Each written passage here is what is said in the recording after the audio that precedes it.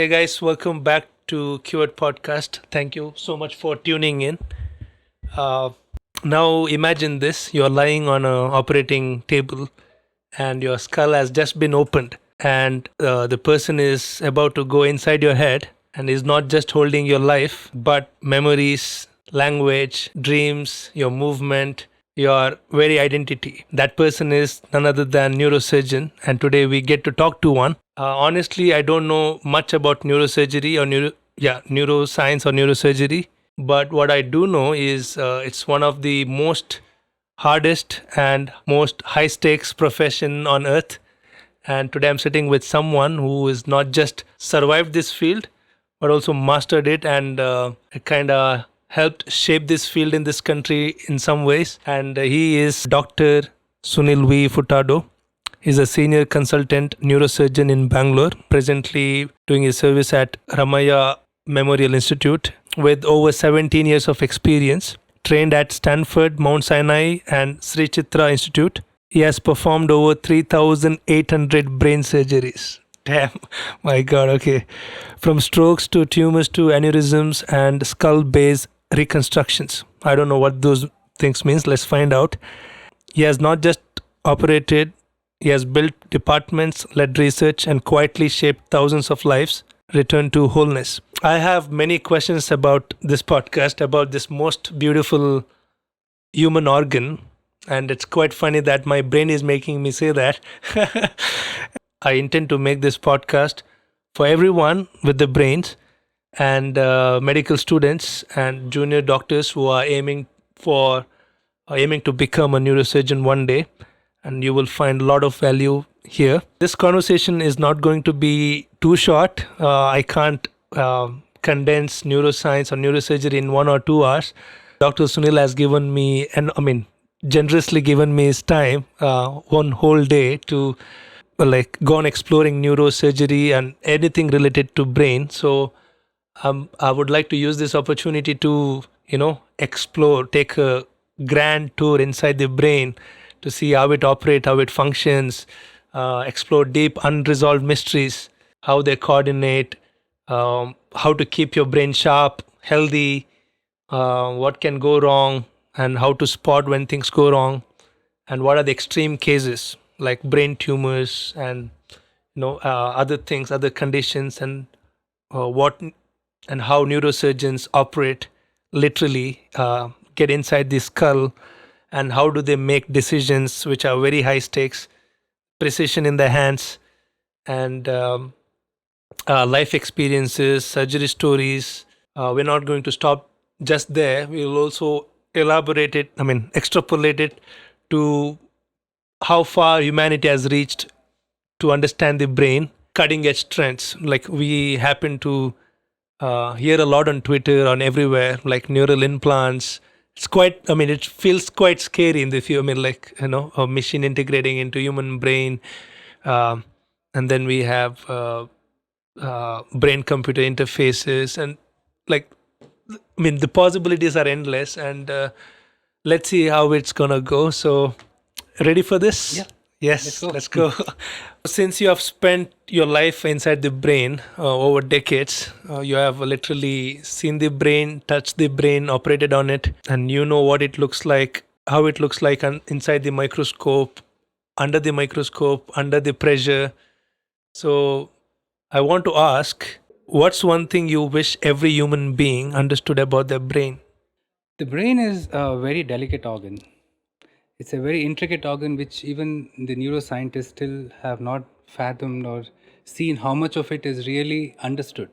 The brain, as we know, is it's vast. It has developed over a period of time. It has evolved from animals, from primates to mammals, and how it has evolved is this intense urge among the various species to kind of go far beyond what they can do and what they can experience. So it's a form of evolution, and we are constantly evolving. The brain is also evolving. Whatever we do is also evolving. So, in that context, the brain is a central processing unit of a computer. If you see, a computer stores a lot of information. It gets a lot of information from the outside. You have dockets which feed it information. You have connections to the World Wide Web, to the internet, and you give various inputs to the computer. You type, you store, and the same way, I'm sure the computer has been devised based on the function of the brain. So if you can extrapolate it to the various um, gadgets that we use, the brain can be considered as a CPU, the central processing unit. And then you have millions and thousands of inputs coming in every second from our skin, from our eyes, from our ears, from what we smell, what we eat. And this is all processed in the brain and stored in various parts. This happens ever since the child is born, and it keeps on evolving. And the brain keeps on changing the various functions, the various way it stores. And then there are, like you have a computer, you have various networks in the neural networks which span thousands and thousands of kilometers. And then they have these connections which secrete various chemicals. And then these chemicals kind of function in a way, either to the way I'm speaking, the way I'm looking at you, the way I should process my memory, and then the way I should store it, what to store, what not to store. So there was one professor who said that, which is more important, the brain or the heart? So he said the brain is like a computer. Without it, if you don't put it on, if it switches off, then it's off. And the heart is like a pump, it's like a bladder. So without the main brain which you have, there's nothing else which can work. So what is the brain to everyone? Is it more to do with the way we work? Is it our consciousness? Or is it something which we use to do our daily activities? It is all of it together. So it's something like when somebody asks you, are you awake? Are you alert? Are you working? Do you remember me? It's all of it together. It's very difficult to describe, Right. but it performs a lot of function knowingly and unknowingly. Yeah. Like when you're sleeping, you are kind of switched off. But then the brain is working. It's resting also. It's working because you're breathing, your heart rate, your heart, the functions of your intestines, your lungs, all these are connected by these neural networks. So Internal as well as external. so it's working 24/7, and it's quite an intricate organ. Yes. So, do brain have its own regulation inside the brain? Like, I mean, since just like how brain monitors stomach, limbs, everything. So, do brain sees itself like its functions? There are ways in which the brain can analyze and have an insight to what is happening within it. That is controlled in the front of the brain. It tells us how we should do, what we should do, how we should do it, our social responsibilities, what we should control and not control. So it has an insight. It has some sort of a random access memory which keeps on telling it where to go, what to do, what not to do. And these are all based on experiences. As a child grows, you would see that a child would be probably crying in a social gathering, crying out loud, creating a nuisance. But then the mind has been taught by experiences and by what the others tell them, and this is subconsciously stored, and it performs this kind of self-healing, self-judging process, so that it can work in a way which it should work with respect to what other people want, with respect to the person's needs. So it's a constant repetitive and analyzing thought process. Yes. Wow. Let's explore the surprising facts about the brain. So, What's one sentence about the brain that changed the way you look at life? Or maybe one fact about the brain, I would say it's like the neuronal circuits in the brain. They're so vast. the neural The connections, neural right? connections. And there are nearly more than 100 billion neurons in the body, right from the brain to your spinal cord, going all the way to your hands and feet. And for them to control a fine thought and movement, it's like information going on a superhighway um, Wow. in fractions of milliseconds. So that's That what the without brain using light, just with chemicals, with right? chemicals. We often think of the brain as a separate from the body, as if the mind is floating above biology. But recent science shows how sleep, food, stress, even gut bacteria can dramatically alter brain performance. So it makes you wonder, are we treating our brain as well as we think? So, what are the biggest lifestyle choices people make that silently hurt or help their brain health over time? One is sleep. The brain needs to relax. The brain needs to rewind. The brain needs to shut down for some time. Parts of it need to shut down. Uh, Lack of sleep, at least a person should have 7 to 8 hours of sleep. That is one area where you see that the person would not be as active or proactive as a normal person who has rested himself or herself is. That is one thing.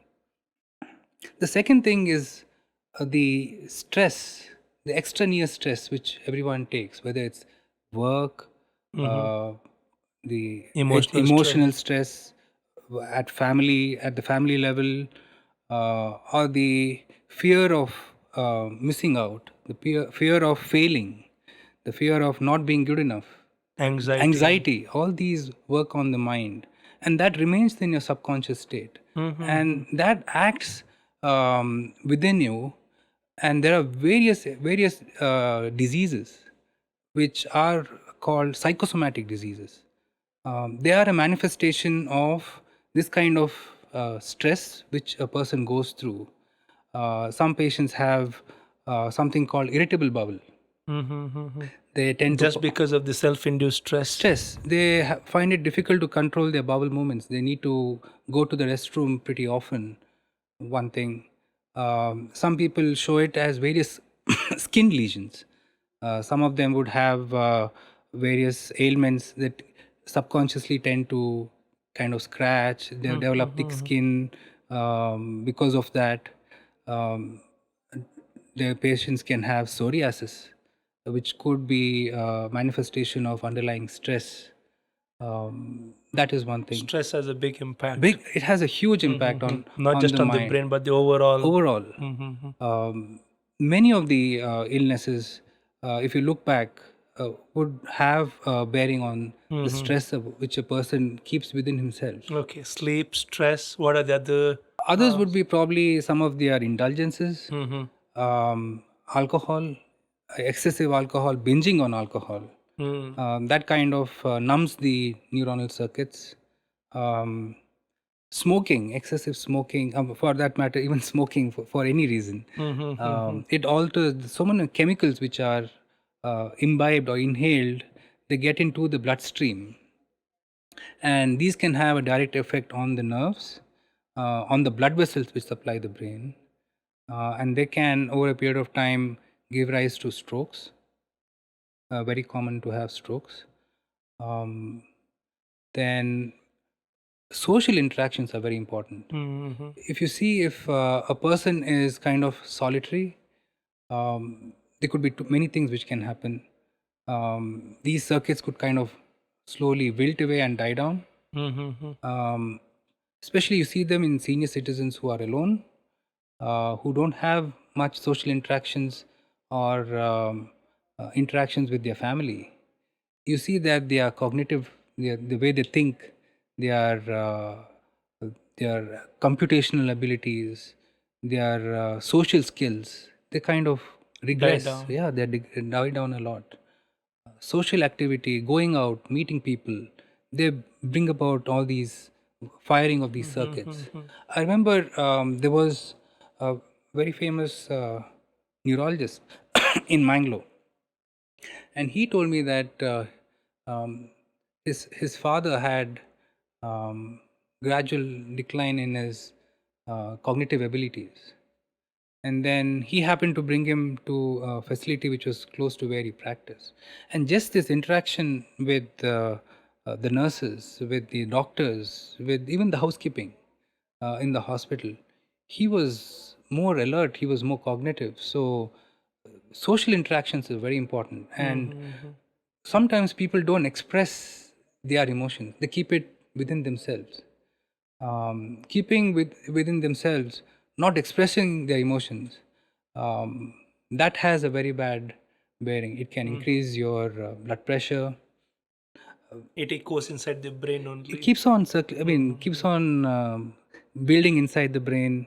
Um, we would have said boys don't cry, boys should not cry, but I feel, I'm not sure if Mm-hmm. you kind of go to your room all your own and you express your emotions, you cry, you feel that the mind is much relieved that way. True. So giving out to your emotions, expressing your emotions, sharing it with someone really helps the mind to kind of settle its doubts or It's its healthy. health. Yeah. Nice. So we'll break down one by one. So you has given us uh, five things, major things that one is sleep, stress, alcohols, that is indulgence, alcohol and smoking, and social interaction. Come down to sleep. So it's biggest pandemic now. Even I'm guilty of it. Lack of sleep, like sometimes 5, 6 hours, sometimes long enough. So there is no regular pattern. Like the circadian rhythm is really messed up. So what I want to explore is what is good sleep. Like what are the good sleeping pattern and how it really helps the brain. And I want to get into the molecular level, like how really sleeps. How does really how does sleep really affects the brain molecular level, like really what happens inside the brain when a person has not slept for probably say 30 hours, 40 hours, I don't know. So Yeah. what do you have to say on sleep on a deeper level, and do you see patients here with the lack of sleep? Absolutely. Especially as you mentioned, you have um, a lot of individuals who work night hours, especially with the IT or call centers who answer calls, work in the nighttime for people in other countries. The basic circadian rhythm, as you say, is lost. And this is all controlled by our exposure to light. When we are awake, when there's light, there is a gland which in the center of our brain called the pineal gland. It remains kind of asleep. Mm-hmm. But when it's dark, there's a hormone called melatonin which is secreted, and it's a derivative of a very simple amino acid. It's nothing very complex, Mm-hmm. just two or three steps and that hormone is produced, and that hormone kind of regulates our sleep, calms down the brain, and kind of it's like shutting down a CPU, and it Mm-hmm. kind of it's in a sleep mode like you have in your computers. Right. So it keeps it in a semi-awake state to perform basic activities, but at the same time gives rest to all those other parts of the brain which have to perform these high task Mm-hmm. areas like the frontal lobe, like the temporal lobe. Temporal lobe processes our speech Mm-hmm. and sends impulses to the frontal lobe to react either the way we speak or actions. So all these are areas which are high metabolism and they require a lot of sleep. So what happens is when you are awake for a long time, the hormone production is suppressed, and you would have seen that many times. Like if you try to stay awake beyond a certain period of time, and then you try to fall asleep, you don't fall asleep. Right. That's because that cycle is lost, and that keeps on happening again and again. Right.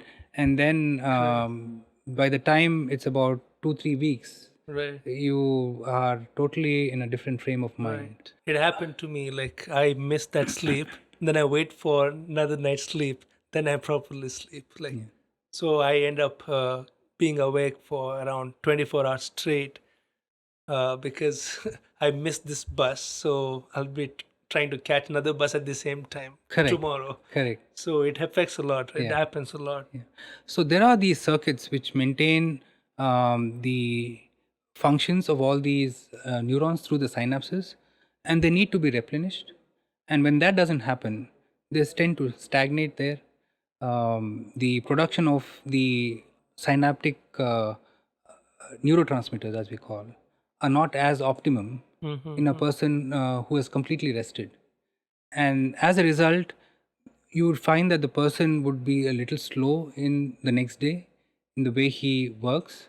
It could be the synapses could be acetylcholine or adrenergic, and then that person will not be able to perform adequately. His responses are slow. You would see that when such a person is driving, he is not as much concentrating on the road. His mental calculation, his faculty, slowness, all that would creep in. The tone of the muscles, because of the the tone of the muscles are also affected, and the person feels very tired, very lethargic. Yeah.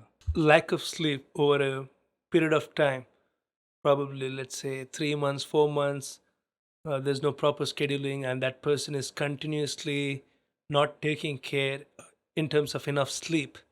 So, would it have a long term impact on the brain or is just temporary? It would have a long-term impact on the brain. It would affect, as I mentioned, his cognitive functions, his calculative functions.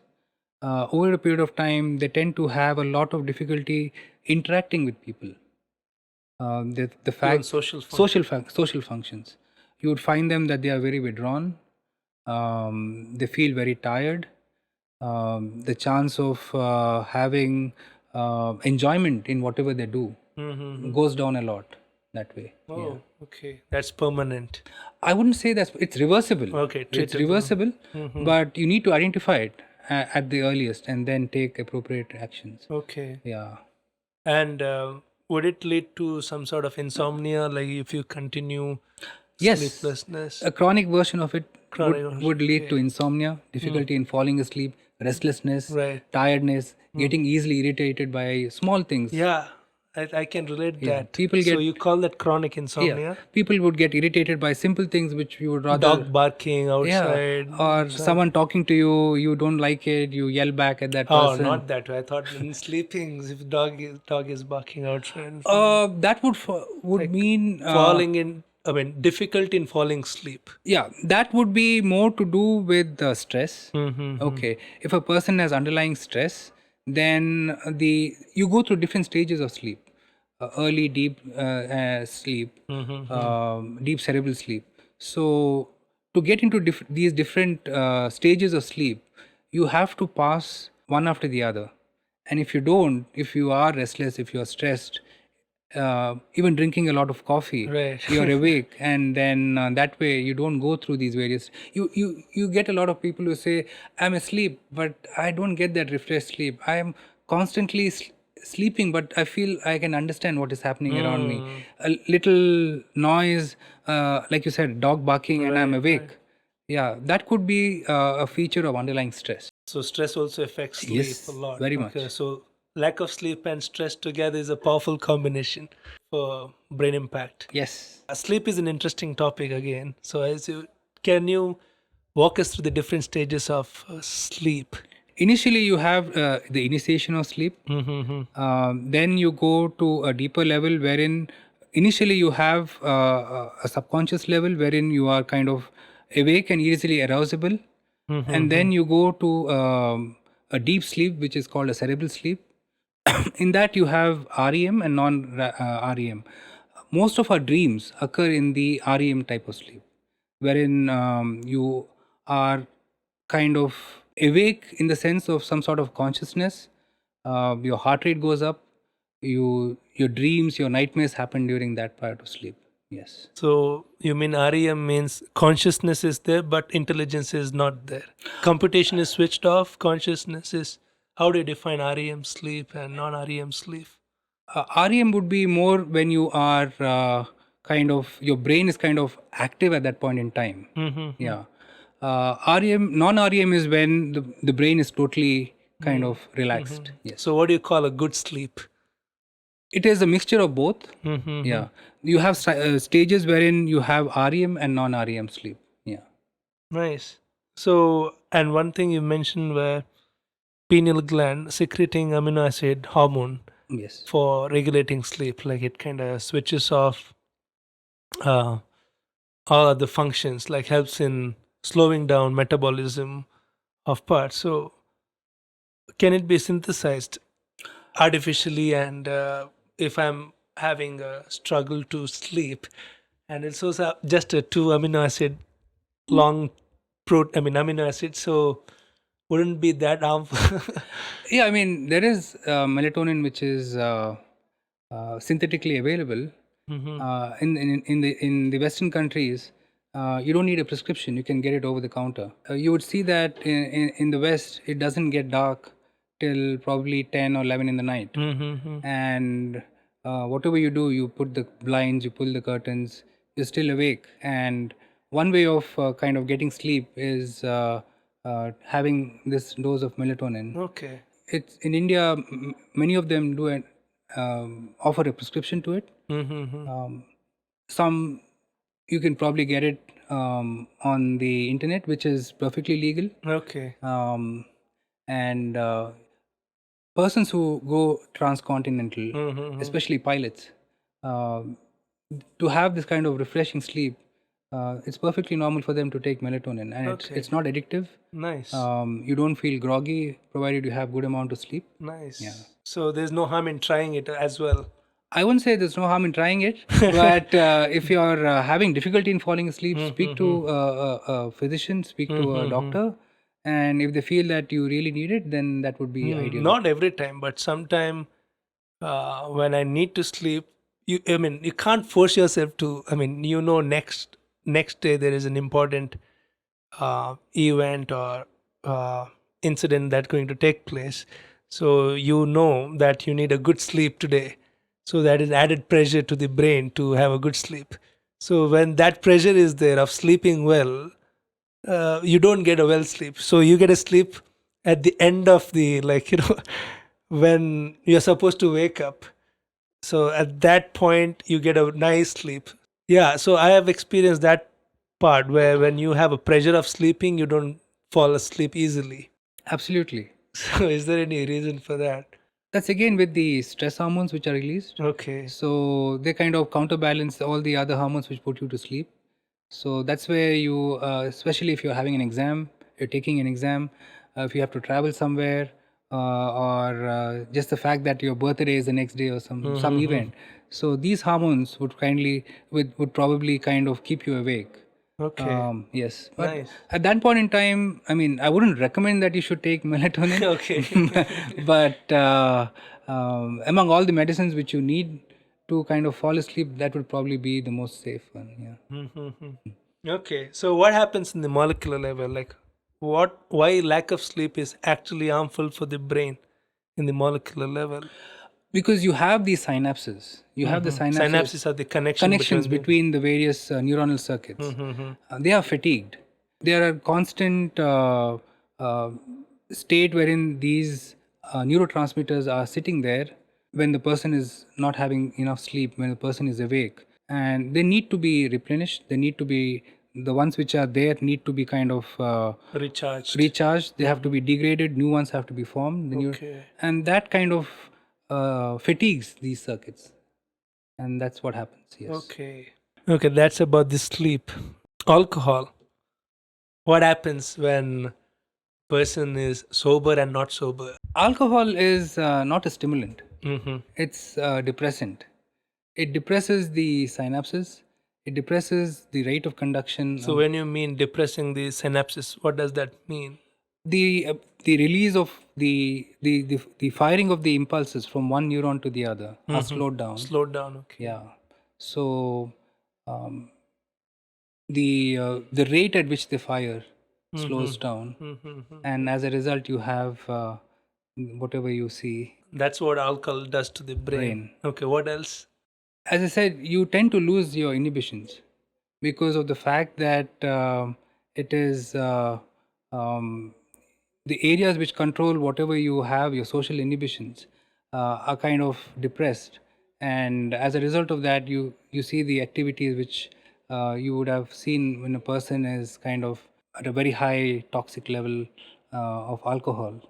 So why they can't walk straight? Like why there is A balance is maintained by a part of the brain which is on the back of the brain called the cerebellum, and that gets inputs from both our vision, balance from the ear, which keeps the circuits going, and also from the impulses from our feet. So that's processed in the area called the cerebellum all three together? together. And the cerebellum sends circuits which regulates the smooth movements to the parts of the higher brain, which would regulate our movement, which would regulate the coordinated movement.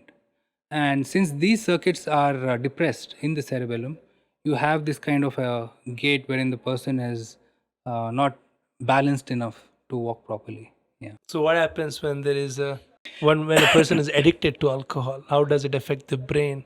Then it becomes alcohol addiction is, there are certain definitions for it. I will not go directly into that. The person has a constant craving to have the same dose or the fixed dose every day. um, it doesn't matter for him or her if it's a good brand or a bad brand or a simple brand, but the fact that he has to have that alcohol to stay awake, because the entire metabolism is totally gone haywire, and the mind has to kind of satiate or kind of get the gratification of having that dose to keep everything going.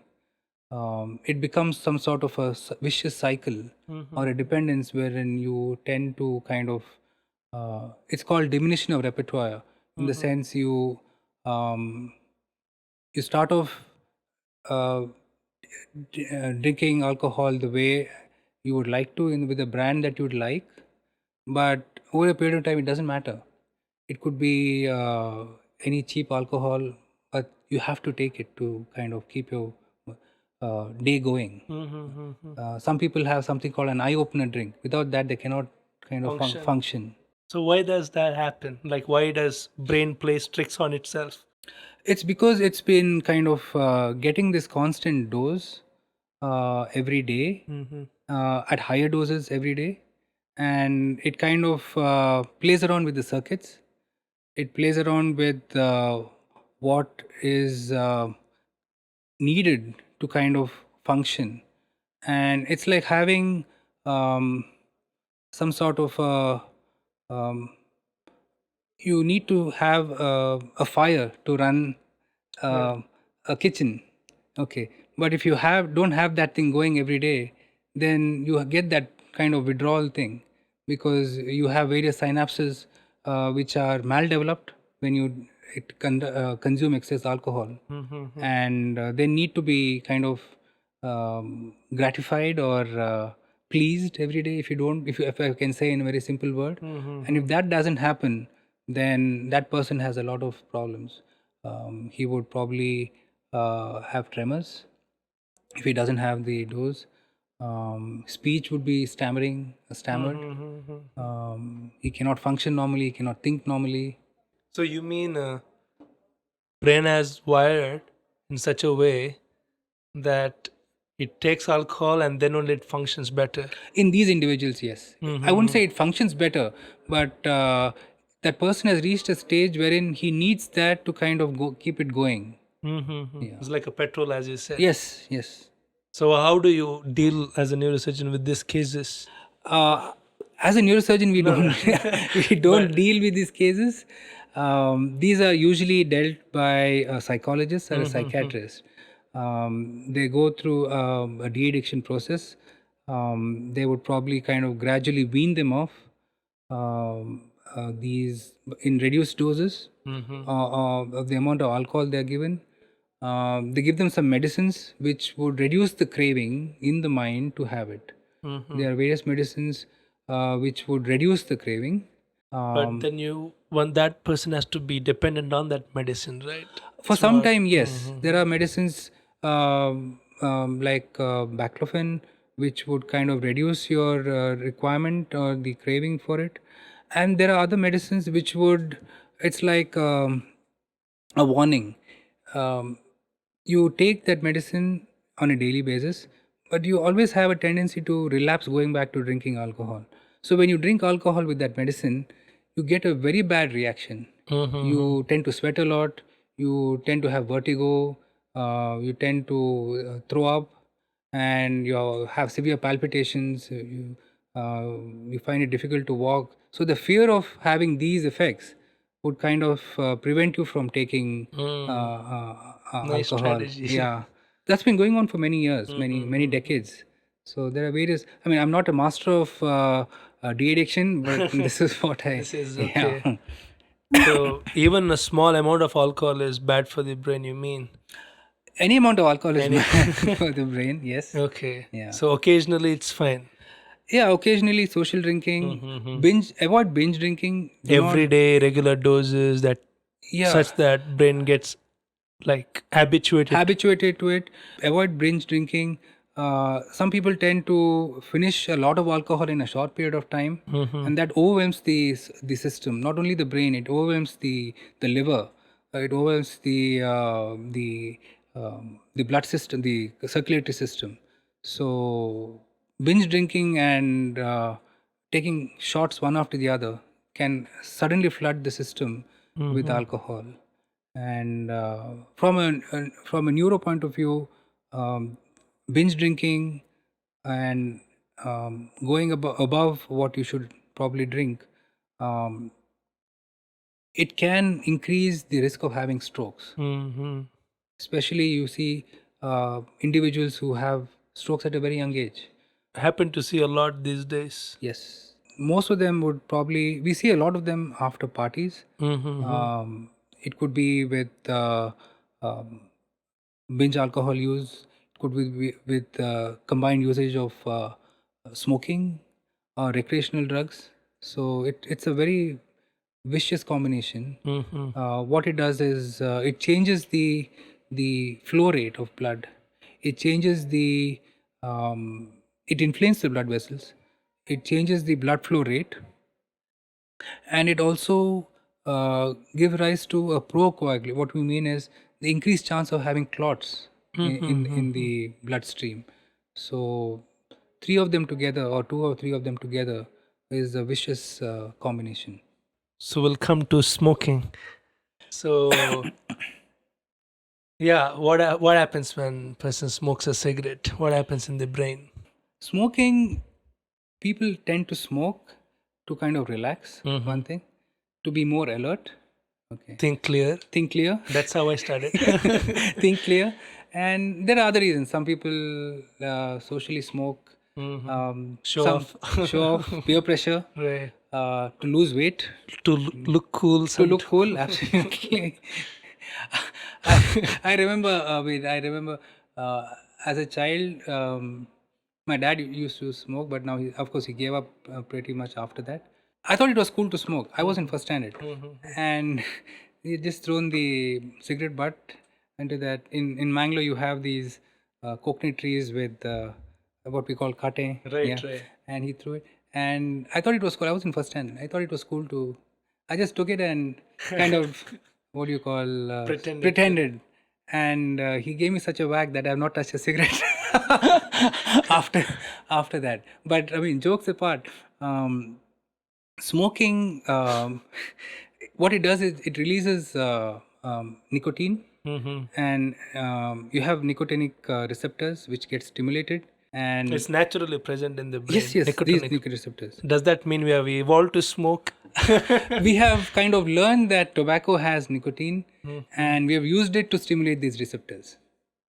So we have created receptors by ourselves. No. These receptors have been there since millions of hundreds and thousands Even of when we years. are fishes, okay. Yeah, and we have found out that through trial and error, that taking this tobacco leaf, whatever way you want, snuff, activates this receptor. activates these receptors, and then you feel happy, you That's feel the alert. greatest invention. Most of the I mean, inventions which we see have I'm come through quite surprised. Like, how serendipity would or somebody would think yeah. smoking a dried leaf? It's quite amazing, no? Like, in a sense, like trial and error wise, Red Absolutely. Indians, Probably the same thing, coffee, right? chocolate. You would have Amazing. seen animals probably being high. Mushrooms. Mushroom. That one person, whole civilization also not No. identifying dead mushrooms.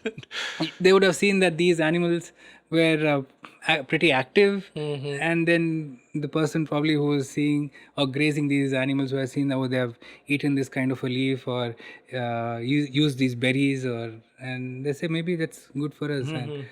And as humans have kind of uh, learnt into the molecular basis, this how these are receptors, and you're smoking kind of directly the nicotine which is inhaled goes into the bloodstream, the nicotinic receptors stimulated, and that's how it works. So does it rewire in a way smoking?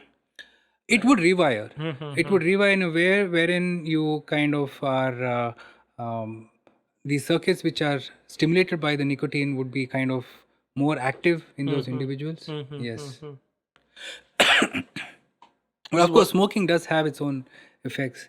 There are so many chemicals which are released with these, which are in the smoke, filtered or unfiltered, and they have a lot of effect on the blood vessels, which any blood, any in the brain, in the heart. So you said stroke, as many people who smoke have a lot of stroke, you mean? Absolutely. One is it kind of changes the blood factors, coagulatory factors in the bloodstream. It inflames the blood vessels, the lining, the inside lining of the blood vessels. They are inflamed, and when the vessels are inflamed, there is, in medical terms, a triad, which either damage to the blood vessel, change in the composition of the blood, and the change in the rate of flow of blood. All these can give rise to clots, and these clots can go and settle any part of the body. It can settle in the brain, it can settle inside the heart, blood vessels of the heart, and when that happens in the brain, you get a stroke. Of course, there are different types of stroke. Right. Yeah. Okay, then. And smoking also increase your blood pressure. Right. And when there's a person who already has a high blood pressure which is not treated, uh, the effect of smoking can kind of give rise to bleeds in the brain. That's a different type of It stroke. also changes the behavior as well, no? High blood pressure, they suddenly get rash and That's called a sudden rush of blood. okay. You tend to get rash. You tend to get angry. Why is that so? Like, Is- why does how does sudden, like, the volume of blood flowing into brain would make them angry or short tempered or something like that? Is there any reason? I wouldn't say there's a correlation, but just the fact that the person has a predisposition to have a short temper can increase the effect on the heart, the effect on the heart rate, the effect on the way the heart pumps through the nerves which are controlling our heart rate. So anger is an emotion, and this emotion is overplayed on the other systems. The faster we breathe, and it forms a cycle wherein the blood pressure goes up. In persons who have a very high blood pressure, there's something called a blood-brain barrier, which is well preserved. Persons who have very high blood pressure, this barrier is impaired. I don't mean to say every person who is angry has this kind of a thing, but persons who have a very high chronic blood pressure, this barrier is impaired, and that can lead to a lot of psychological changes. Okay. So when you say blood brain barrier impaired, so it means it doesn't regulate the blood pressure when it enters the brain. The blood pressure to the brain is regulated by various reflexes. There is, see, if you look at the skull, you can consider it like to be a pressure cooker. The skull is bone, and the brain is inside the skull, and whatever happens is very well regulated. you have a volume of in the skull. You have a volume of brain which is constant. You have a volume of fluid within and outside the brain, which is you secrete at any point in time. There is about 40 to 50 ml of fluid circulating within and inside the brain, outside the brain. Cerebrospinal Cerebral fluid. spinal. It's like a shock absorber. Right, It right. kind of regulates. Waste remover also. Yeah, it removes a lot of waste and sends it into the bloodstream for purification. That is one thing, and there's amount of blood which is flowing. So it's maintained by a very very delicate reflexes. Um, when there is any change to the blood flow, what can happen is the blood pressure is very high. The blood-brain barrier becomes a little porous because of the amount of pressure at which it goes, and fluid can leak from these tight junctions, and it can cause swelling in the brain. And when there's very high blood pressure, these individuals can become very dizzy. It's called a hypertensive crisis, and they can have change in their mood. They can have difficulty in talking. They may act disoriented. That is one thing. Other than that, more than what we see as neurologists and neurosurgeons is the chronic effect of high blood pressure. It can weaken the vessels. It can weaken the vessels, and these vessels have some sort of a limit to which they can expand and contract. There are, as you go more and more distally into these blood vessels, they become smaller. They are less muscular. They are more friable, or as we say, more weak. Elasticity is lost. less. They're more directly vulnerable to the rate at which the blood flows. And this sudden increase in blood pressure, smoking, anger, these vessels can rupture. That is why you can have a hemorrhagic stroke. That is one thing. More than that, over a period of time, these it's like a jet of blood going at around 120 millimeter, minimum of 120 millimeter. It can go up to 160, 180 millimeters of mercury. That much of jet flow going. It constantly hits the junctions. Like the blood vessels will kind of branch into various small, and constantly when someone hits you again and again, it becomes weak there, and you can have something called aneurysms, which are small balloon-like outpouchings on these vessels, and the lining of these aneurysms become the blood vessels in this part, that is the aneurysms, they become very weak, and for some reason, over a period of months or years, when there is sudden increase in blood pressure, they can burst, and you can have a rupture Inside the brain. inside the brain, Bleeding inside bleeding the inside brain. the Wow, brain. okay. It can present in two ways. It can bleed inside the brain. Okay, it's called an intracerebral bleed, or it can bleed in that cerebrospinal fluid structure which holds these blood vessels, smaller blood vessels. It is called something called a subarachnoid hemorrhage, and these are kind of very critical bleeds, very Life and death. very life-threatening bleeds. Yes, yeah. How common is it?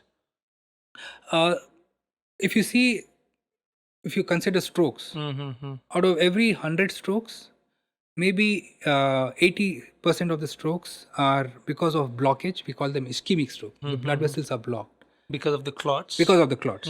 It's like having a pipe. Over a period of time in the house, you feel that there is mud which accumulates. Then some point of time, there is a large plug there and it gets blocked. That's called a ischemic stroke. The other stroke is called a hemorrhagic stroke, which I just described, I spoke to you. The blood vessels become weak and they burst. So 20% of them are hemorrhagic strokes. So that is the other name is aneurysms, right? Aneurysms are one of the reasons why you have hemorrhagic strokes. Okay. Balloon-like. Balloon-like, Okay. yeah. Okay. And when you say one more important thing is stress Yes. effect on brain. Like, I think a lot of people have stress. Like everyone has stress. So some know how to cope with it. Some stress make them stronger. So what is a bad stress and what is a good stress for brain? Any stress is bad. Okay. But the way a person deals with the stress, I am at awe of some people who are in very high performing jobs, who are in very high leadership positions, and they are in very uh, in these kind of work environments wherein they have to take a lot of decisions which would have a bearing on quite a lot of people. Either it could be in a hospital or in an organization, Countries. country, yes, the entire country, Stock market. stock market. So you have to take decisions, but they are able to switch off once their work is over and go home. Mm. I find that very interesting that when you interact with these people, they are a totally different individual when they are in at work. Mm-hmm. But they kind of switch off, and once they go home, you won't even know that that person was in that kind of a stressful situation. He or she is a totally different person at home. These kind of people who can switch off and switch on, uh, totally off, switch off over the day when they are not at work. These kind of people will do well with how they manage their stress and their brain and their life. How to do that is quite nice. I mean most of us carry stress to our sleep as well. So how to, like, have you figured that out, how to switch that stress on and off? It's very difficult to do that, Mm-hmm. um, Is it because most of us practice tend driven? to, yeah, most of us tend to take our work home. Right. We tend to take it home. We probably would show it the way we deal with our families. Maybe sometimes we are kind of distanced or kind of not into the groove when we talk to someone. One way is to kind of do it is kind of have a fixed time wherein you are working, and once you're at home, kind of um, if you have the capacity, you can kind of switch off your gadgets wherein you don't get this kind of constant calls from your workspace. Have time for some sort of hobby, or keep some time for what you like to do to de-stress. Okay. If you like to read, paint, or write, these are areas which can help you. If you have to use your gadgets, then there are apps which will give you sounds of nature which help to de-stress. There are so many apps which will Mm-hmm. give you. These are all areas which kind of calm you down, bring your blood pressure down, Right. bring your heart rate down. Um, that's something. Meditation helps a lot. Mm. Meditation, kind of closing your eyes, staying in a calm room, just kind of switching off. It's very good for many uh, stress related or stressors, as we call it, patients or individuals who have migraine. Right. Meditation, yoga, those kind of activities kind of help to kind of calm Mm. you down. Even I've heard exercises also help brain, like even boosting IQ. Boosting intelligence or functioning of the brain. Just Yes, physical yes. exercise. 30 minutes of activity, whether you do it Mm. 15 minutes in the morning, 15 minutes in the evening, Mm-hmm. brisk walking, whether you do aerobics or whether you lift weights, or even brisk walking, 30 Mm-hmm. minutes. Nothing like that to keep you active, Mm-hmm. nothing like that to keep your circuits going, keep your muscles in tune. Mm-hmm. That's probably the best thing that you can do. We counsel individuals who are kind of prone to having strokes, as you call risk factors. Other than reducing the risk factors which we've just discussed, 30 minutes of brisk walking every day, or light workout in the gym if you have, without going too overboard. I mean, what we should also realize is, you would have seen that a lot of individuals, um, young individuals, Mm-hmm. 30, 40 CEOs, Right. suddenly collapse Mm-hmm. in the gym. I mean, that's all are doing, because I mean, even you've done it, I've done it. This sudden race to kind of study, uh, we've been couch potatoes, or we've been desk Right. Right. potatoes, or whatever you can. Suddenly, and Yeah, we've been sedentary, we've been reading, we've been studying for the exams, we've mm, been on the couch watching TV, desk desk working. working, sedentary lifestyle, and then lack of activity, sedentary lifestyle, junk food, everything builds up on your system, and suddenly you start to work out. It's at the age of 30, 35, 40. Very It's delicate. delicate. I mean, there is already your vessels would be a kind of blood vessels would be clogged, Mm-hmm. because cholesterol would probably start building up from the day we are born. I mean, it keeps on accumulating over a period of time. In some individuals, it's more genetically based, some individuals less. And suddenly, at the age of 30, 40, you start exercising. It's a big burden on the pump, which we discussed on the heart.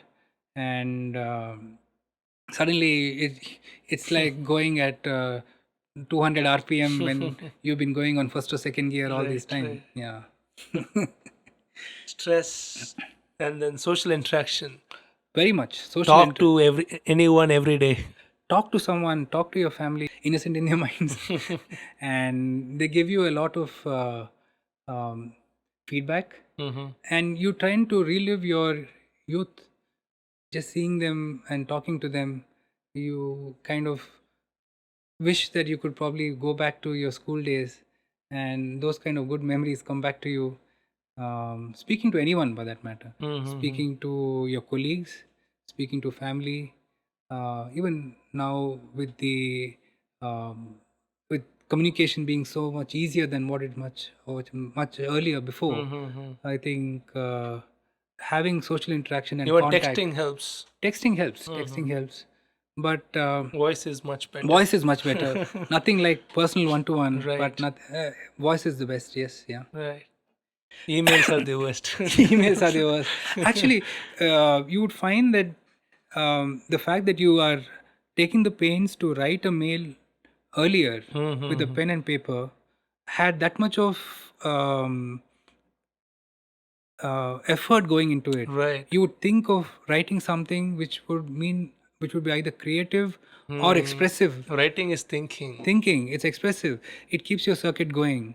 Right now you have AI which would probably feed you with a Right, word before right. you finish typing. The entire sentence is ready for you, and it's very impersonal. You get something in your, it's like reading. Even now, I find, even if I read a journal, if I read a magazine, the amount of information which I imbibe Mm-hmm. holding a book is more than what I would get by reading on a laptop or a tablet or an iPad. I tend to assimilate more holding something and reading it Right. rather than reading on a Kindle. screen. Yeah. Absolutely, Books. absolutely. Do you know what's the secret on that? Like even I love possessing books. Nothing like reading from the It's book and. the three-dimensional fact of holding something Mm-hmm. and reading from it, and we have evolved reading from something which has we have evolved into reading and imbibing and evaluating something which is three-dimensional. Mm.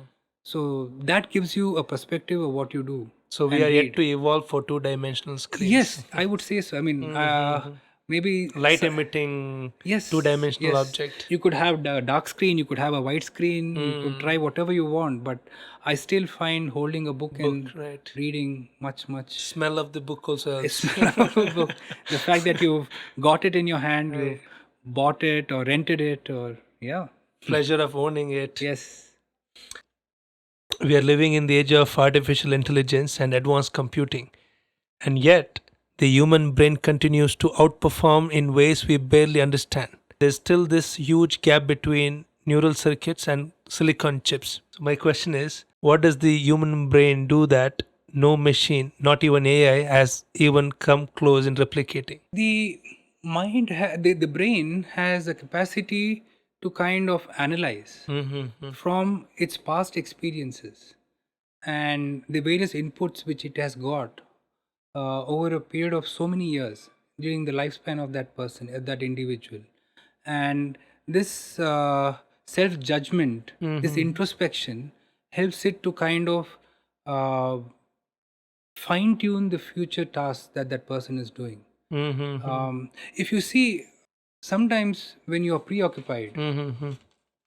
you drive your car, somebody who's an experienced driver, you would go from point A to point B on a road that you've been going on that road for 5 or 6 years. You know where the potholes are. You know where the humps are. You would probably drive. You would probably reach that place subconsciously, knowing when to stop, when to brake, when to accelerate, where the signal is, because these kind of images have been stored in your mind, and that has been and every point in time wherein that person is driving, that person is getting those impulses through the eyes, or it could be from the sound of the horn or whatever, and that is processed in the mind. These various circuits which have been o- oiled and oiled and oiled every day by that person is taking on that road, and that has been fine-tuned and fine-tuned and fine-tuned. And this has happened over years of evolution. I'm just giving the example of driving a car. And the same thing, these circuits have evolved over a period of time, over thousands and thousands of years. These circuits are continuously changing based on what that person has experienced, or what that person's daily activities are, and what the daily inputs a person has from the surroundings. So these are constantly evolving, constantly changing, and easily replicable circuits. I don't mean to say that new nerves are formed. New connections. Connections are formed.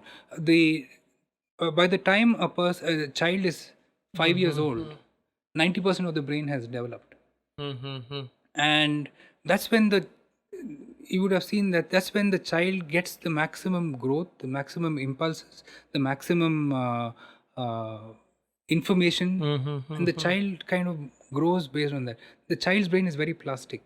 It can get injured, but the surrounding area can, because it's still growing, surrounding area can take over function of area which is lost. But when it comes to an adult, by the time the person is around 18 to 19, the brain is kind of cemented. That's it. There's nothing more that can kind of change. Only thing that can change is which circuits are kind of firing, not firing, which circuits that person kind of develops, or person uses again and again. So those circuits are used more often. Those circuits function more often. It could be with memory, it could be with task, it could be with any activities like painting, writing, Got it. creative. But So why is it called neural circuits? So does it mean it's like a loop? there are various loops. There are various loops for It starts from one neuron, it goes to another neuron, and it comes back to the same neuron.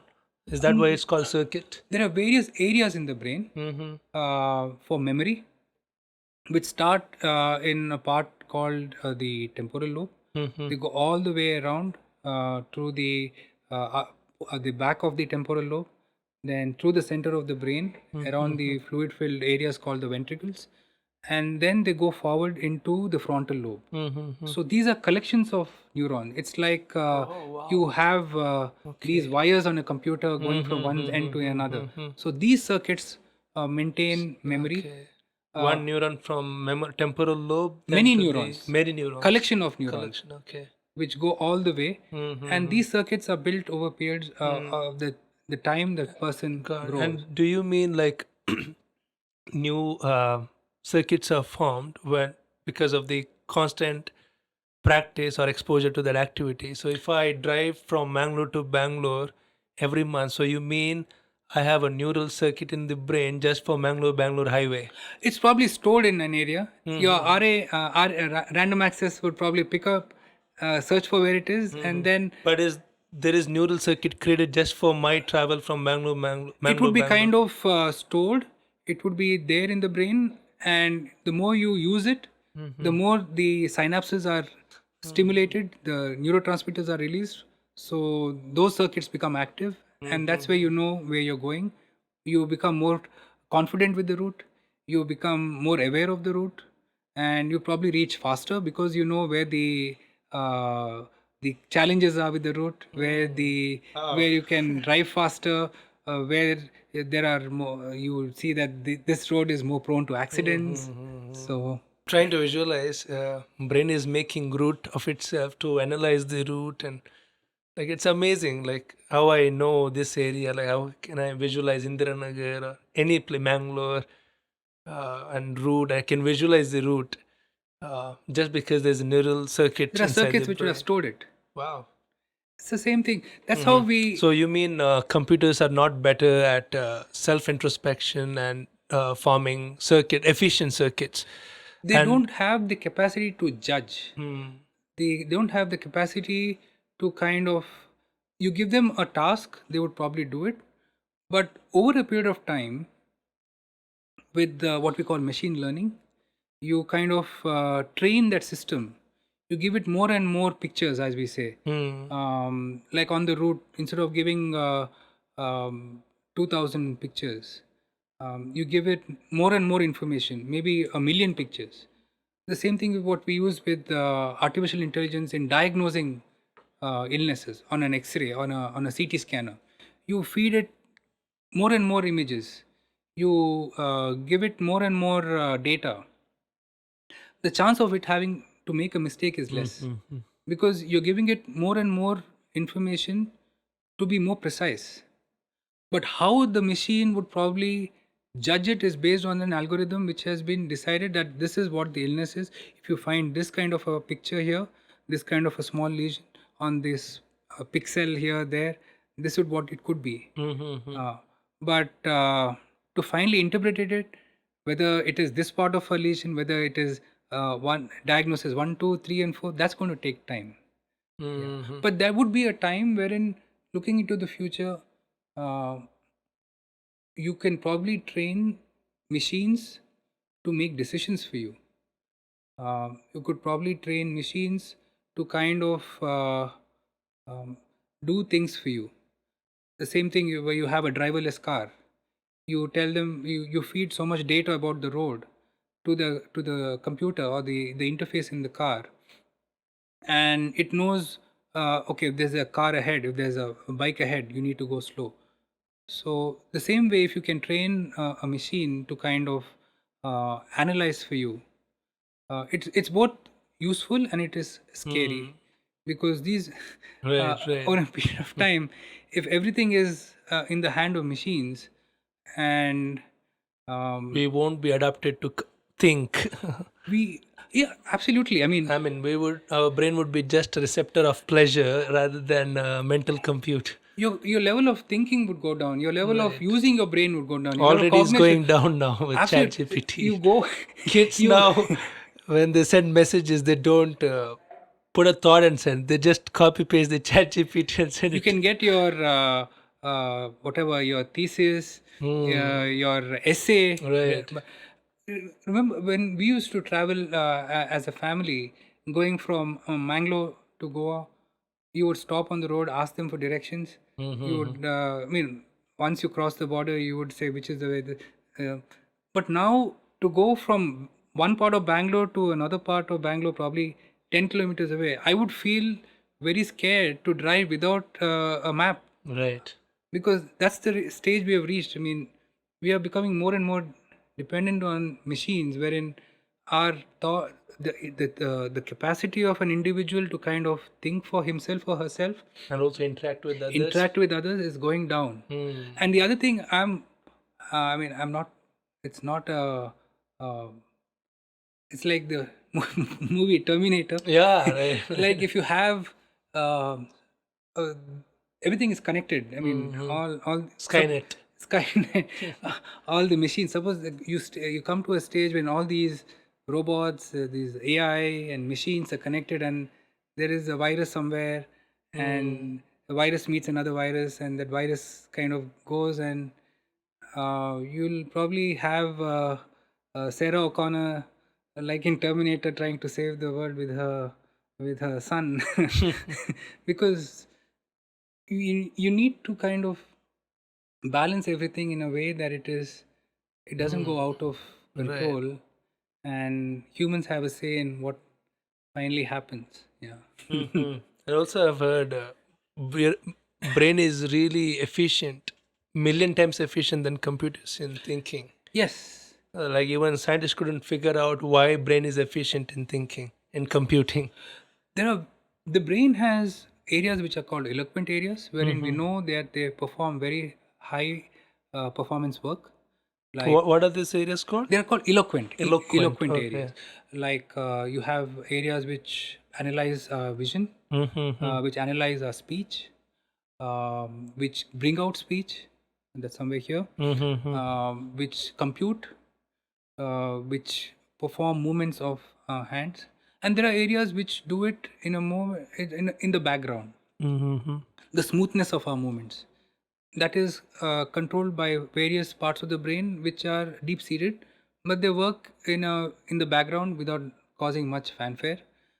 And there are still lot of areas in the brain, especially in the frontal lobe, wherein nobody knows what function they perform, but they do have a function to perform. We still don't know what is the function they perform. Wow, the frontal lobe, Yes. the huge part of the brain, front part.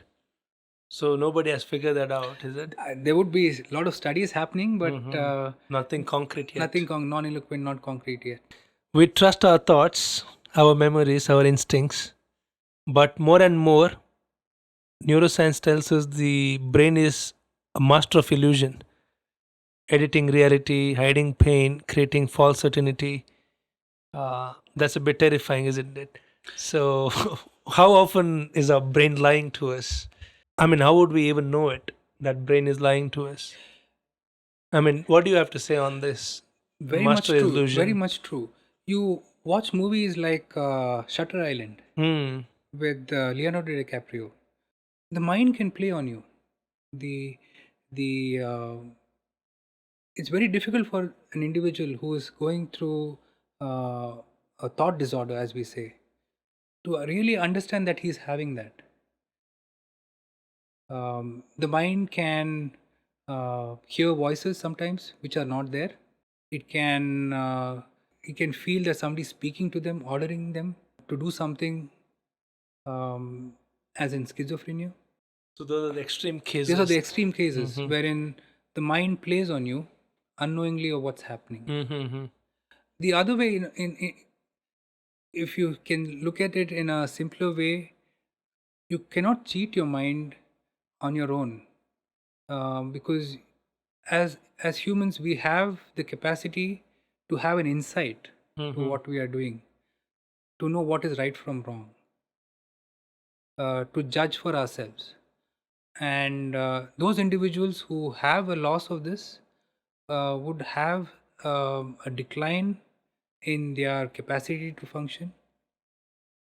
They could have dementia because they don't have judgment, they don't have an insight into what they are doing, and over a period of time it affects other functions also.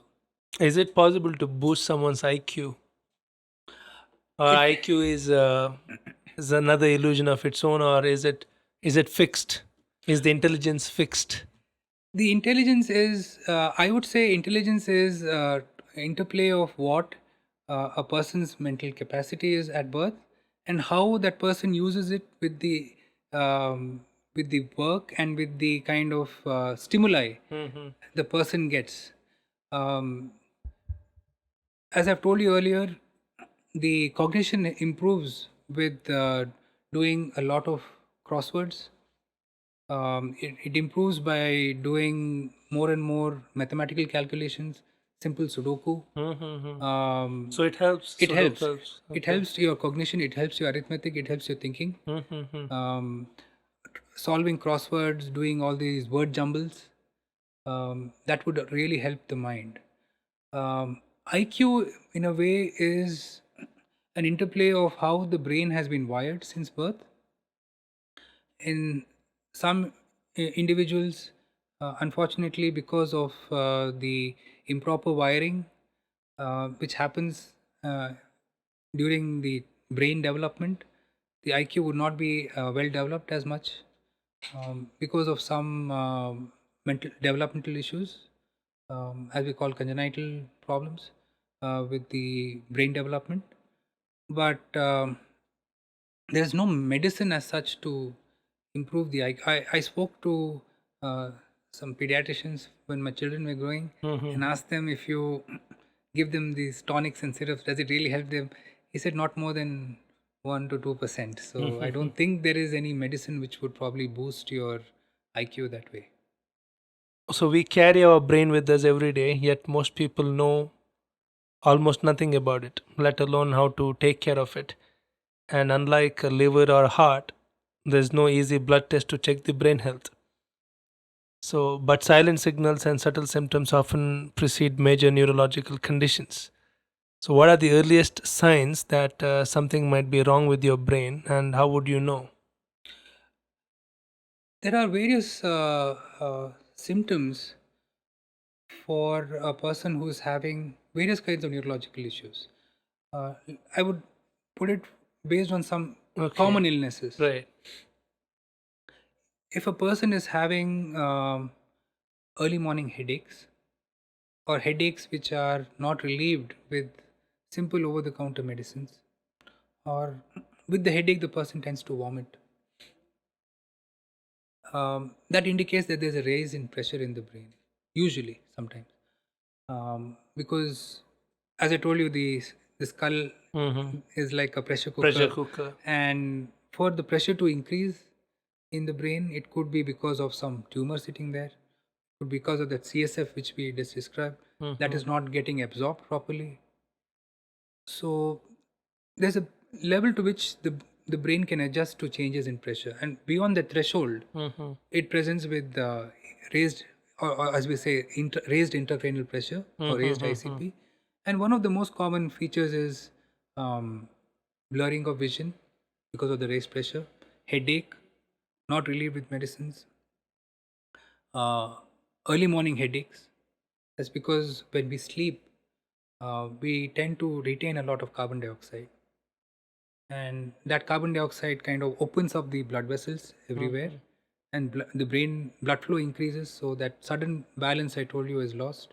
They tend to have more early morning headaches, blurring of vision, change in personality. Mm-hmm. Most of the time we notice that there's a change in the personality of the individual. They would probably be aggressive or more docile, not interact with people, um, tend to lose their way, forget simple things, forget common events, forget their close and near dear ones, their names.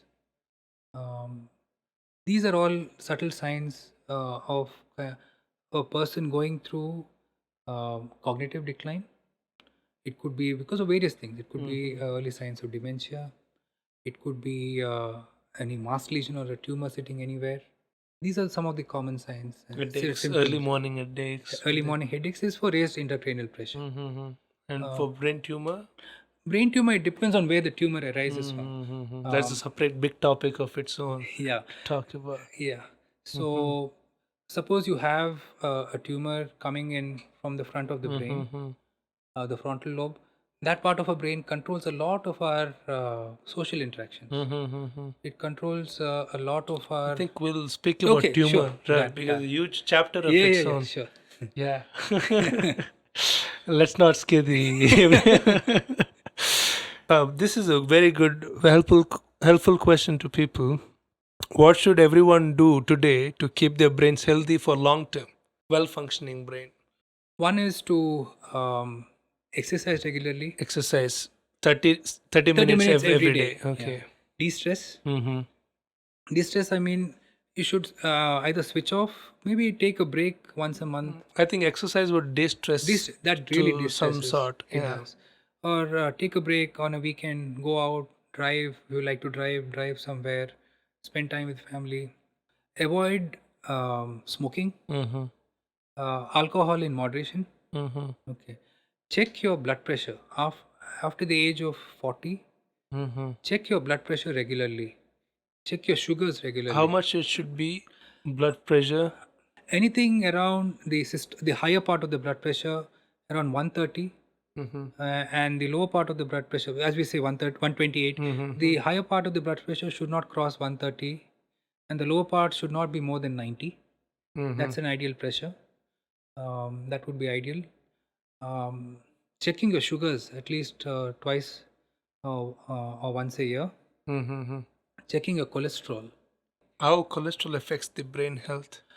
It would affect it indirectly because high cholesterol, high triglycerides or fats, it gets deposited in the blood Again, stroke vessels. thing. Stroke thing, yes. Mm-hmm. And one is stroke, and over a period of time, these blood vessels tend to kind of get clogged, and small vessels can get blocked. And Mm-hmm. when they get blocked, some small over a period of time, they can develop progressive loss of cognitive function.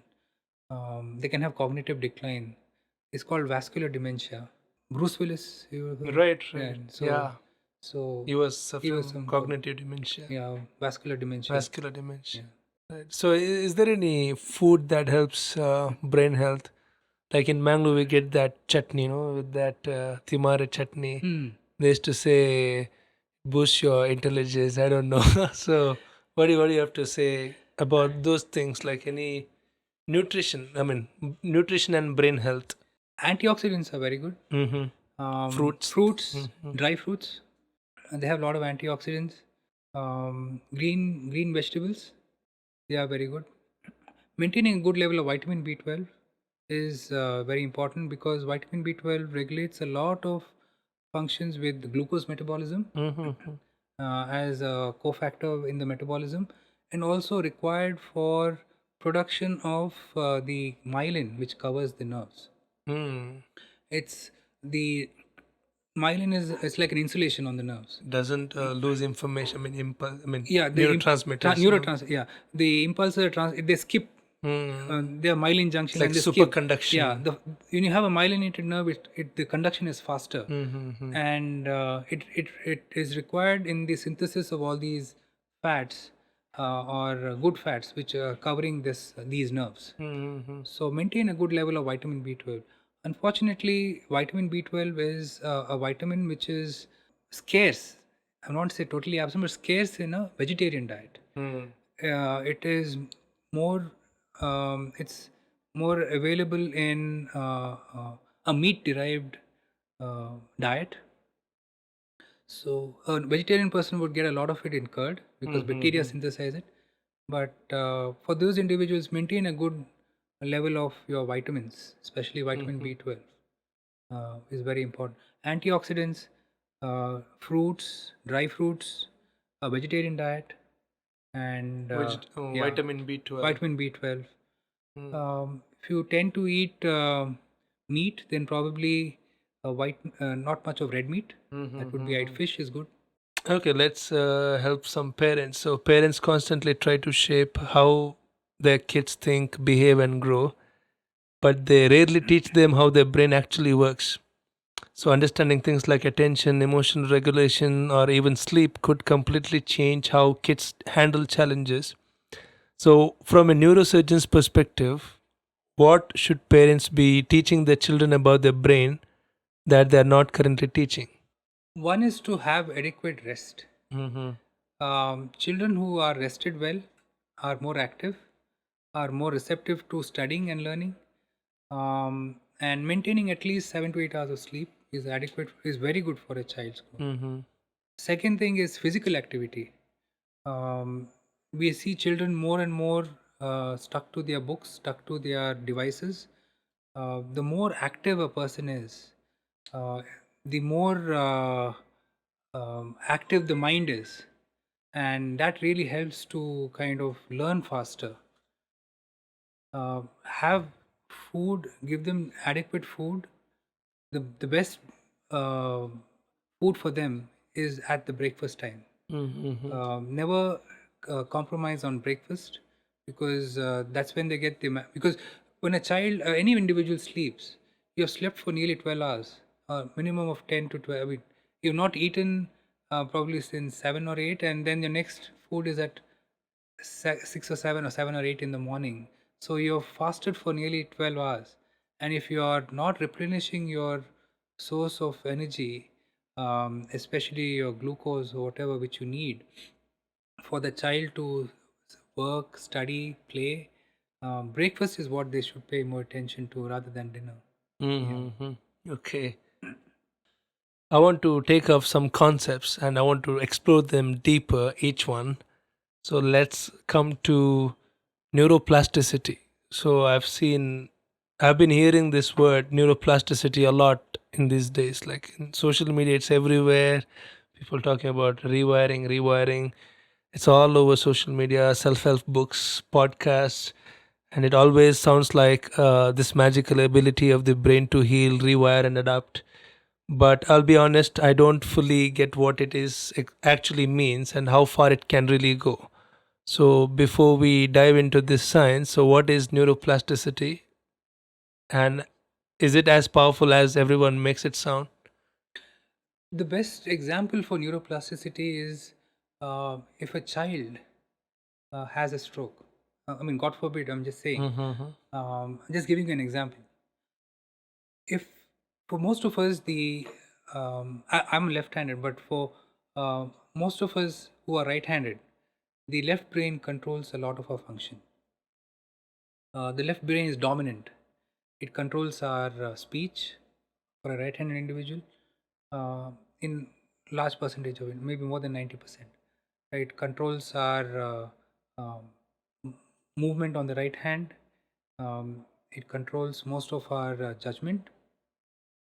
So, if a child has a stroke on the left side of the brain, there is a capacity of the child to have, maybe the child is very young, there is a capacity of the child to have the surrounding nerves, the neurons, or the circuits which are not damaged to take over the function. And the child may be able to speak, the child may be able to walk properly or use a hand without having much of a deficit as an elderly individual would have to have stroke. If that person had a stroke, that person would probably be paralyzed for a long time. But these children may have an ability to kind of have some sort of speech, some sort of fruitful movements with their opposite side of the body. They can probably have a capacity to do simple tasks, thinking. Neural plasticity is the capacity of the brain or to kind of take over the function using the nerves or the structures which are around it to kind of take over the functions due to repetitive learning. Okay. You have to program that. It doesn't happen by itself. Okay. That can happen with um, rehab, physical and occupational therapy, and constantly stimulating the mind and that part of the brain which has been injured to take over the function from the surrounding areas by giving tasks. Suppose you have a task wherein a person has to lift something and that part of the brain on the left side is injured. You kind of give them the task again and again. Give the person feedback with vision, with a mirror, with videos which will kind of help them to kind of do that. And the neurons which are in the surrounding areas, which are not so severely injured or not damaged, they can slowly take over the function to kind of give some sort of fruitful moment with that side. It will not be 100%. Yeah. You must still understand right now, if a large part of the brain or spinal cord is injured either due to trauma, due to stroke, due to a tumor, unlike a skin, a muscle, or bone, the nerves don't grow back that way. Even if they do, they don't form these circuits because you have so many millions and thousands of connections. It's very difficult to kind of reach that same connection again. So, plasticity is that capacity of the brain to take over the function, which is completely or partly lost by repetitive working on that function using the nerves or neurons which are around it, which can have the capacity to take over the function.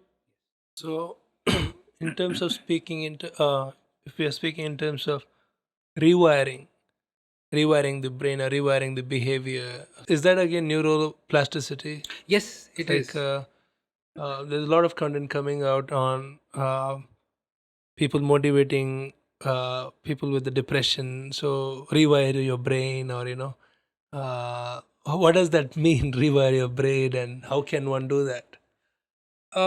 Rewiring, you will need to. Like, in a sense, I want to be a different person from tomorrow, something like that, or in terms of personality, or I don't know, whatever. So, is it possible to rewire and you be a different person or a different behavior? Or Rewiring is mostly done with the rehabilitation in the sense of physical, occupational, and the psychological rehabilitation.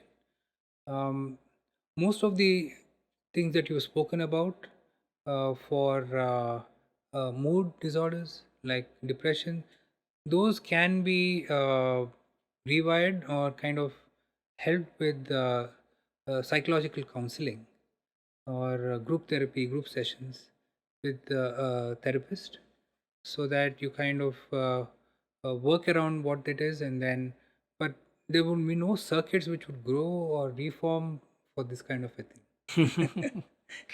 so, have you ever seen someone's brain become something it wasn't before?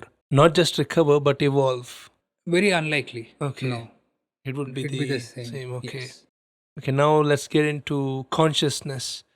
A big unresolved misery. So, what is consciousness for you? I mean, how do you define consciousness? Consciousness is an interplay between one's um, level of thinking with the response which one has to the external stimuli. Mm-hmm. Um, when we say consciousness, what we usually think is the person is awake. Mm. Okay.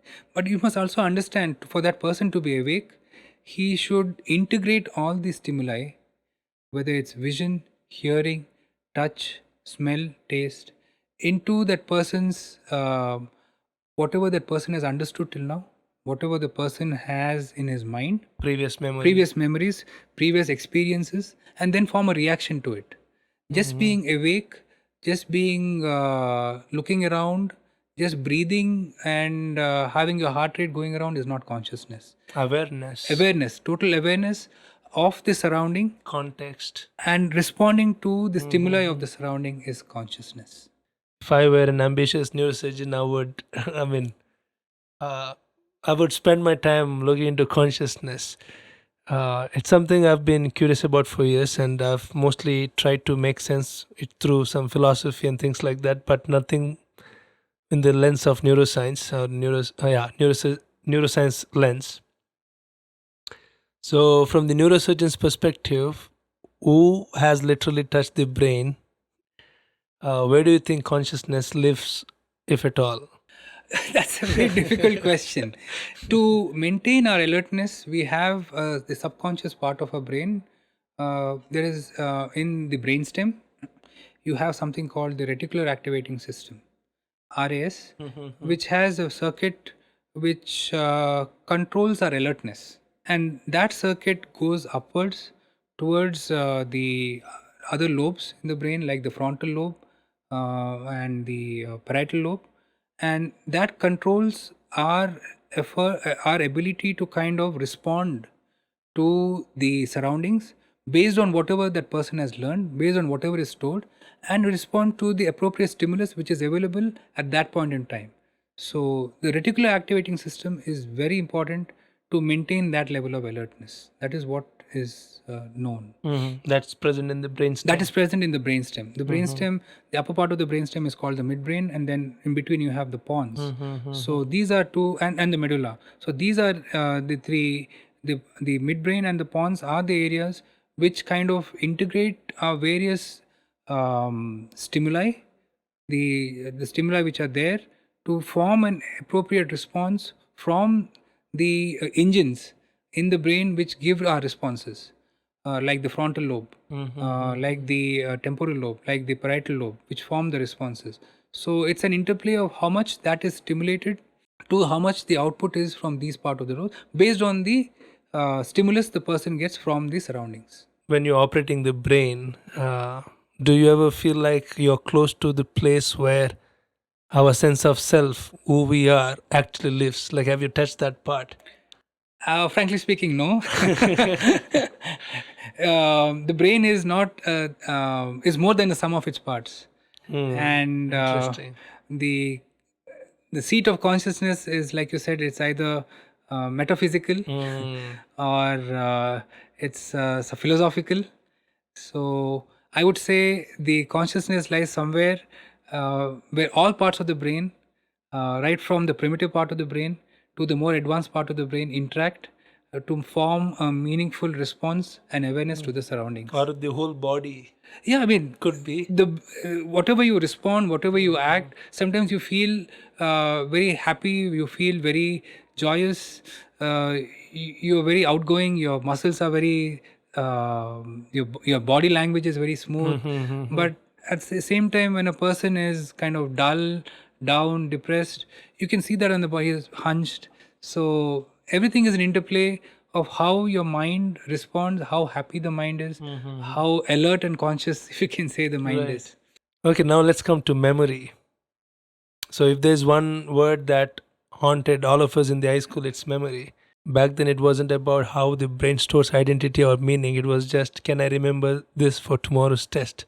So as we all get older, memory feels very mysterious. I mean, it's very interesting how brain stores. Like brain knows which one to keep, which one to remove, which one to retain, like what memory. And why do some memories disappear without warning, while others, even the tiniest moments, stay burned into our brains forever?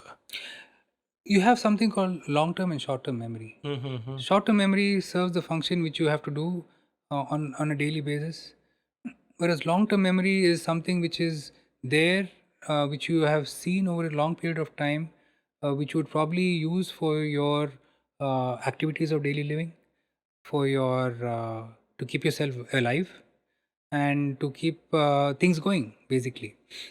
What memory would stay and what would go depends on how much of it you have used in this interior period of time.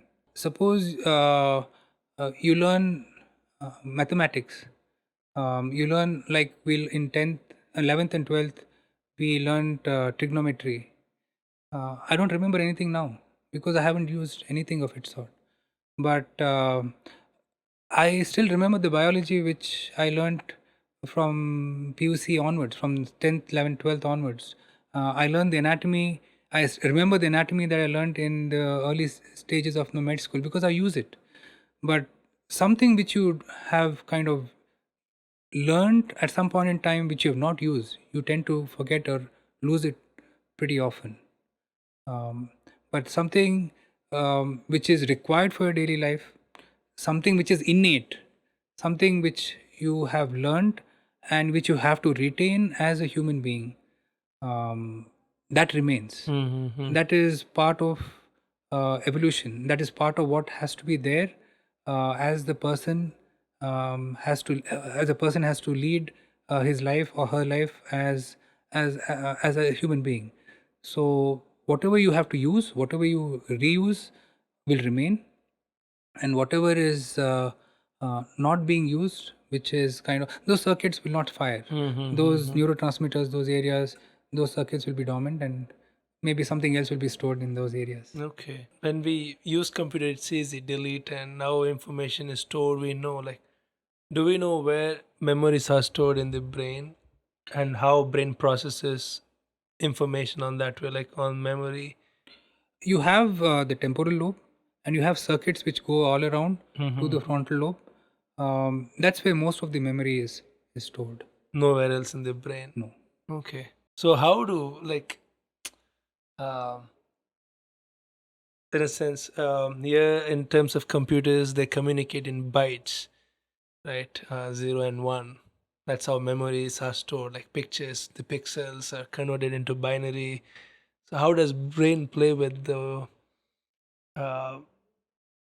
things with, like, the visual input? Okay, so this could be a memory. So how does brain translate this frame into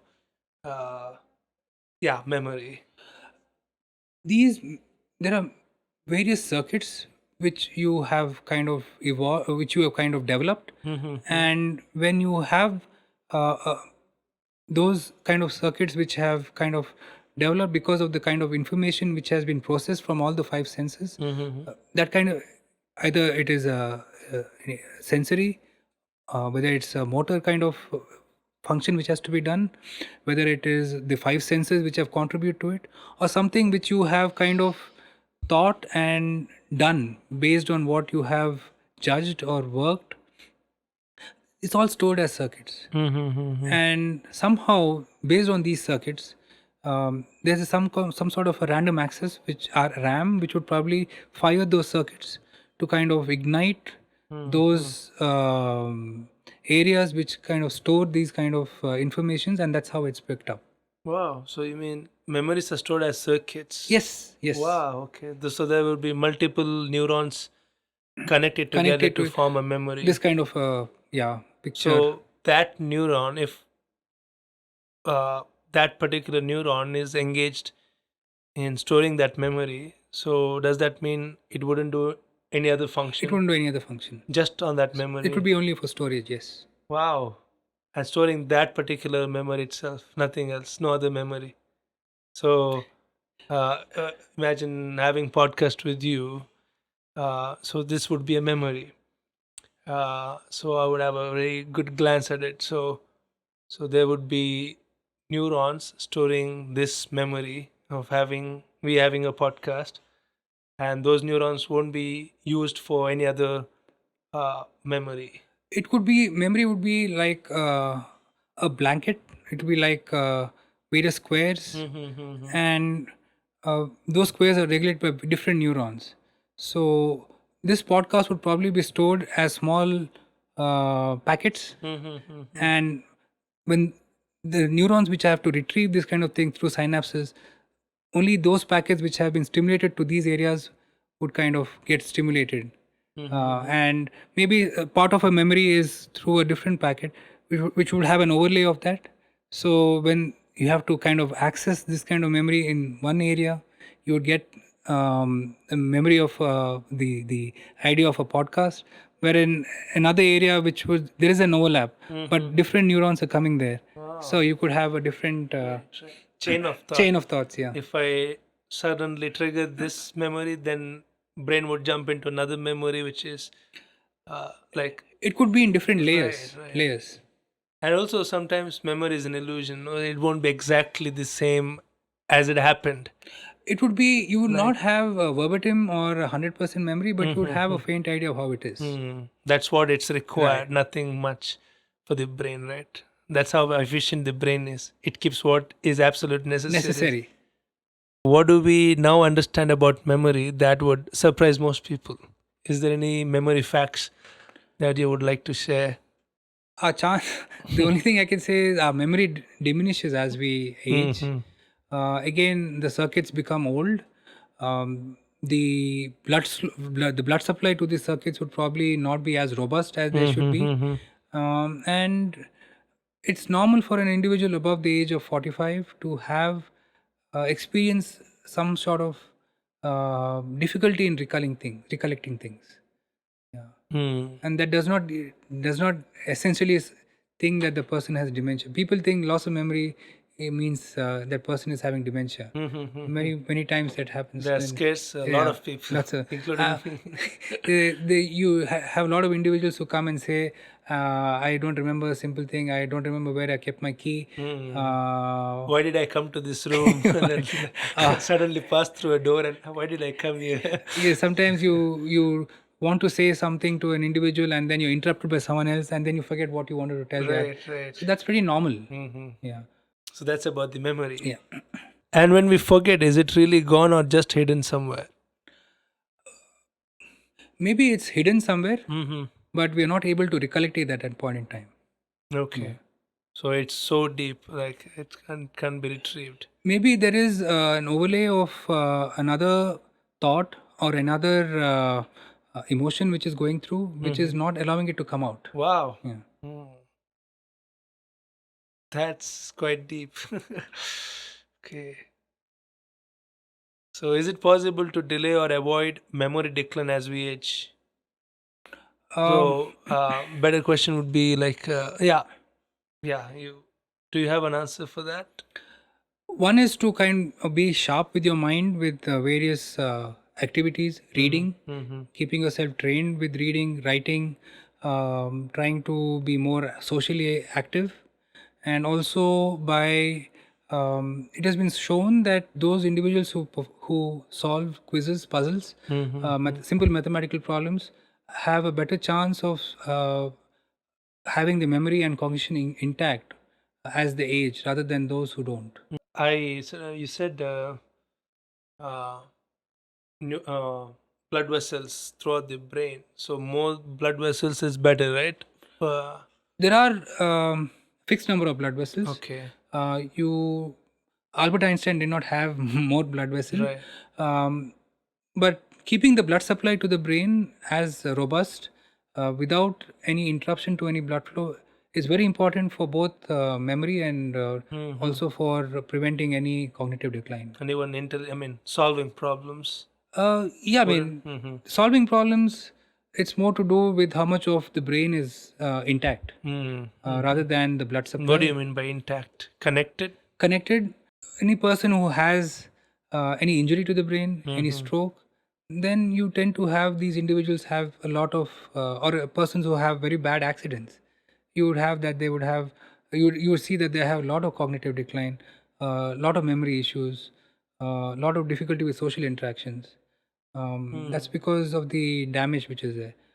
But maintaining a good blood supply in the sense avoiding all the factors that we just spoke about is very important for good brain health. Yeah. Now dreams. So every night the brain creates entire worlds while we sleep without our permission and sometimes without logic. Yet dreams have guided culture, art, and even neurosurgical discoveries. Do we know why we dream?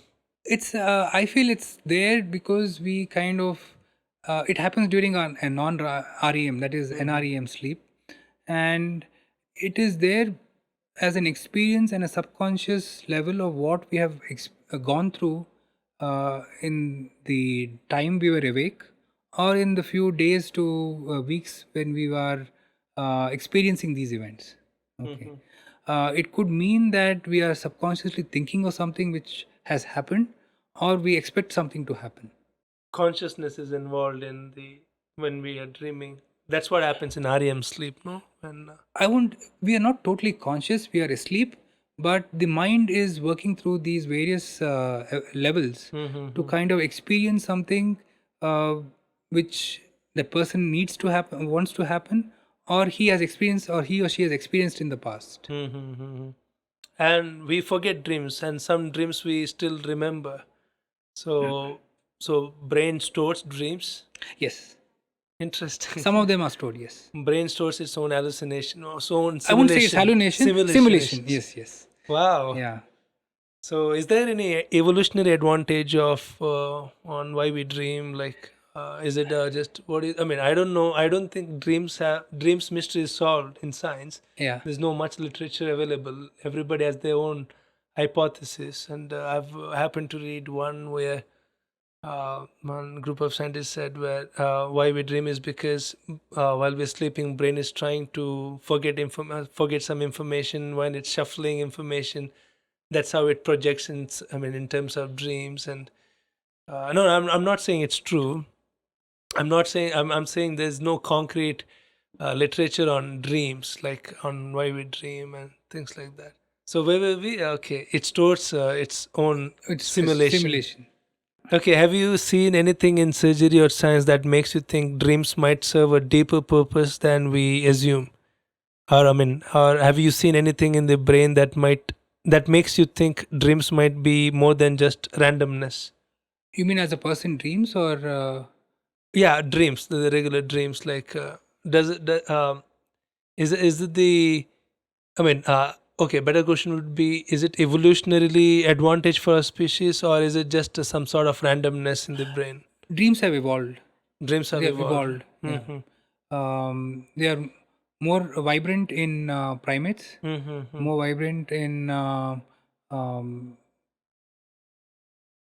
mean, it's been said. I don't know how much it is true that even dogs also dream, but the dreams are more evolved in primates, yes. But whether we can make out with any function, whether that has any evolutionary advantage, that I'm not sure as Not yet. sure, No. right? Could we one day record or visualize our dreams through external, like feeding some external circuit and record what we dream? The changes in the mind and the changes in the brain are recorded during the we study the electrical activity of the brain by a phenomenon called electrical encephalogram, EEG. Like you have the ECG Yeah, for the heart, like you have brain. the EEG, yeah, brain waves. So the change in the electrical activity has been recorded during dreams, but there's no way we can store it as yet outside. Can't Can't visualize, visualize.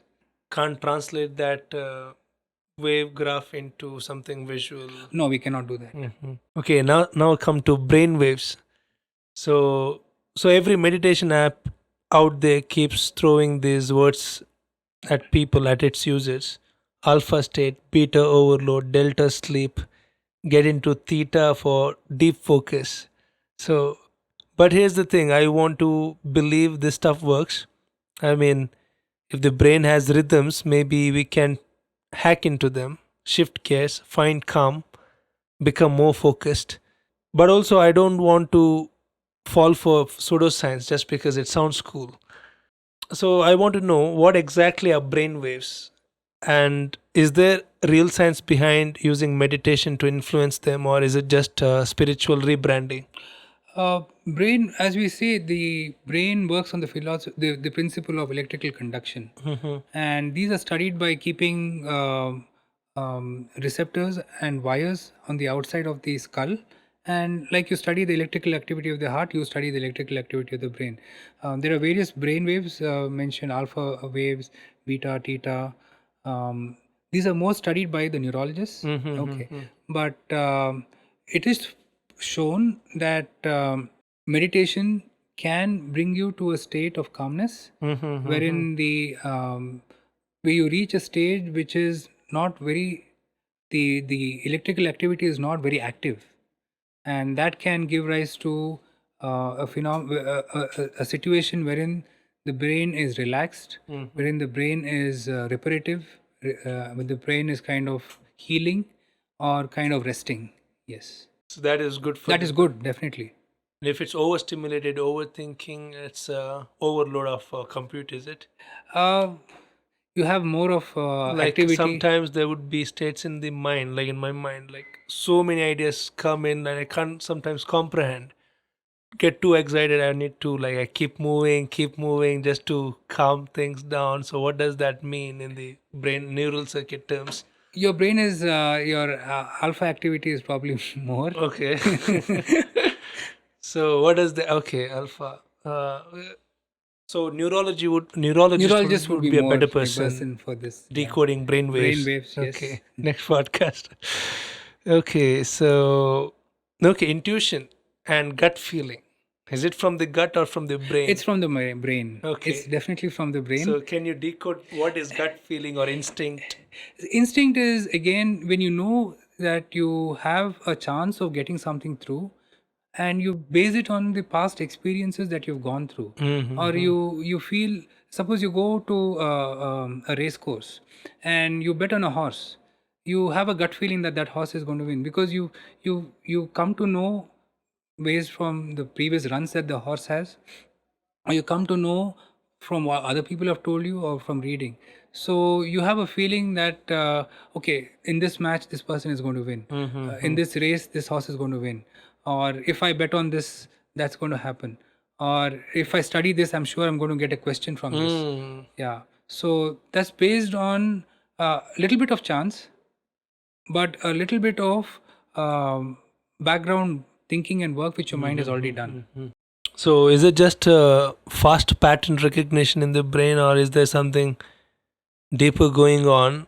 Like have you ever had a moment as a surgeon where your instinct overruled the data?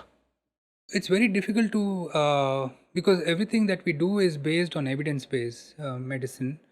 It's all based on what has been proven or what has been told through studies which have been controlled statistically. To overrule that, you would have to have a lot of evidence, either personal or anecdotal, to say it is otherwise. So, if you follow an algorithm which is proven, it is safer for the individual, especially as a surgeon, to go through that algorithm rather than base it on individual prejudice or individual thought Bias. bias. Yeah.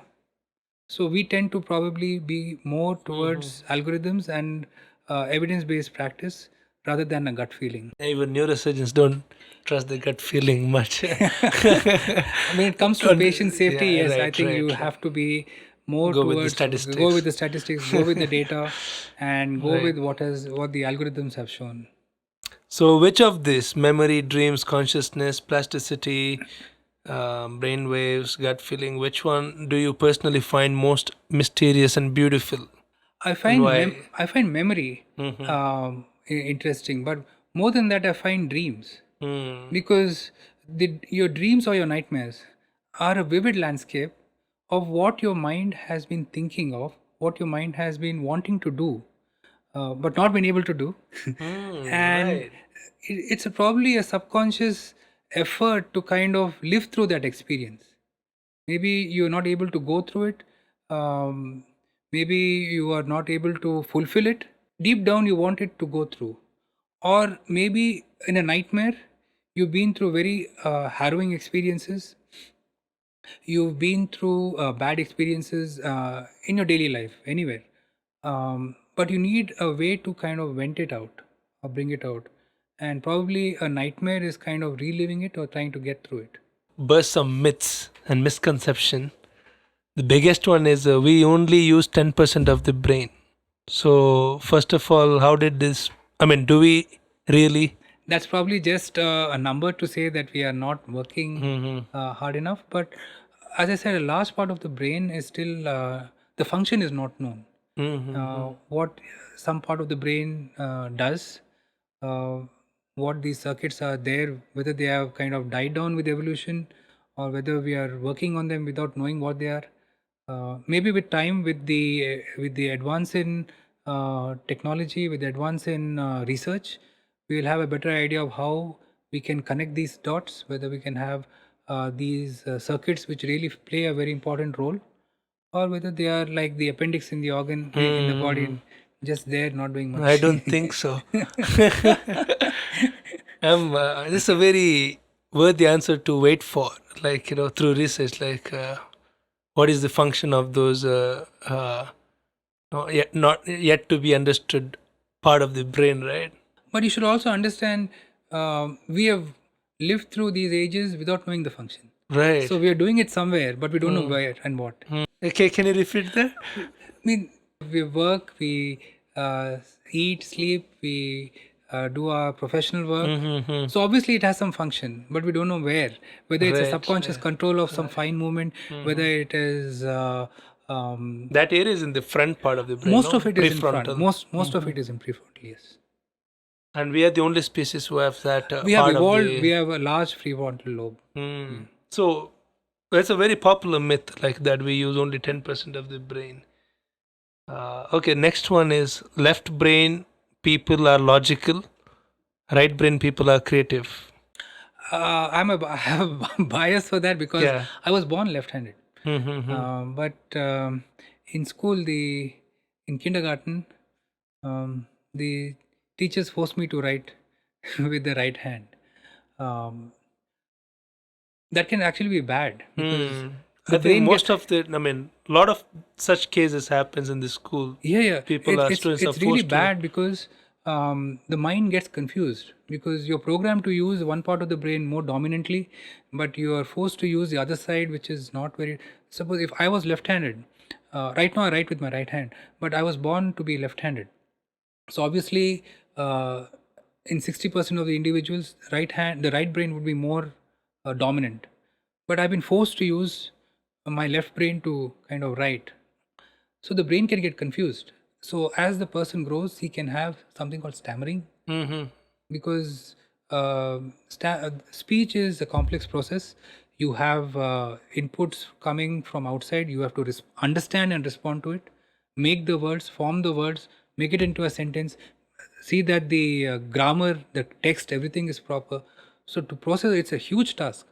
And if the brain gets confused because you're one side dominant but you've been forced to do it from the other side, there's a high risk of that person having stammering. That is one thing. Okay. Yeah. Persons who are left-handed are supposed to be more creative, more good with math. If you see the left-handed individuals, you have a lot of US presidents, including Obama was our prime minister is also left-handed. A lot of creative people like Leonardo da Vinci, the tech guys, Steve Jobs, I think, and even Mark Zuckerberg. Not the other guy, not Mark Zuckerberg, the Windows guy, Bill Gates. Bill Gates. He is also left-handed.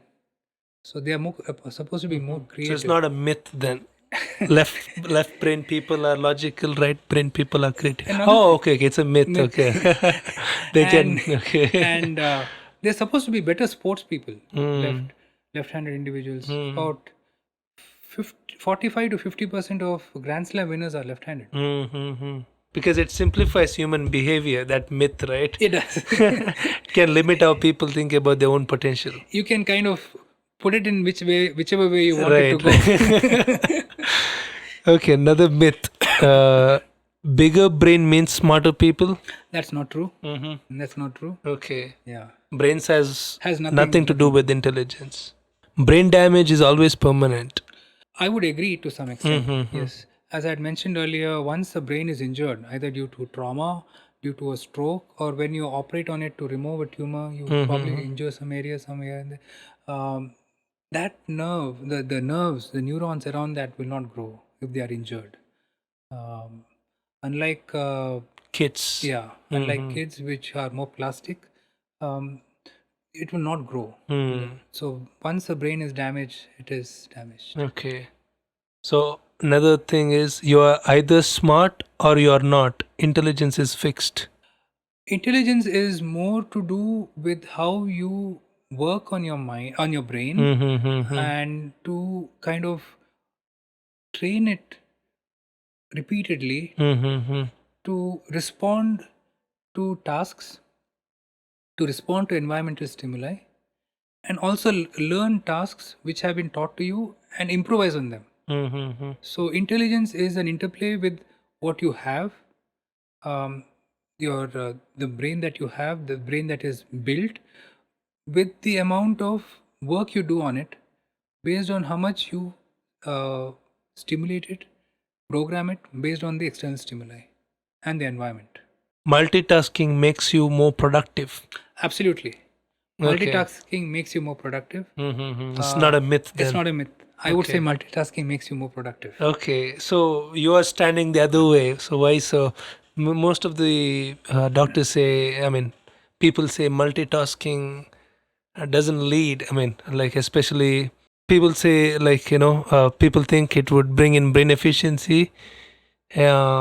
But it's not like it doesn't. Why are you standing the other way? Like why? I would say you're more productive. You are able to do multiple tasks in a faster period of time, and if you do it efficiently, then you are working at optimal capacity of the brain. Nice. And the body. So you can multitask. You can multitask. Definitely. Okay. I can't, but one can train to multitask. You can train to multitask. Okay. You mean write in two hands or something like that? I think we are all multitasking nowadays. We are doing constantly on our gadgets. At the same time, we are working on something else. We are doing our daily activities when we are working. So we are multitasking. We are multitasking. But also there are some certain context where you have to monotask, like absolutely. While surgery. Surgery time is only one task. There's nothing more beyond that. But you need to know when to switch to multitask, when to monotask. Yes. Yeah. But multitasking helps. Helps. So this is the end of chapter 1. So before I end, rapid fire questions. Would you trust a brain implant? would I trust a brain implant?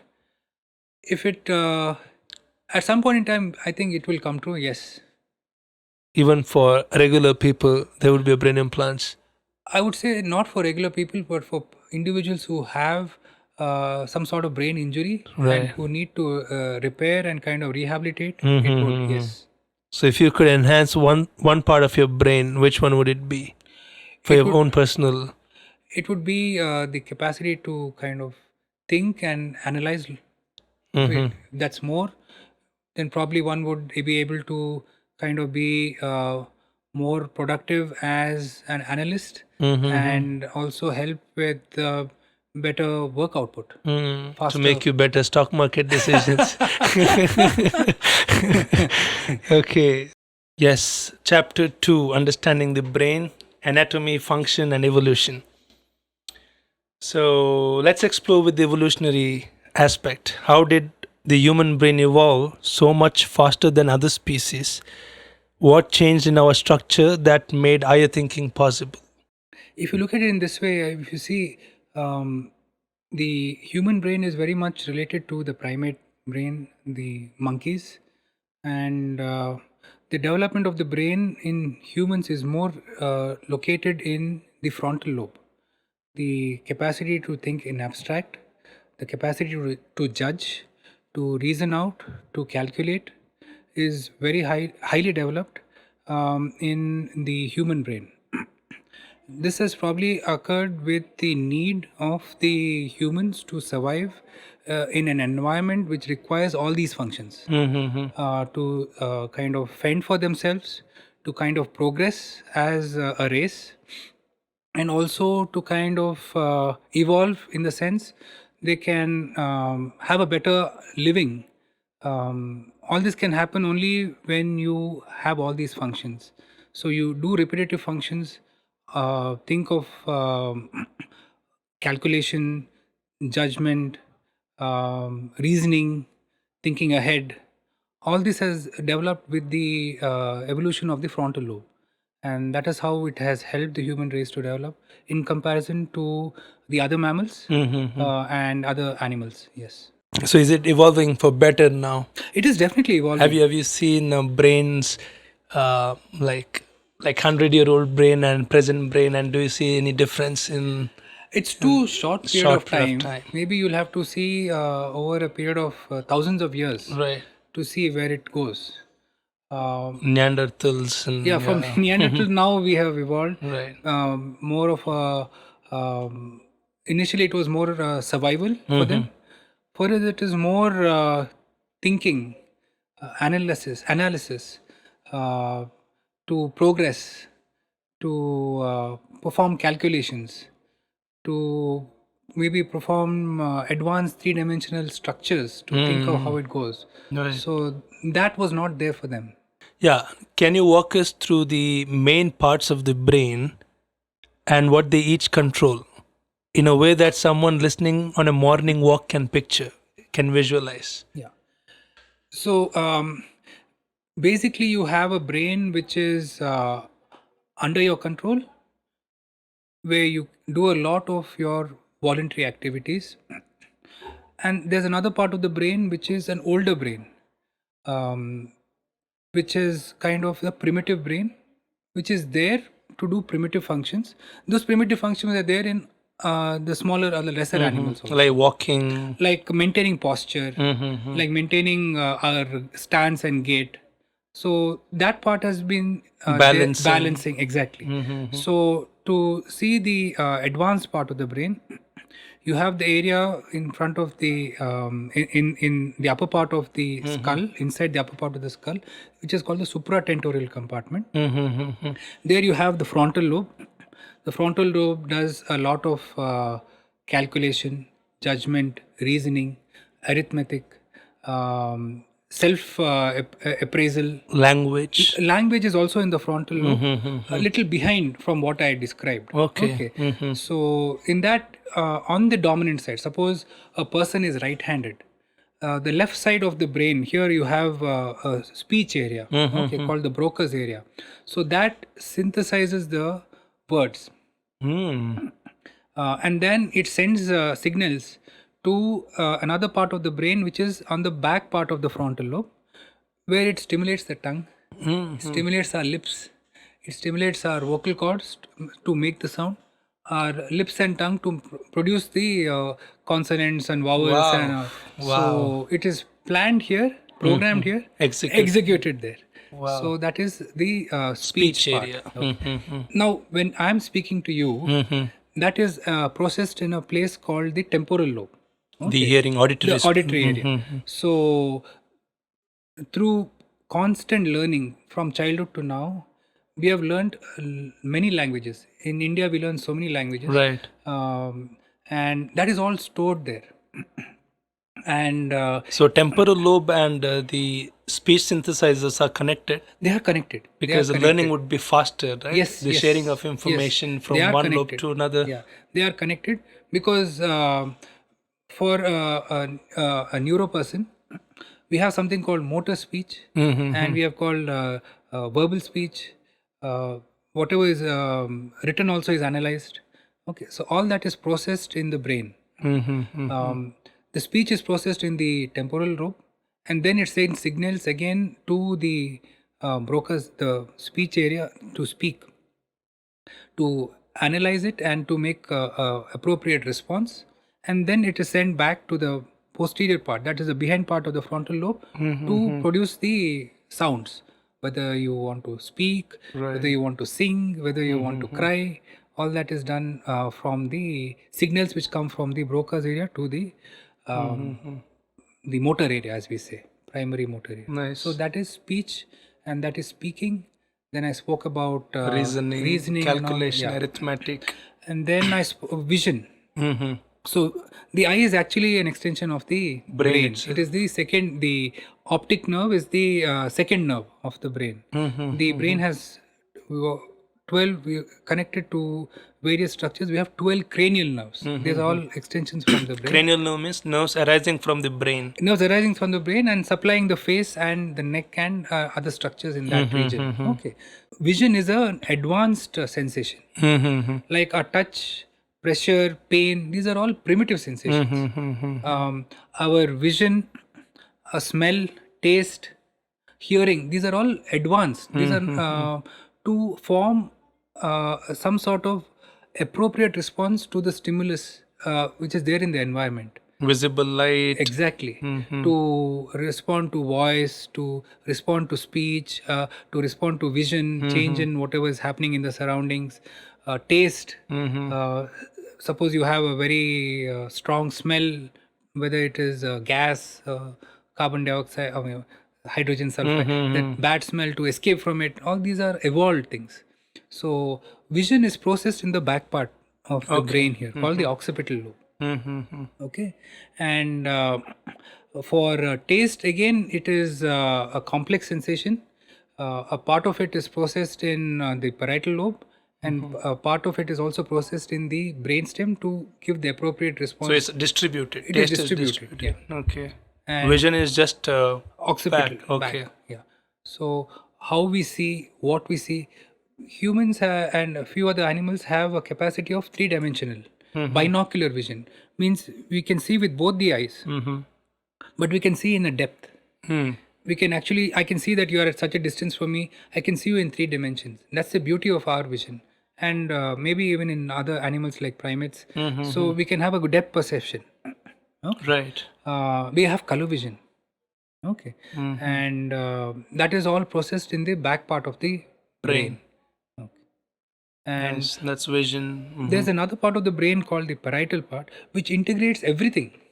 It integrates our vision, part of the vision, speech, what we are reading, the book that we read, and a little bit of how we calculate. So that's a very evolved, complex function which is there in a part of the It brain allows the brain to multitask. in the parietal lobe. Okay. Okay, Interesting. that is a very important part. So as you see, these are That is in the back. that is somewhere here. Okay. So that's the parietal lobe. And then you have other functions, like it mentioned earlier, some functions which are maintained for our balance. That is been Cerebellum. there. Cerebellum that has been there for Millions of millions years. of years. Right. So it's a primitive task: balance, coordination. Then there are functions in the brain which are done without our knowledge, like our controlling of our heart rate, controlling of our sleep-wake cycle, controlling of our breathing. Like when we sleep, we breathe, so Right. it happens automatically. Right. That happens in the brainstem. Brainstem, yeah. Brainstem, somewhere Ancient part yeah, again. ancient part. So Okay, then what other parts? Hypothalamus is also part of the brain. hypothalamus is here in front. Okay. That is a very important organ which maintains a lot of our metabolic needs. Okay, it maintains a lot of what we call the internal milieu. It maintains our fluid balance. It maintains the salt levels in the blood, and it also secretes a lot of hormones which stimulate the pituitary gland. Okay. There's a control of the pituitary gland through the hypothalamus. So it is above the master gland. The master gland is called the pituitary. So this part of the brain secretes, maintains our fluid electrolyte balance, and also has a control over the pituitary gland. This part of the hypothalamus also has connections with our level of consciousness through the circuits which maintain our consciousness. So any damage to hypothalamus would damage consciousness. It could damage consciousness. It could damage our fluid electrolyte balance, our sodium balance, as we say, fluid balance, how much of fluid is circulating in Metabolic the body. rate. Metabolic rate. It also regulates our temperature. So homeostasis is Yes, maintained. our So, temperature also is regulated. so it makes sure our bodies have constant temperature. There's no fluctuation. There's so no fluctuation. Cells can work properly. It maintains the temperature irrespective of the surrounding temperature. Nice. Even fever is induced by it. Fever is when fever occurs, it's like a thermostat which is there. The thermostat is misregulated, so fever occurs. Fever is a natural defense mechanism of our body to control either some inflammation or infection in our body. So it tries to kind of ward off by increasing the temperature. So this thermostat, as we say, is changed a little, and that's why you get the fever. Again, it is maintained by hypothalamus. Hypothalamus. Okay. So any other part in the brain that you have missed out? Bowel movement, urinary. That is again controlled in various levels, at various levels. Urinary function is voluntarily controlled by a region here in front, in the center of the frontal lobe. Then you have centers for micturition. As you say, urination in technical terms is called micturition. So that is controlled in the brainstem, and then that sends signals to the spinal cord, which again sends signals to the bladder. And Interesting. So there are 3 to 4 levels of control of micturition. The upper part is voluntarily to control it. Like there's an urge, Right. but you're in a social meeting, you can't do it, so you try to control it. So that is voluntary control. But the other part, once that reflex is relaxed, the automatic reflex is controlled by the brainstem and at the spinal cord. That's an evolved feature, no? The This is- voluntary. I mean, Voluntary control. Wow. Reptiles don't have, I guess. I think. I don't know. I am also not sure. Okay. So that's about the whole tour of the brain and memory. Where do ideas generate in the brain? Ideas all generate in the frontal lobe. Frontal. Frontal lobe. So how do ideas actually generate? Like what? Is it about firing of the neurons or? It is based on what we have seen, what we want, and we have to plan something. So Goal. a goal. So this is all based on our learning, our experiences, our interaction with the surroundings and other people, and then there's a directed goal. What's one area of the brain that surprises you in what it controls or how it behaves? I would say the hypothalamus and the pituitary gland. Their coordination. Their coordination. It's a very fine balance using both neuronal circuits and various hormones to maintain our daily functions. The junction between hormones and neurons, right? Exactly. That's where it is in the hypothalamus. So you are surprised by how they coordinate It's a superb chemical coordination, and electrical. electrical coordination. Can we dig into this deeper? This is interesting. There is the circuits which come to supply the hypothalamus, and from there you have circuits which go to the pituitary. Pituitary. Those could be neuronal, and those could be through hormones. So Hormones is through just bloods, right? absolutely, It's exposed to blood. There's no It blood goes in the veins or bloodstream. something. Yeah, it goes to the bloodstream. So it secretes hormones which regulates the thyroid gland, which maintains a lot of our metabolic functions, our energy, how fast we act, the tone of our muscles, our metabolism, everything by the thyroid. Then it secretes hormones from our adrenal glands, which regulates our various functions with response to stress, with response to change in temperature, masculinity. Then you have hormones, as we call, which regulates the sex hormones. Testosterone. Testosterone in males, the estrogens in ladies. So that's also controlled by the hypothalamus pituitary axis. Then there's another hormone in ladies which is very active for prolactin, which breastfeeding. So all this it's a very wonderful system which maintains everything, how we should do, what we should do, when we should do, without our knowledge. And it knows how old we are as well, no? It knows how old we are, and it adjusts itself based on our age also. As we tend to mature, as we tend to grow older, some of the hormones will come down, some will be overexpressed. So it's a very complex system. Right, nice. So have you seen an hypothalamus? We have seen it during surgery. Okay, we have seen it not entirely. We see parts of the hypothalamus during surgery, especially when we enter the fluid-filled cavity called the ventricles, either to remove in the center part of the brain, either to remove a tumor or to make an opening to release the block of fluid. When there is a fluid block in the brain, it is called hydrocephalus. So what we do is we puncture an area very close or in front of the hypothalamus to allow the fluid to escape. So we see part of the hypothalamus there when we go through the ventricle. Sometimes when we operate very close to the, we call the base of the brain, okay, we see part of the structures of the hypothalamus. Otherwise, it is hidden in the center of the brain. How does it feel to see an hypothalamus? You have to be careful so that you don't damage anything. You see, stay far away and don't touch any part of it as much as possible. So wouldn't your hand shiver when it's such an high-stake situation? You would tend to control it, and we have a lot during surgery. We have armrests, especially when we operate under the microscope. It's under 30 times magnification. So we have special arm rests like this, wherein we rest our arms, we rest our wrists, forearms and our wrists, so that they don't have much tremor. How does brain coordinate so many systems at once, thought, movement, sensation, emotion, without collapsing under its own complexity? I think what they do is they act in silos.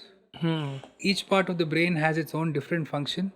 There are various tracts which connect these different silos, and these are called long tracts.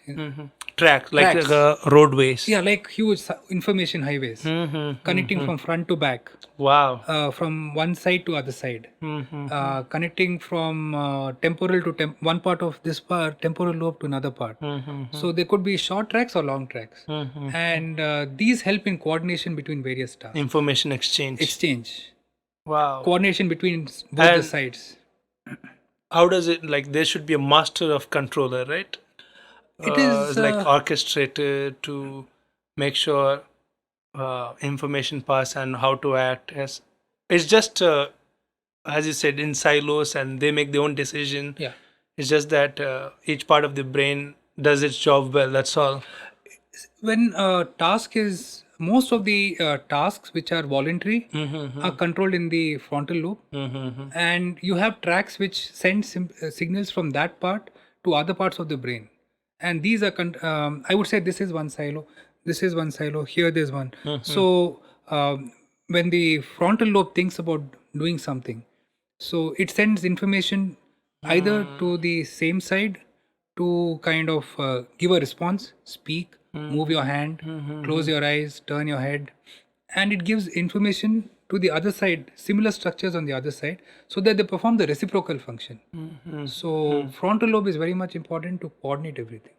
Nice. So there are highways for voluntary actions, like There are highways for voluntary control, and there are highways for involuntary control. right. Like when we move our arm, Mm-hmm. we do it voluntarily, like I'm Right. doing it now. Mm. But there is an involuntary control to maintain the speed at which I go. It should not be too fast or too slow. The hand should not tremor. You didn't define the speed, right? Yeah. Speed is on its own. Yeah, Unless I guide the speed, I mean, unless I voluntarily tell at what speed, right? because when I'm moving my arm Mm-hmm. this way, the muscles in front should relax and these muscles should work. So that is controlled subconsciously. The speed at which this is relaxing and this is contracting, that happens in a coordinated fashion, which is usually controlled subconsciously. But the thought to act is voluntary. That's beautiful, right? Thought to act is like I've seen that prosthetic, neuroprosthetics, where people, I mean, patient is playing pong game, Yeah. chess, just with the thought to execution in the computer or moving. That's really beautiful to look at. Thought to execution. That would probably be an early part of how prosthetics and implants will help individuals who have either weaknesses, strokes, or weakness due to strokes, or those who have lost a limb due to some accident or injury or whatever. So you can probably connect, if you have a brain implant, to kind of wire the prosthetic to work that way.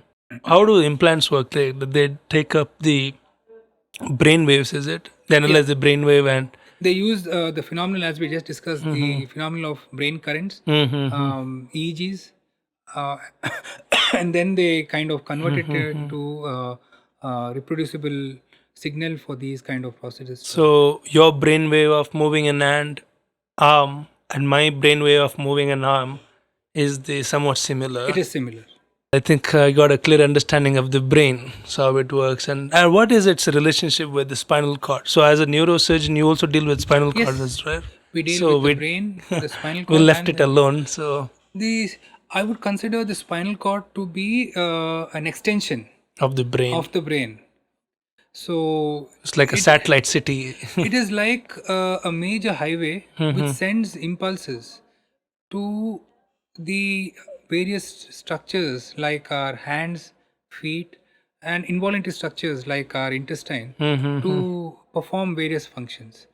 Whatever information, whatever signal has to go, it has to go through either these cranial nerves which are there on the head and neck, or to the hands and feet through some structure.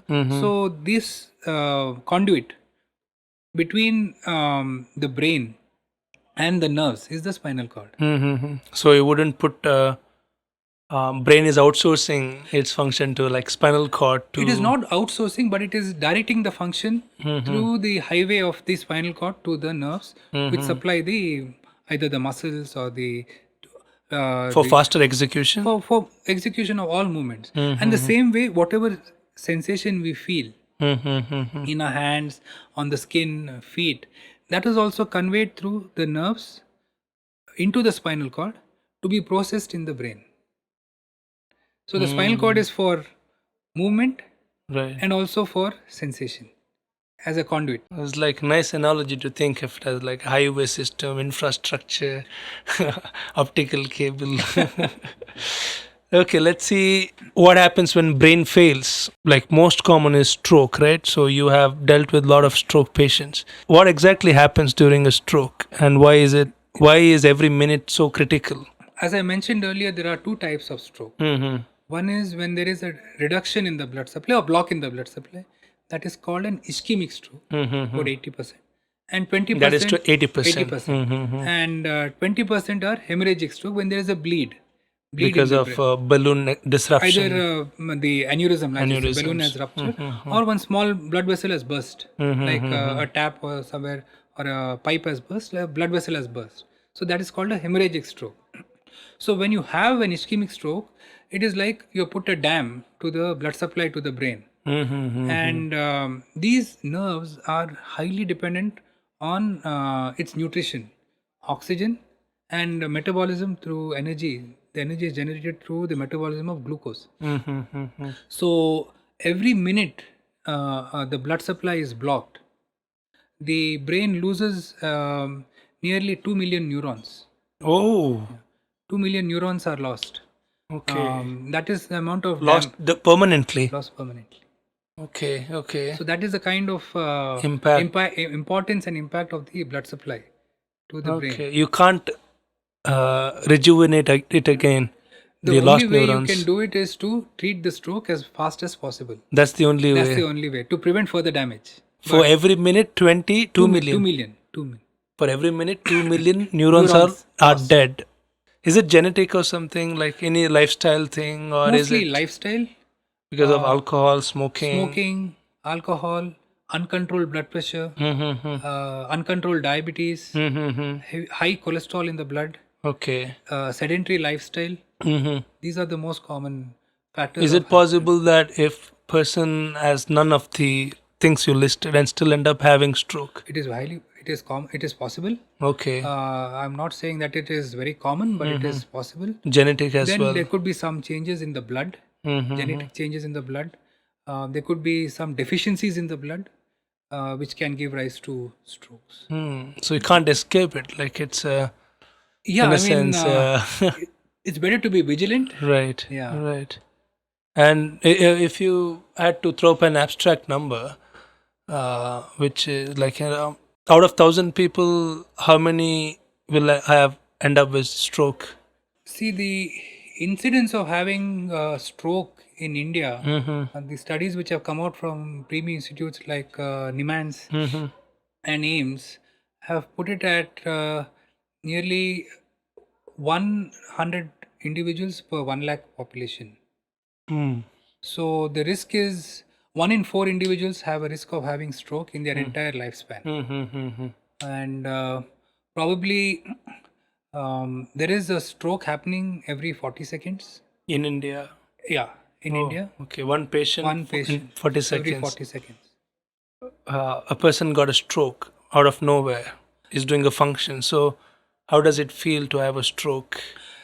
The basic symptoms, how to identify stroke, has been given by the American Stroke Association, which is a division of the American Heart Association.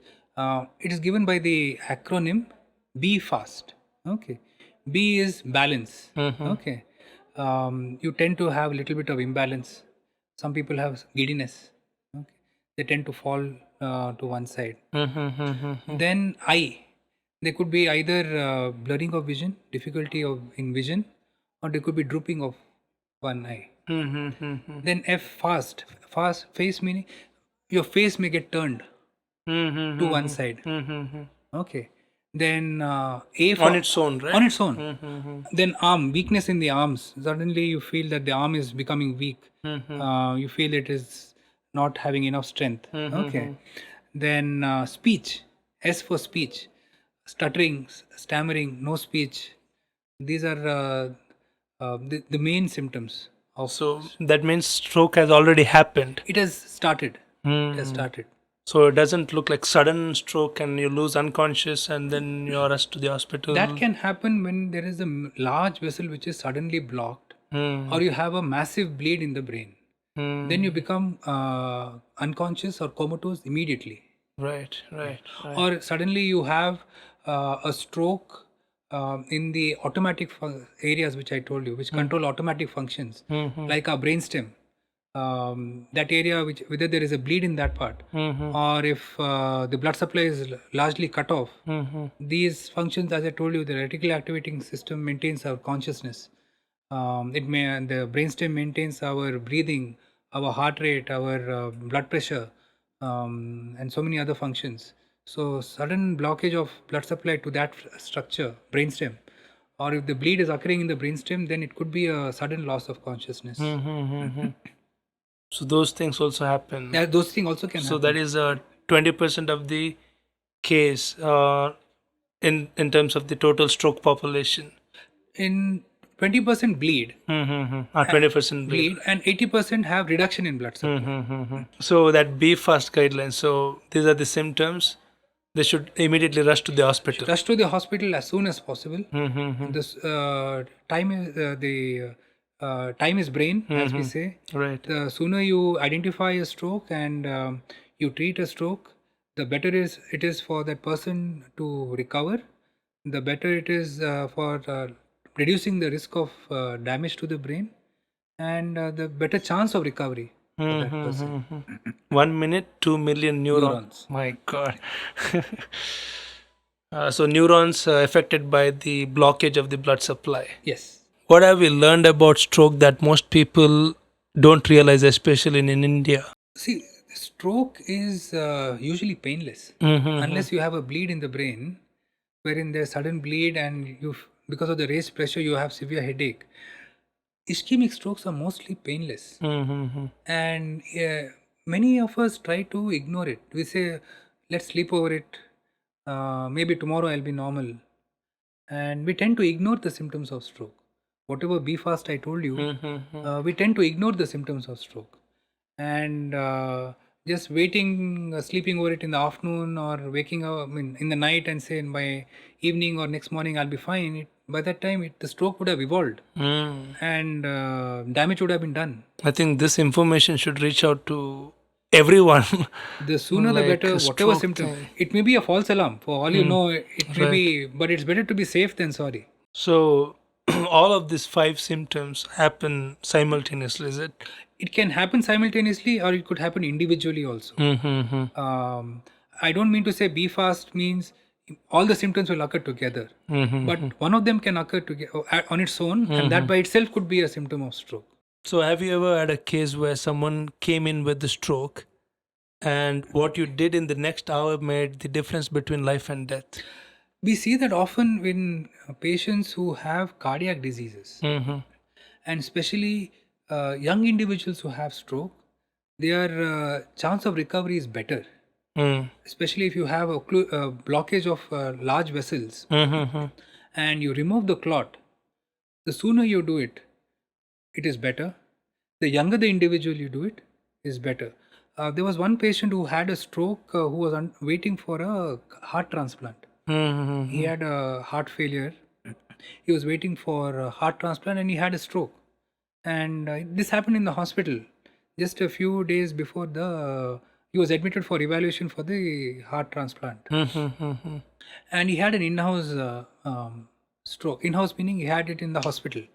So because of the speed at which it was diagnosed in hospital, and we could mobilize him as soon as possible, within half an hour is what we call, he was in the cath lab where we removed the clot. His recovery was remarkable. So he was a young individual. Unfortunately, he had some cardiac illness for which led to heart failure. He was getting evaluated for this heart failure and whether he was a candidate, when he would be a candidate for transplant. And he made a dramatic recovery after the treatment for his stroke. Younger the individuals, the sooner the person comes to hospital, better the outcome. I think this information should go out to many people about stroke. I never knew this. Absolutely. Yeah, how do you treat strokes exactly as a neurosurgeon? The treatment of stroke depends on the type of stroke. Okay, ischemic or hemorrhagic. Hemorrhagic, okay. So if it's an ischemic stroke, if it's involving a large blood vessel, if the large blood vessel is blocked, then we have to remove the clot. It is called mechanical thrombectomy. What we do is we go through the blood vessel in the groin using special tubes which are compatible with the Small body. enough to get inside the blood Small vein. enough to get inside without damaging the blood vessel and without causing any reaction, because it's a foreign body and it can Right. clot on its own. So Right. these are special tubes. Right. And we go all the way to the neck. Wow, how can you guide that tube from the groin to the neck? We have special wires which Okay. guide it using special. We have a cath lab. Cath lab is a machine which is a special CT scanner kind of machine, which gives us a real time image. So that tube has a camera in front. The tube is what we call radio opaque. It is blind to X-rays passing through it, so it comes like a black tube. So using the machine and using these wires, we guide it to the neck. And after we keep the catheters there, we keep even smaller catheters, which are like Catheter inside the catheter. yes, we can keep 2-3 catheters inside catheters. The smallest catheters can be even 0.070 inch. Okay, that much, very small catheter. And we keep micro catheters which are 0.027 inch. 10 to the power minus 6. 0.027 inch in the vessels. And we keep special stents. We open the stents, so the stent will hold the clot, and then we pull the clot out through the From the same blood vessel. through the groin. Wow. Yeah, and that opens up the blood vessel. Okay. Whatever clot is blocked, that is for large Blood vessels. large blood Large vessels. vessels. Some small blood vessels you cannot reach so far. If it is highly very distal in the any part of the brain, the tube will be as small as the blood vessel. You cannot pass a micro catheter there. Right. So then we have clot dissolving medicines for that. There are special clot dissolving medicine which have to be given within 3 to 4.5 hours maximum 3 to 4 of of before the this. onset of stroke. Okay. Because that will have the best benefit of dissolving the clot. Otherwise? Otherwise, beyond that, the clot will get organized. It will become hard. And by that time, there's a risk of having other changes in the brain because of the stroke which has already occurred. Swelling can occur. You try to kind of remove the clot, bust the clot with these clot busting medicines. Because of the change in the swelling and the what we call secondary damage because of the inflammatory process, as we say. Like whenever we have a mosquito bite, we get an inflammation. Right. See, the same way the brain also will swell. Whenever there is any injury to it, it can swell. It can form edema. The blood-brain barrier, as I told you, highly complex regulation of what goes through it, and that is also damaged. And passing a catheter would damage it, right? No, passing the catheter, we are inside the blood vessels. Right. So the where blood-brain does barrier is at very blood-brain barrier distal, exist? capillary levels. Oh, okay. Very distal. So there, it is more of fluid medicines flow Right. of Cellular level. absolutely. Right. So absolutely. I think of a nice filter between blood and So giving it beyond that 4.5 hours clot busting medicines for very distal clots, then it can be dangerous. It can bleed, and at the same time it will not be very efficacious also. What do you do after it exceeds 4.5 hours? There's nothing much that you can do, but try to give medicines which can reduce the swelling and prevent further propagation of the stroke, like blood thinners. So you mean you can't remove those strokes? Those you can't remove. Whoa. So are there any cases like that keeps happening? Yeah, because in our country we tend to ignore. Right. No much education on stroke. There's no much patient awareness of stroke, and patients delay, don't come on time, and that's one of the major. Does that decrease the lifespan of the individual? The if a person has a major stroke, then there is a risk of having another stroke. Okay. Of about 15 to 20% in the next 1 year. And the work efficiency, the level of functionality also comes down once a person has a stroke. So that's with the treatment. Yes, that's with the treatment of ischemic stroke. Ischemic stroke. Hemorrhagic stroke, bleed. there is a different way of treating it. If it is an aneurysm which has, as I told you, a balloon which has burst, what we do is we put either coils. We go through the same method. We put small microtubes inside the aneurysm and we coil it so that it is clotted or blocked from inside. Wow, how can you guys maneuver that task Again, from using inside? the cath lab machine, we put coils to block the aneurysm. So coils are free formed, or you guys guide it? Using the same tubes. So you guys take it the capillary from the or coil from the groin. We take the catheter using various. There are various sizes of. So the bigger catheters are kept in the neck. Then when there is a smaller catheter called intermediate catheter, and the micro catheters which are kept in the aneurysm. Okay. This is all guided using the cath lab machine. Once we are inside the aneurysm, if it is possible, we measure the side of the aneurysm, and once it is possible, we have various sizes of coils, right from if it's 1 a small mm, aneurysm or a bigger 1.5 aneurysm, mm, okay. 2 mm coils, up to length. These are lengths, up to centimeters, 30 centimeters. Okay, that big the rupture could be, right? Yeah, the aneurysm could be that big. So these are made of platinum Coils. nitinol So these are they form a clot, and inside the aneurysm, if you form a clot, it gets sealed. So that risk of it bleeding again is not there. So it wouldn't block the blood vessel. No, you are coiling inside the aneurysm, but not inside the blood vessel. Okay. That area which is like a balloon you're coiling. Balloon I'll show it to you. Okay. Yeah. If it's ruptured, then you can't coil it, right? It is ruptured, and the rupture kind of seals on it after some time. It kind of settles down. It's like heals itself. It kind of self heals for a temporary period of time. And before it ruptures again, the risk of rupture is there for aneurysms. The risk of rupture in the next 1 week is up to 30%. So you have to do the procedure as soon as possible. Okay. That is, one is coiling. The other way of treating it is called clipping. What we do is we open the skull, go to where that blood vessel is weak, and then we put something like a clip. You've seen clips like anywhere blocking the blood vessel. So you clip it so that that aneurysm is totally blocked, and the blood will not flow into the aneurysm.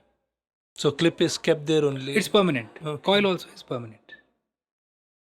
So when do you decide when to clip, when to coil? That's a very good question, even neurosurgeons.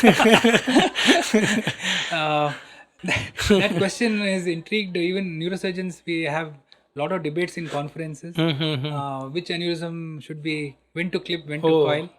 So usually aneurysms which have very distally, distal in the sense on the smaller vessels, on vessels like the middle cerebral artery, which have various branches coming. When you try to coil, it may not stay inside. Those aneurysms are better clipped. Aneurysms which have a very wide neck means the dome has a very wide base. That time the coils may not sit inside the aneurysm. There's like loose coils. Yeah, they may come into the main vessel. Those again, complication. Yeah, they can cause a distal stroke. So those aneurysms, we are better to clip it. Okay. But if they have a bleed, large bleed, volume more than 30 ml, 30 ml blood inside the brain, then the person will have a high chance of having further complications, swelling in the brain, weakness increasing, going into coma. So there's a high volume beyond 30 ml of blood in the brain. It's called intracerebral bleed. Those we have to open the skull and remove the clot. Right. So blood is visible. You can identify where the blood is situated if you had to remove the blood. We base it on the CT scan or MRI, and we have devices, gadgets, wherein we either use an ultrasound after the skull is opened to identify where the clot is. It tells us where the clot is when you put it over the brain, and then we go there and remove the clot. Or we have something like GPS. We have a neuronavigation. Interesting. We feed the CT scan and MRI pictures to the machine, and it analyzes the pictures using special software in XYZ coordinates, 3 dimensions. And it has a special, like a GPS, like a phone or a travel GPS. You have a special, like a magic wand. You hold it close to the machine, and it points when you're going. It shows on the device the brain and where the clot is, Clot has where happened. the tumor is, or whatever you want to remove. Mm-hmm. So it's very precise that way. That's where you identify where the stroke has happened, no? That's how you identify where the bleed has happened. Bleed Yes. as well as stroke. How do you Stroke. identify which blood vessel the stroke has happened? That is identified on an angiogram. We have angiograms. Okay. We have angiograms which can be performed with MRI or with CT scan, or you can do an angiogram like you do angiogram for the heart, you can do angiogram for the brain. Brain, okay. So that will tell us where the clot is, and then we That shows where the blood supply where is the not block is. block is. Exactly. Okay. Is it male specific or even in females stroke happens? Stroke can happen both in males and in females. Mm-hmm. Hardly much of a difference between. Is it 50-50 or almost 50-50. It's not that males are more susceptible to stroke than females? Slightly more in males than in females. Okay. And is there anything to do with the age? At what that age it's having stroke is like a person is more vulnerable at that age? Beyond the age of 45, 45. the stroke starts to increase. And below is also possible, It's right? possible. I'm not Even saying in kids also possible? it's possible, but stroke in kids usually it is due to genetic issues, change in the blood, change in the blood vessels, or due to trauma. Sometimes they have severe injuries, and blood vessels in the neck can get injured. So that also can give rise to stroke. But not a big issue. Neurons can regenerate faster. You have to treat the stroke. Mm-hmm. You definitely have to treat the stroke. Again, taking the blood out and things like that. Whichever, whether it is bleed or whether it's, the clot, you have to take it out. But the chance of recovery is much better in children than in adults. So that is the most common condition in neurosurgeons, is it? Stroke compared to other conditions. If you see for the brain, between the two, you have trauma. We see a lot of trauma. Mm-hmm. We see a lot of injuries. Mm-hmm. I would say injuries are more common, Common than stroke. followed by stroke. And if you see the entire neurosystem that you have to operate or treat, spine is also very common. That is also Spine injuries. spine spondylosis, degenerative spine injuries are also very common. We'll get into that. How much would it cost, like the treatment of stroke, in a commercial or like a regular in the Indian healthcare system? If you would see, if you had to put a range on cost, from where it can start and to what end it can go up to, the stroke treatment. Basically, it depends on the type of stroke. Mm-hmm. If you have to give clot busting medicines, those medicines would probably cost somewhere between 40 to 80,000. Just on the medicine. To remove a clot by mechanical thrombectomy, all these devices are imported. As yet, there are various institutions which are trying to fabricate them in India. Many institutes in Trivandrum, in Hyderabad, they are working on devices to indigenize it so that it becomes. But to use these devices, it would cost to remove a clot. The hardware itself would cost anything up to 3.5 lakhs. But more than that, and once used, it can't be used on other patient. It should not be used. Should not be used. Yeah. Should not be used on other individuals. So just on the hardware, it costs 3.5 lakhs. Correct. Then on the neurosurgeons and other procedures. Then the procedure cost and the ICU cost, after rehab, aftercare, that also costs a lot. So base minimum 3.5 just for the, that can be compromised. Maybe all inclusive, it would be around 5 with the procedure and the 5.5 lakhs for the stay, for the post-operative care. Right. And in what cases it would be expensive? If you remove a clot and the person takes a long time to recover, then that person will be in ICU for a long time. The person is in coma for a long time. He or she will be on ventilator. So taking off the ventilator per day, the costs increase. Right. So large strokes in elderly individuals, delayed stroke treatments, those individuals' costs would escalate. Any ways stroke treatment is evolving in neuroscience, neurosurgical, that you are aware of in the Western countries? Yeah, one is in the Western countries, um, they really follow the time to brain very strictly. The ambulances, Mm-hmm. they are equipped with a mini CT scanner Oh, they take the scan in the in the ambulance ambulance itself, only. Okay. and they can know whether it is a bleed or whether it is a clot, ischemic stroke. So they Mm-hmm. can prioritize. They can even give the blood clot busting medicines There in the only. ambulance itself after doing Wow. simple tests, while the patient is being shifted to the Mm-hmm. what we call tertiary care center. Right. And there's a quick communication to the hospital It's with quick also. communication. Unlike our Indian roads, Mm-hmm. they have a very robust ambulance system. Mm-hmm. The ambulance system in the US has to reach within 7 minutes of calling, and they have special pathways for these ambulances to go to the hospital. They're not stuck on the roads. Mm-hmm. That is one thing, and another barrier that they don't have is many of them have a lot of them have insurance. Mm-hmm. So the financial decision to take the treatment is not there. Unlike in India, patients have to, if they have to pay out of pocket, and suddenly coming up with or making arrangements or partly paying that amount of money, a lot of time is spent. I'm not saying wasted, it's spent taking that decision, and that would have a bearing on the outcome. Mm-hmm.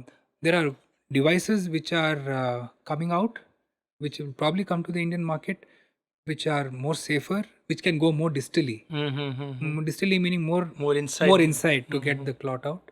to the capillary level. Maybe not to the capillary level, but to the smaller vessels, like the distal part of the middle cerebral artery, distal part of the anterior cerebral artery, which we could not have gone till now.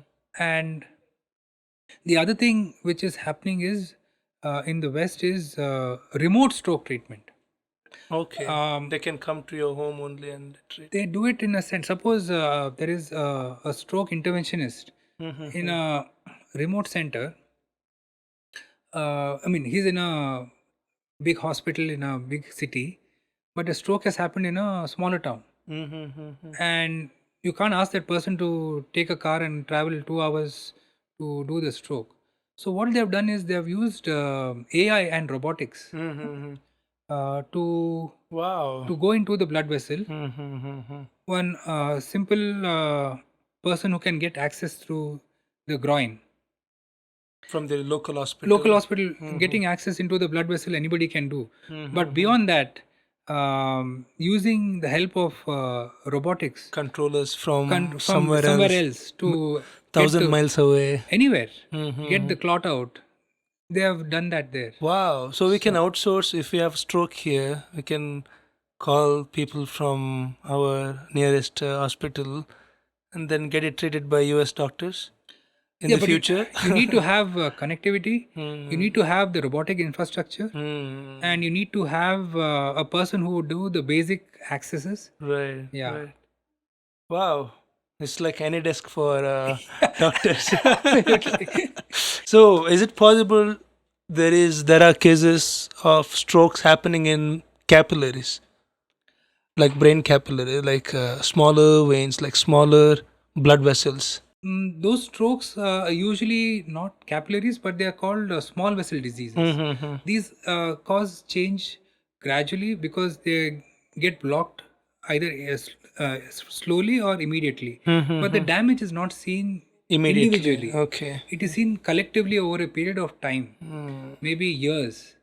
Gradually, they'll have changes in the white matter, as we say, over a period of years. And these individuals have gradual cognitive decline, mental slowing. They're not so fast in their movements. They are very slow in their handwriting will change. The thinking becomes slow. Is there a reason for Parkinson's or Alzheimer's, like having stroke or kind of thing in the capillaries? Sometimes it can, Okay. but that's not the major cause. But even if they doctors can't find there is a blockage in the capillary? They can have Present imaging technologies? for stroke. In a sense, blockage. Yeah. Like maybe, blockage in the capillary, not in the major blood vessels, Right. but there will be capillary spread across to the brain, right? So, is there any chance of blockage inside the capillary, small blood vessels? Those blood vessels are small and they have various connections. Right. So if one of them is blocked, the Another other ones one will can open up. open So up. they can take Okay. over the Not function. a big issue We're then. not capillary is getting having a problem is not so much of an issue. If it is a long-term issue, The smaller gradual. blood vessels, arterioles, smaller arteries, arterioles blockage, those are an issue. Capillary is not much. Not much. The venules, small I think veins, capillaries can regenerate, I guess, no? they can form connections. They can reform connections. Okay, I think we have covered stroke. Let's get into brain tumors. How brain tumor is different from other tumors? Brain tumors don't come, most of the brain tumors. Maybe in children you have brain tumor, because the child's brain is developing up to 5 years, 5, 6 years, it develop. They don't come from the neurons. The brain tumors come from the supporting structures, Like? like the astrocytes. These are like supports for the nerves, like they're like a scaffolding, Got it. wherein the neurons will be resting. So astrocytes are the ones which give rise to the Tumors. That is one thing. The other thing is brain tumors, as a rule, do not spread to other parts of the body. They are confined to and within the brain. So how it happens? Genetic or any influence or? Most of the brain tumors are genetic. Maybe there is no diet, there is no smoking or Lifestyle alcohol, thing. no lifestyle thing Okay. related to brain tumors. Thank God. Most of it is related to Genetics. and maybe there are some studies of certain viral infections which can give rise to some sort of tumors, but that is still under study. So are there any different types of brain tumors or just one tumor? To give you an idea, there are nearly 120 types of brain tumors. Whoa, okay. And each tumor requires different level of treatment or something like that? Yeah. Or different level of complexity, different level of mortality? Absolutely. Different level of outcomes. Mm-hmm. Depends on the type of tumors. Okay. If you see the chance of having a brain tumor is in an adult. We say adult is above 18 years of age. Is 2 to 3 per 1 lakh or 100,000 population. In children, it is lesser, 0.8 to 1 per 100,000 population. And tumors are different based on the age group. In adults, the most common tumor actually surprisingly does not come from within the brain. The most common tumor which is diagnosed in the brain is called a metastatic tumor. Means the tumor from some other part has gone to the brain. Like it could be breast tumor, it could be from intestine, it could be. Wow. So that is the most common tumor which is diagnosed. Maybe around 18 to 20% of all tumors are metastatic tumors. Then you have something called primary tumors, which are originating from within the brain or from the covering of the brain. Astrocytes. Astrocytes are within the brain. Okay. And there is outside the brain. Outside the brain, there is a plastic-like covering, like a sheet, like right. a tarpaulin shiny sheet. Yeah, like a tarpaulin sheet. It's called a dura. Okay. It's a cell, is it? It is the cells which form the sheet, which cover the brain, dura matter. Oh, right. And then below that you have the arachnoid matter, and then you have the pia matter. Pia matter is stuck to the brain. That is the astrocyte. No, the pia matter is the covering of the brain. From the inside. There are 3 coverings. Okay. From the outside you have dura matter. Then you have arachnoid matter, which is like cobweb, and then you have pia matter of that covering, which is stuck to the brain. Okay. Dura matter is stuck to the bone. Pia matter is stuck to the brain. So from this covering of the brain, from the arachnoid cells, you can get a tumor called meningioma. Meningioma is we call it benign tumor. It is not a cancer. Mostly. But it increases the pressure inside the brain. It grows slowly. It increases the pressure it puts pressure on the brain because it is coming from outside and putting pressure on the brain. So it grows very slowly over years. So one, it can increase the pressure, like you said. Second thing, it can, because of the pressure on various parts, as you told, brain has different functions, different area. Suppose it puts pressure here, it can affect somebody's speech. Somewhere here, it can affect someone's vision. Somewhere here, they can have difficulty in understanding speech. So it all depends on where it is coming from. Okay. Okay, meningioma. That is the one of the most common tumors. Luckily, it is a benign tumor. Benign tumor. Then in adults, you have astrocytomas, which is graded again into low grade and high grade. Low grade tumors, grade 1 to 2 are low grade. Those we treat with the surgery, and mostly if you remove it completely, the outcome is very good. They don't come back. We do follow up MRIs to see whether. But then you have high grade tumors, which are grade 3 and grade 4. Grade 3, we They call, come back again and again. yeah, whatever you do, grade 4 is a highly malignant brain tumor. It is called a glioblastoma multiforme. Mm-hmm. These are highly malignant brain tumors. They grow very rapidly, and even if you try and remove completely, there is a high chance of it coming back. Mm-hmm. Even if you give good radiation and chemotherapy, because of they leave small particles, small tumor areas, Mm-hmm. even in areas which you cannot see, which is looking normal, but it can leave some small seedlings, and that can grow. Genetic information of the tumor cells. Yeah, these are called glioma stem cells. They will kind of go. Yeah, Okay. they will give rise to. They keep on rapidly dividing, Correct. and then they will like small projections. They will go and sit in the normal area. And they grow fast also. The rate of removing it could be can't beat the rate of formation of new, is it? Yes. Whatever you chemotherapy you give, radiation you give, the And even if you pick it from a microscope one by one, the rate of its multiplying is more than rate of removing it, is it? whatever we see under microscope we can remove, Hmm. but whatever smaller particles you can't see. Right. So this is highly 100% malignant. mortality. If you see glioblastoma which has been operated, Mm-hmm. out of 100 people, whatever treatment you do, the best of the centers, you give the best chemotherapy, you give the most focused radiation. Mm-hmm. We look at survival as 5 years. In medicine, if you say a person has survived a cancer for 5 years, you say that the person is cured of the cancer. Whenever you talk of any malignancies, we talk of 5-year survival. So if you see a person with glioblastoma, at the whatever the best chemotherapy, radiation therapy you give, which is standardized anywhere now, it is so well advanced everywhere that it is standardized, whether it's in the US or in Europe or in India, it's standard.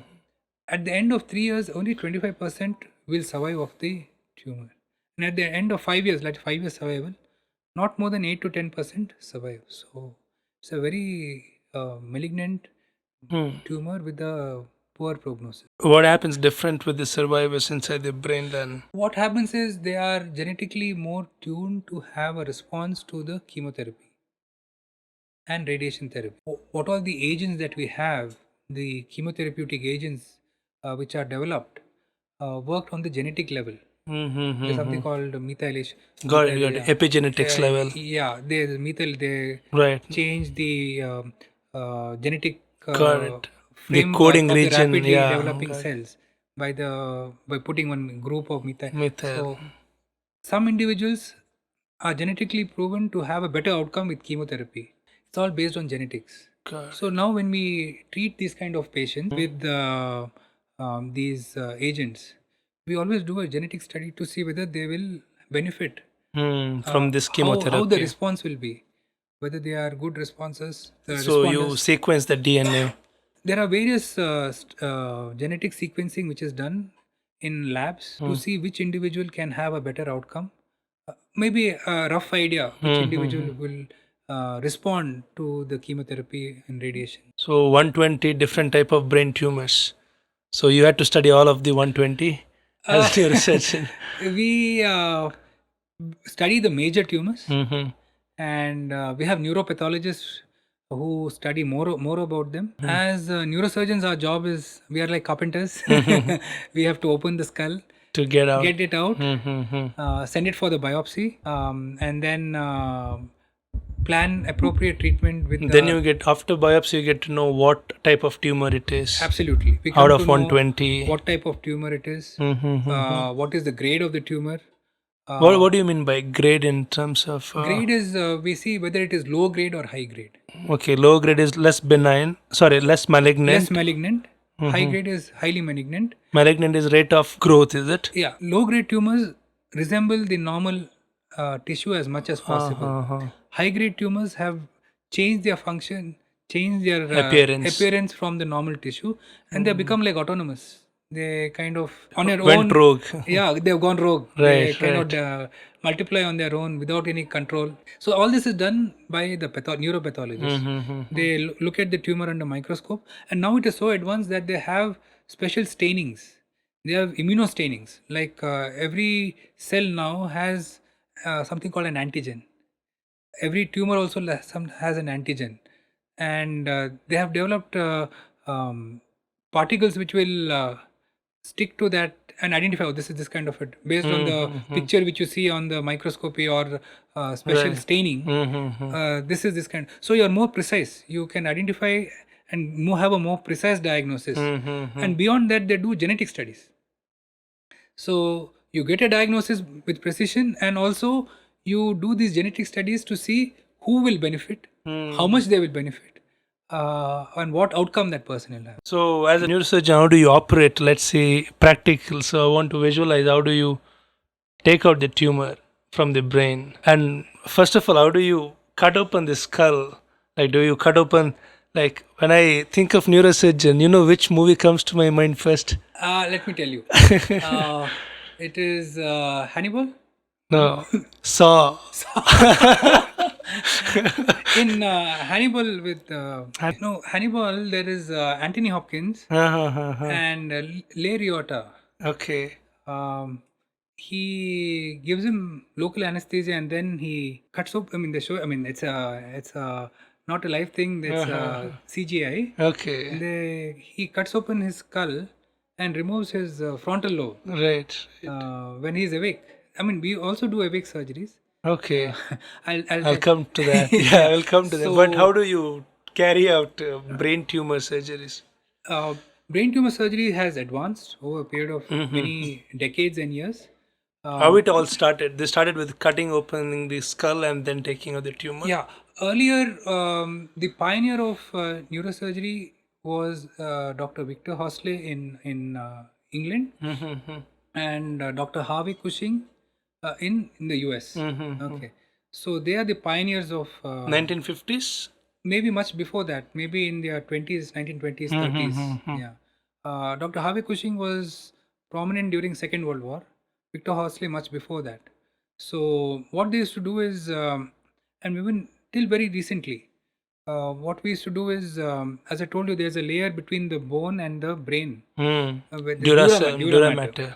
So we make small holes using drills or using braces, and we reach up to the dura mater, and then we pass a guide between the bone and the dura mater. There's a gap between. There's a gap. Okay. We create a gap without damaging the brain. We create a gap between the bone. It can be easily stripped off the bone.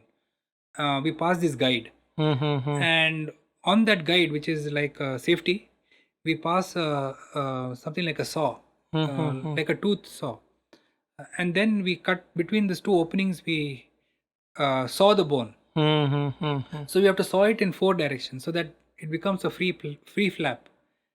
The skull? The skull. Like if you want to cut, we put 4 holes, and then we connect the holes with the saw, and then they used to remove the skull. From inside, right? Yeah. We open the scalp.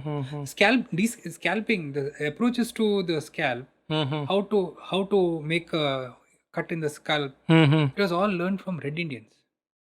Okay, interesting fact. The Red Indians used to kill their enemies by opening the layer of the scalp and reflecting it, pushing it up forward back, and the person used to bleed and die.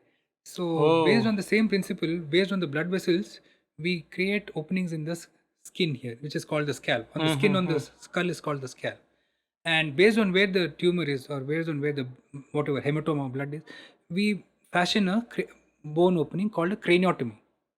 So earlier I told you they used to use this saw, but now it is advanced. We have drills which will rotate at a very high rate, 75,000 RPM, and they create a opening, and For then all four. with the electric or the pneumatic drill, you don't have to make 4, maybe 2 are enough. And there is a special cutter which will cut only on the bone above the dura, and then you connect all around. At that precision. Yeah, and you remove that part, and after that you open the covering of the brain, that is the dura mater. Brain is totally painless. No sense organs there, No right? sense of pain, Right. no sense of touch on the brain. That's can touch the interesting brain. part, right? That's how you can do awake surgeries. Like you asked me, awake surgeries. You give a little anesthesia till you give anesthesia on the scalp. Give so that the patient does not appreciate the pain when you are cutting the skin or opening the skin. Right. And they give little more pain of anesthesia when you are cutting the bone. Some pain will be there. And after you open the dura, totally planeless, then you reduce, the anesthetist will reduce the plane of the anesthesia. And what we say, the patient becomes more light, patient becomes awake. This kind of surgery is very important when you're operating on, as I told you, on these eloquent areas. Like when you're operating in very area, Calculations. calculation, speech area, hand movement area, vision area, speech understanding area. Suppose you try to remove it, you're too aggressive to try to remove the tumor. You may cause more damage because that person can have paralysis or weakness on the other side. So when the person is awake, one a neurologist or neurosurgeon can talk to that person and say, move your hand. Oh, right. And I've seen pictures where patient has playing guitar, right? Yes. And then moving surgery, which brain is activated. Or People have been writing, playing the guitar, Right, playing the flute. When suddenly he That's a feels, wonderful. when the patient is weak, or suddenly speech becomes little, when he says he's a Clinton, then you know you're near the, so you have to stop. You can't go beyond that. Okay, Because you have to weigh the risks and benefits. Risk of removing that lesion and giving him lot of weakness, deficits, Is it worth it? is it worth it? And you have to balance everything and then do the surgery. Oh, again, there is decision, right? Yeah. You open it delicately and then you do the thing, find out where the tumor is, then see, and then make a quick decision. It has to be quick, right? Decision, or you can wait. You can wait. Most of the neurosurgeries go for a minimum of 4 to 5 hours. Oh my God, standing 4 to 5 hours. No, it's all advanced now. You have special chairs. Exoskeletons. Yeah, you can sit on the chair. As I told you, you have armrest. You have tables heights which can be adjusted. You have chairs which can be adjusted forward, backward. You can rest your arms. You can be totally relaxed so that your muscles, your concentration is good. And you have, as I told you, neuronavigation, which will like the GPS guide you where to go. And you have machines like certain areas, deep areas like brainstem or thalamus, which controls a lot of our involuntary sensations, movements. You can't remove structures from there because it can cause damage, and it's very deep also. Getting there itself can cause a lot of damage. Then using something called this neuronavigation, and using a frame called a stereotaxic frame, you can pinpoint where you're going and just take a biopsy and come out with a needle. Wow. Okay, the needle is fixed to a special device, and using the same coordinates of this GPS I told you, you make an opening only in one area, go there, take the tumor, come out just by a small opening. And tumor would be, you would have an estimation on the size of the tumor. Based on before that. And how big are the tumors? What is the range we can It expect? can be anything. It can be anything from half a centimeter to about 7-8 centimeters. Oh, anything. 7-8 centimeters. Tumors which are very close to eloquent areas, you tend to pick up earlier because they can cause weakness. They can cause Speech paralysis. problems. They can cause vision problems. They can cause fits because the brain works on the principle of electricity, conduction of electricity. And whenever a lesion or something is a bleed or lesion is sitting there or tumor is sitting there, it's like a short circuit. And any short circuit in the brain comes like a fits. Wow. Seizure. So seizure also is probably a symptom of Brain tumor. brain tumor. So those are the surgical procedures. So when do you decide surgery or chemotherapy or radiation? Radiation is given after the surgery, right? When you have to expose that body part to the. Yes, most of the tumors, you have to take a biopsy, get a histopathological diagnosis, and only then what we give, For biopsy, you have to cut open the skull only, cut right? open the skull or use this Needle. Okay. neuronavigation stereotactic needle. You can also remove tumors in the ventricles using an endoscope. Mm-hmm. Same. Ventricles means The fluid filled, right. Okay. fluid filled chambers in the brain. Okay. In the center of the brain, you have this fluid filled But chamber. you need a small opening to You get need into. a small opening here, go into the ventricle, and using the endoscope, and then you take the tumor out. So you can get to know the location of the tumor based on the MRI, MRI. Okay. and you can also use neuronavigation. So when do you decide radiation treatment or chemotherapy?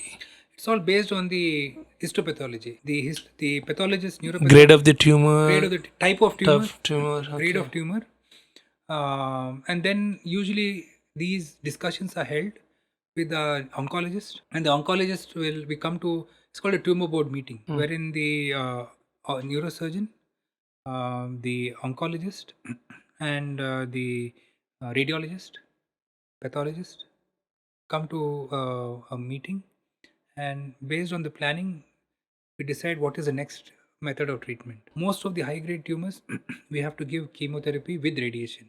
If low grade tumors are left because of the location, you cannot remove everything, because of the chance of having deficits or weakness, then if it is a large part which is left, we give radiation therapy for them. How would radiation get into that? It is all focused radiation. Oh, very fine. It is done using by the radiotherapist. They have special devices which will focus the radiation on that tumor bed. Laser or gamma rays? No, these are all different types of rays. X-rays, gamma rays. Wow. Okay. So they will get into the. Yeah, they're all skull, focused through focused the skin, very- through the skull, into that area. So present day it's much easier than the It's much safer. safer. Like when I was training, drills were used only by the consultants or the specialists. Now it is so advanced that during residency, during the training, all the students are exposed to how to use the drill. Usage of drill, usage of these devices, neuronavigation, usage of the stereotactic frame, and intraoperative what we use called neuromonitoring. We can stimulate the brain while we are operating. We can analyze the function of the brain based on where we are by giving a small electric current and seeing if you are in the hand area, it will. Oh wow! Wow. Okay. We have a small device called Shock to stimulating the brain. electrode. Yeah, Okay. Stimulating yeah. electrode. Give very low current, 1-2 millivolts. That will stimulate the brain, and based on where it can stimulate, it's on the hand area, lip, then face, eye. So that stimulating area would be close to the tumor area. If it is close to the tumor, okay, You know, here you have okay. to be careful. So what is the common location for the tumor in the brain? Is it inside the brain? Is it most is outside the brain? Right? Most of them are outside. Meningiomas are most common. They are benign tumors. Benign tumors, they are outside the brain. They could be anywhere in this part called convexity or on the side. But the other tumors, what we call the intraaxial tumors, which are inside the brain, they can occur in any part, but mostly they will be either in the frontal part or in the temporal part. So how do you remove them? There are various areas of how we go inside.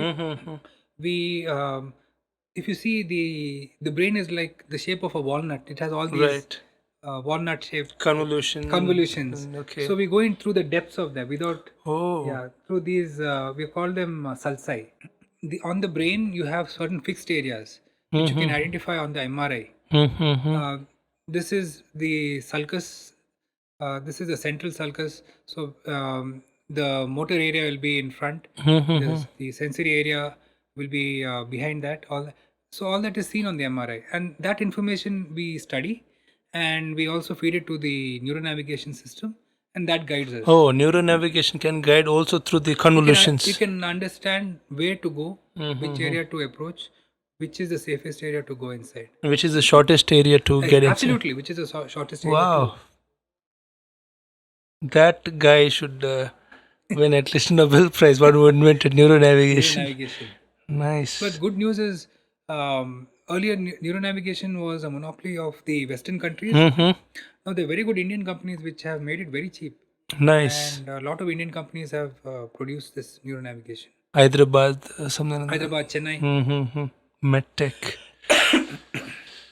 In your years of experience, is there one tumor case that has stayed with you for what it taught you about hope, risk, and failure?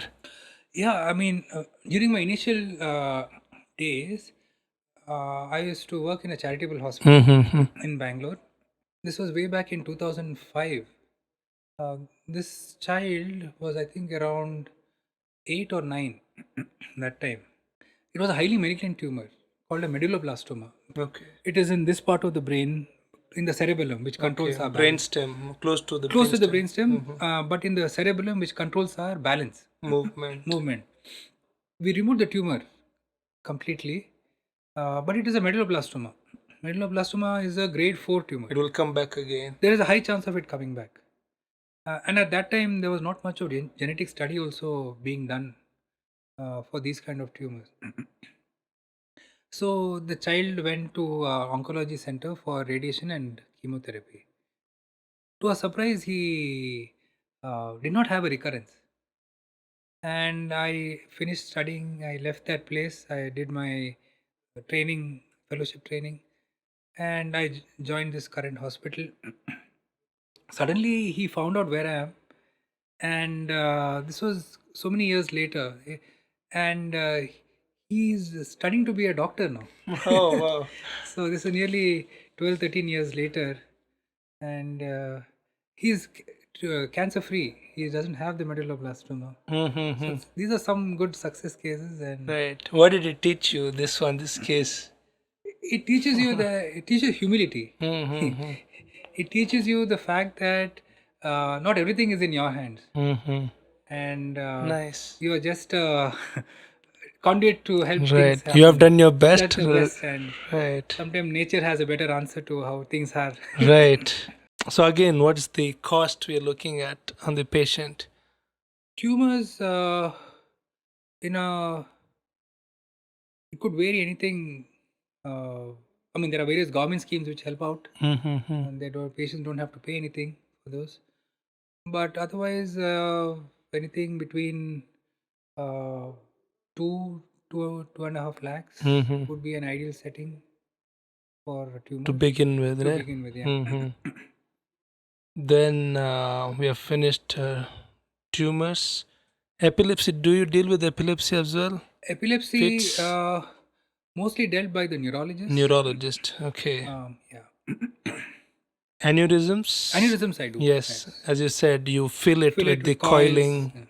or clipping. Right. So, is there a how is that exactly caused? Like, what causes aneurysm? Aneurysms Like are weakest point in weakest the points in the blood vessels. Predisposing factors are usually hypertension. hypertension. Hypertension. Okay.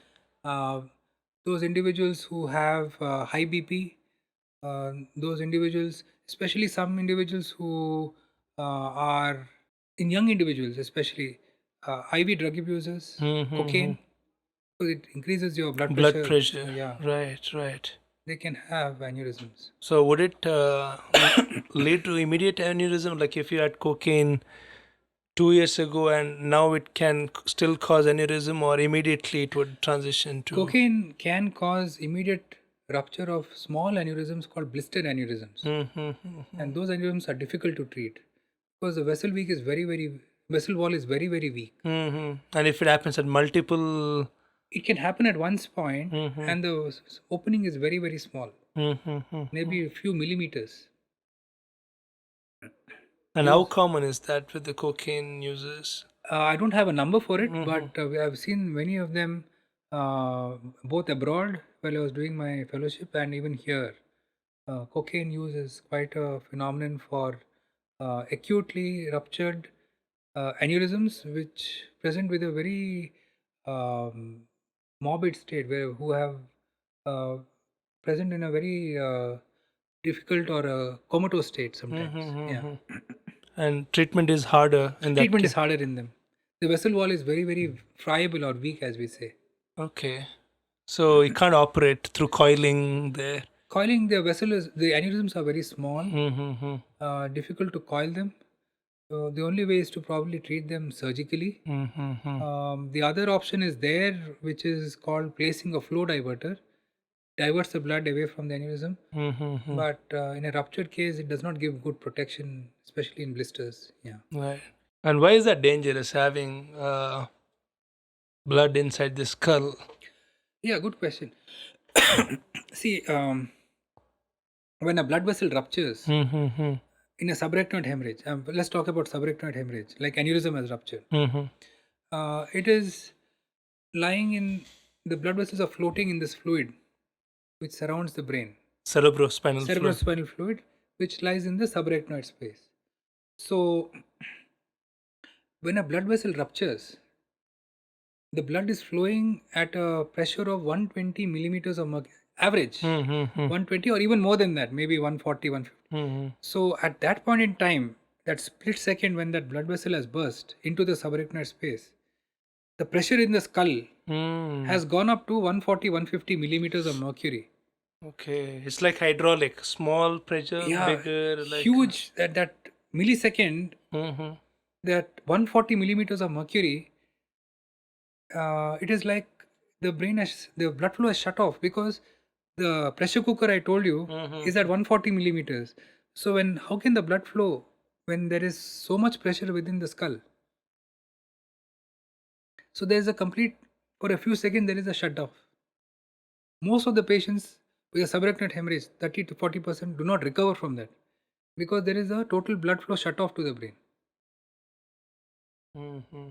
For those who recover after the sudden this one, that for some reason maybe some clot has formed, the blood vessel has healed partly on its own, so the brain pressure has suddenly normalized, Mm-hmm. and they recover to some extent and come to the hospital, or the relatives bring them to the hospital.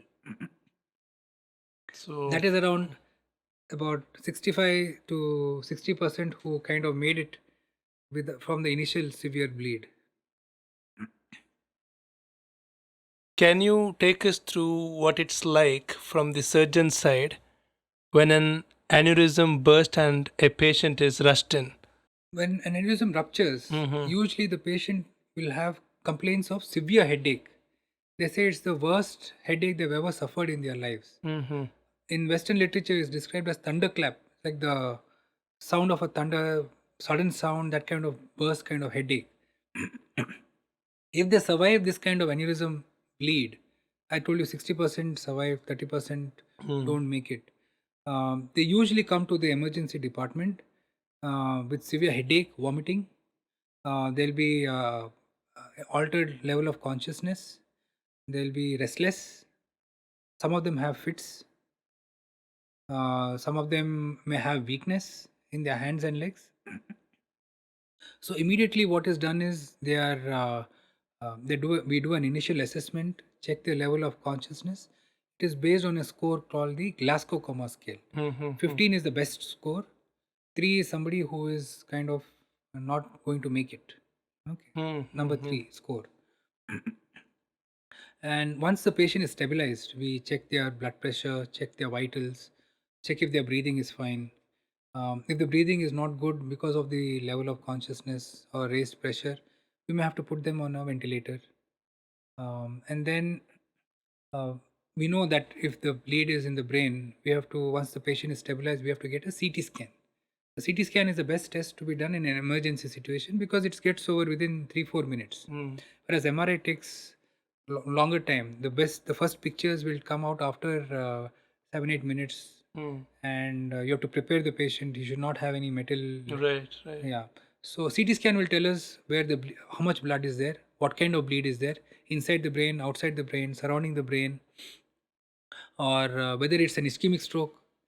Sometimes a patient with ischemic stroke also can present like this because blood supply suddenly right, cut off. right. So that's what is done. And after that, suppose we know it's a subrectal hemorrhage, we do something called a CT angiogram. Mm-hmm. In the CT machine itself, we give a dye through the vein and it studies the blood vessels of the brain. And in up to 95% of cases, we come to know where that aneurysm is. Mm-hmm. So we have a very rough idea where the aneurysm is. Next decision is whether to operate or coil. Mm. So that decision is done by the neurosurgeon. As I told you, you have aneurysms in different locations. Aneurysms which can be easily coiled, you take them to the cath lab and you coil under DSA. Aneurysms which are more amenable to surgery, like I told you, distal aneurysms, middle cerebral artery aneurysms, or anterior communicating, the different locations, anterior communicating aneurysms. Those we have to take to operation theater immediately, open the skull, and go to where the aneurysm is, and then we put a clip to secure the aneurysm. Mm. So this whole process happened within 4 hours from patient coming to the hospital to getting clipped. In a daytime, yes, Hmm. but maybe evening hours, night hours, it takes a little longer Mm-hmm. to kind of mobilize. But the first thing is to secure it as much as possible within a day Mm-hmm. of the aneurysm rupture causing subarachnoid hemorrhage. Hmm. Is there any other condition? We covered main three neurosurgeons deal with: brain tumor, aneurysms, and stroke. Any other brain conditions that is pretty common?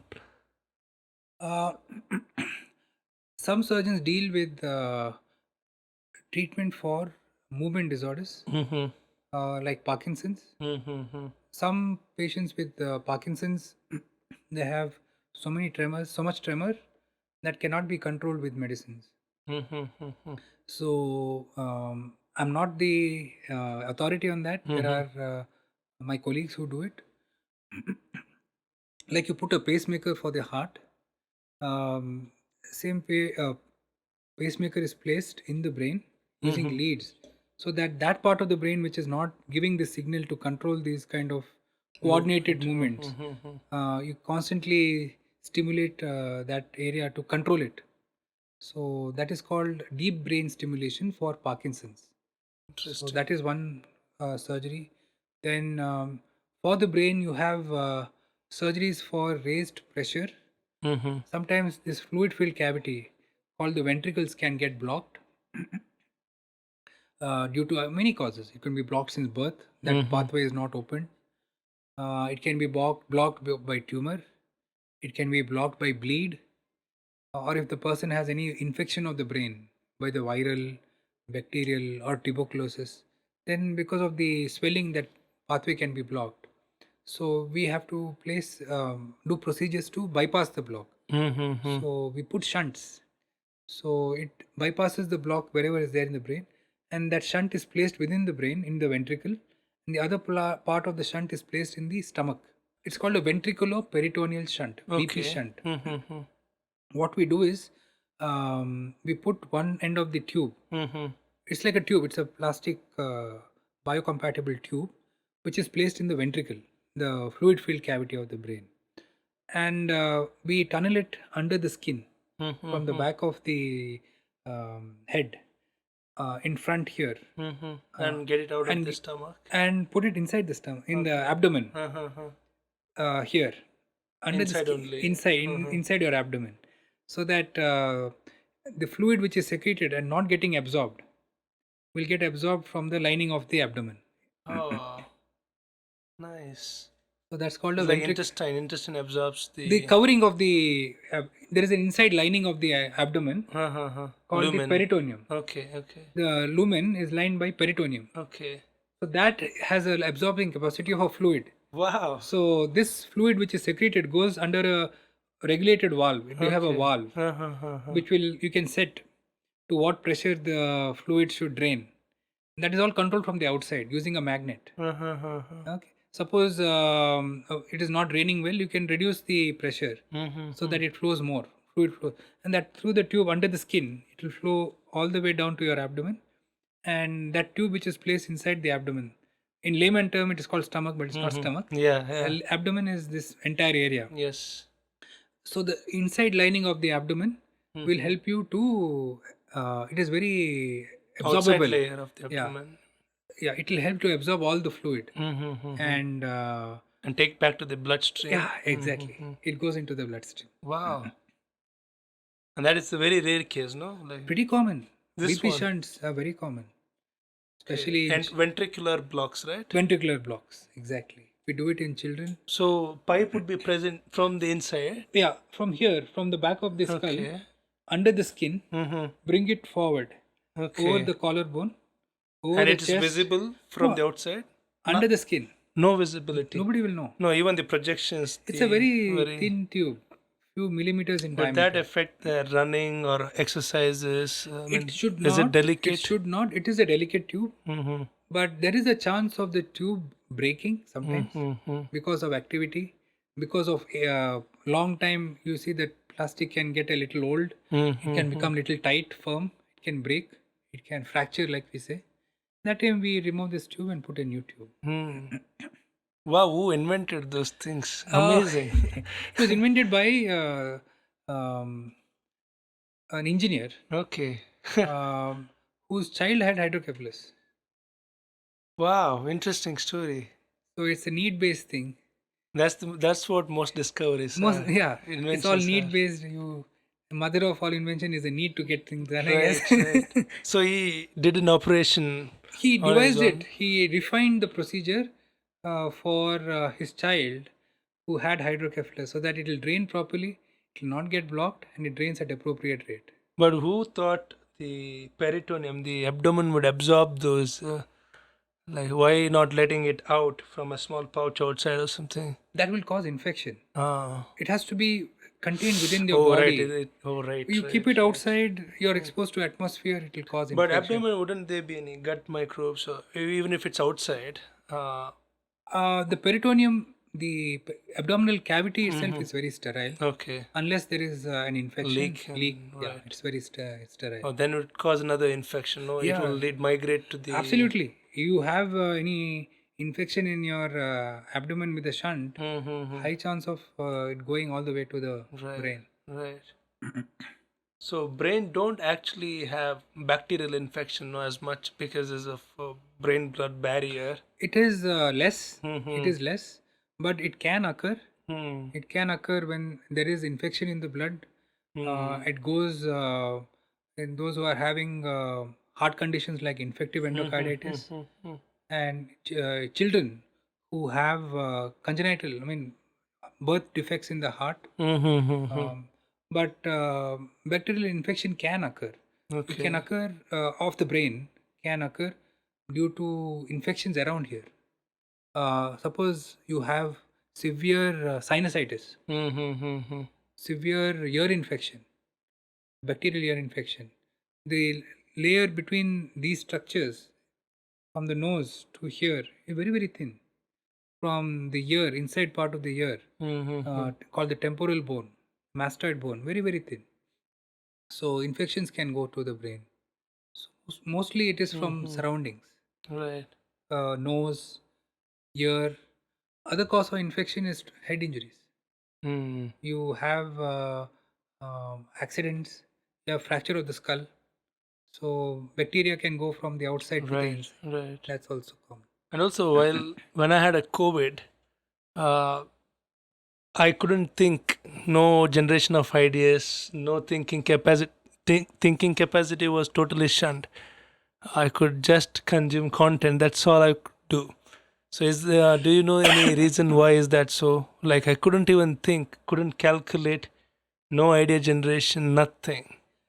What I Couldn't even make any decisions. A lot of individuals have something called brain fog, and that time, and a lot of individuals who have recovered from COVID have developed features of long COVID. It is basically due to the inflammation of the nerves and the covering of the nerves caused by and the inflammatory reaction caused by the viral infection on the various neurons which have caused it.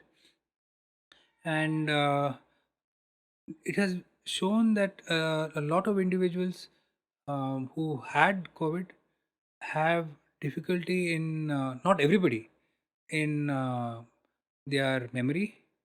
Some have been having insomnia, headaches, chronic headaches, irritability, and little bit of cognitive decline in patients who have had these phenomenon of COVID going for a long period of time, basically caused by the Inflammation of the blood vessels in the brain. blood vessels and the Nerves. Oh, it affected the It nerves as affected well. the covering of the nerves. Yes. So virus could get inside the neurons as yes. well. It could not get inside the neurons, but the inflammatory reaction. Mm-hmm. Every whenever we have an infection, whether it is bacterial, viral, fungal, a body has a defense mechanism.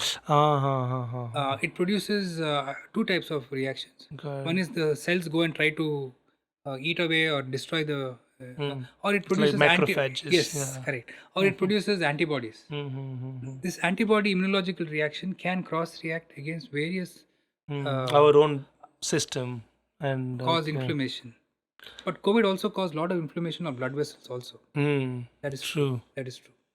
And among stroke, tumor, and aneurysm, which one do you feel we still don't know well enough? Is the mysteries? I mean, are there any mysteries in this, or everything is closed? I would say the genetics of tumors, Mm-hmm. why tumors occur in some, why not, why some people are suddenly develop these brain tumors. That is still need to be studied. Do we know the genetic location of where that code for tumor is present in the DNA? There are some promoter areas which can give rise to tumors, especially in those who are having something called neurocutaneous syndromes, like individuals who have tumors with neurofibromas. You would have seen a lot of potato-like swellings in some individuals everywhere. These individuals have changes in chromosomes 17, 21. Then there are other various tumors which are there, which are genetically linked to So various. if I have my DNA information, I can get to know what is my probability of getting this tumor. There is, yes. There is a yes. system like There is that. a system, yes. Nice.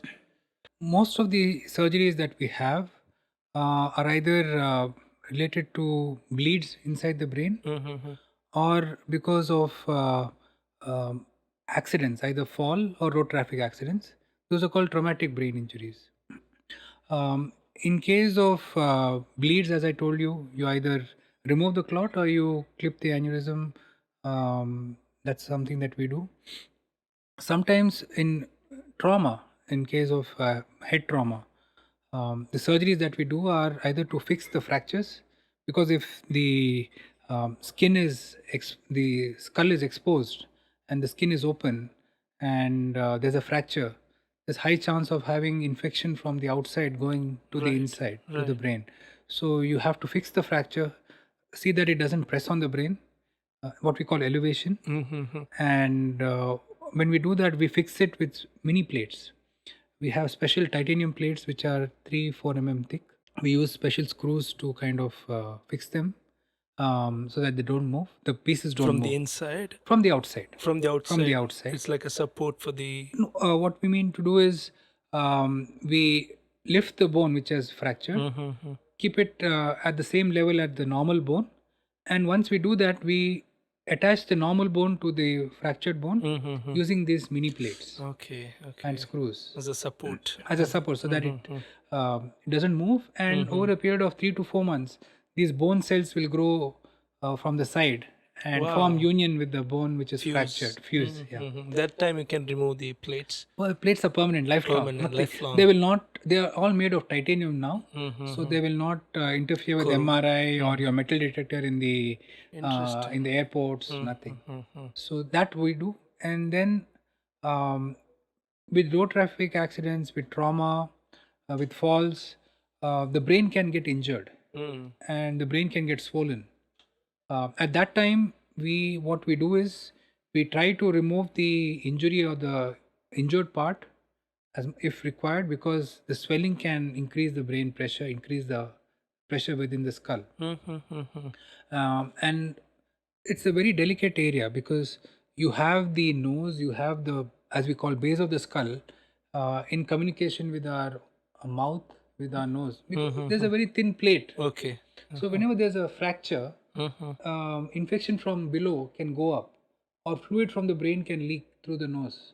So we may have to kind of Seal that. seal that area with the special what we call fibrin glue. We layer a lot of tissue from the covering on the bone called the pericranium, like a carpet, and then we put this glue to seal it so that there's no communication or leak.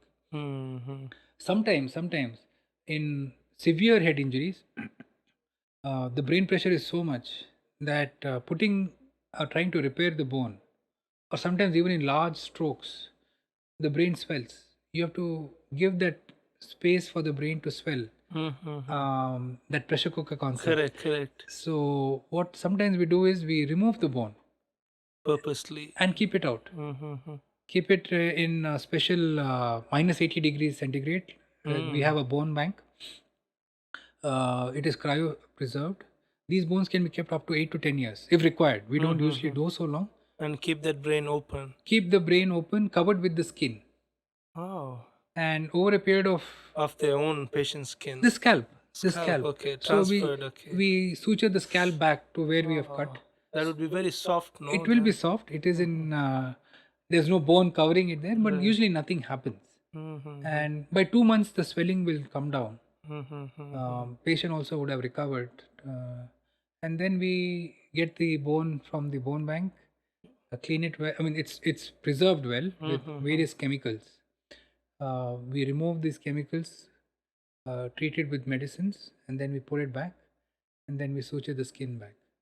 Nice. So trauma, bleeds, tumors. Tumors. These are the most common surgeries we do on the skull. And accidents. They said brain would be prone to infection from the atmosphere. So what if the outside dust or outside things have gone inside the opening? So what to do in that case? Like, how do you clean it up? Very nice question. Thank you. What happens is mud has so many different microbes. Right. It could be bacterial, it could be fungal. Most of the microbes which are there on the road are anaerobic. They are a lot of bacteria are from the gut, and they can contaminate it. They are gram negative. So what we have to do is we remove all these, we call them foreign bodies, these particles which are there, mud, pieces of bone, or which are cannot be placed back, wood particles. Then we clean the area with saline first. Normal saline is nothing but Inside salt the solution. brain? Yeah, on the brain.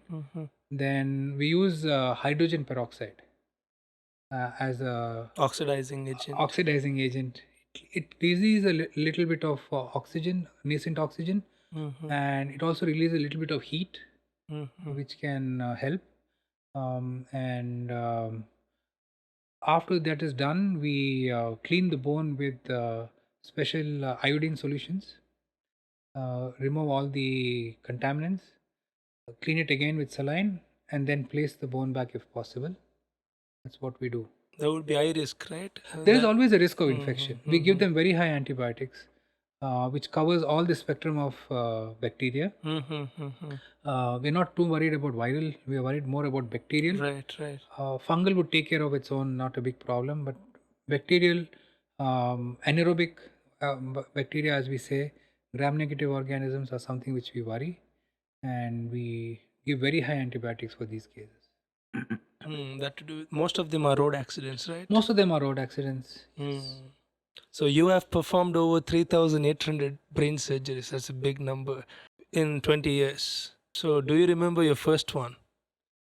You, yeah, I mean, when you pass out and when you do stuff independently, Mm-hmm. my first surgery was a ventricular peritoneal shunt. Mm. You, as soon as you're out of the The same thing with the pipe and with the the pipe, peritoneum. yeah, Wow, you yeah. went with that surgery. Yeah, Okay. it's a relatively simple surgery to Mm-hmm. perform as a junior, and these are the kind of surgeries you get to do as when you start off as a qualified neurosurgeon. Mm-hmm. And yeah, I mean, that was kind of the first surgery that I did. It was a patient with hydrocephalus, Mm-hmm. and I had to place a ventricular peritoneal shunt. And then you graduate, your seniors, your boss would see how you perform, and then you would graduate to do more complex surgeries. You would probably do small tumors, meningiomas.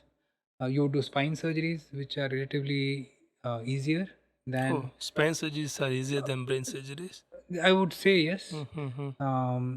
And then you would try and after that do surgeries which are more deeper, which are more complex, which are larger tumors, and finally probably you will end up doing aneurysm surgeries. Mm-hmm.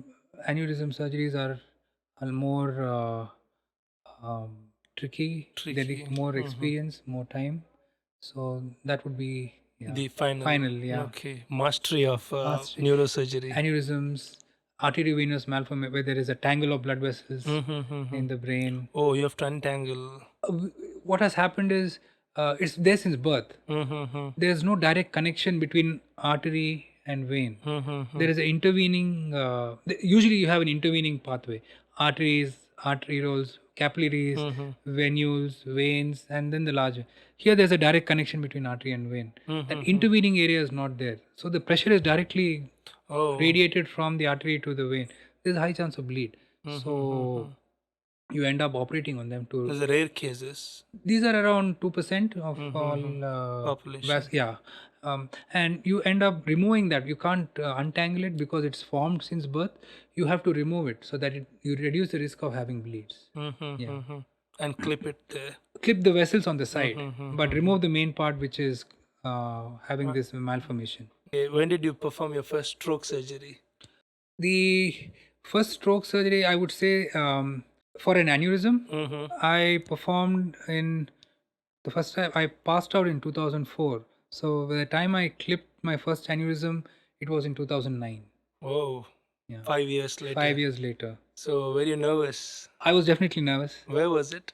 It was the location of the Yeah, yeah. it was an aneurysm in a location called the posterior No, communicate in Bangalore in only. Bangalore only. Okay, Yes, it was in okay, Bangalore. Yeah, okay. yeah. So was it successful? It was successful. It So turned what out did you fine. do after that surgery? I did. I first thing I did, I called my parents. Okay.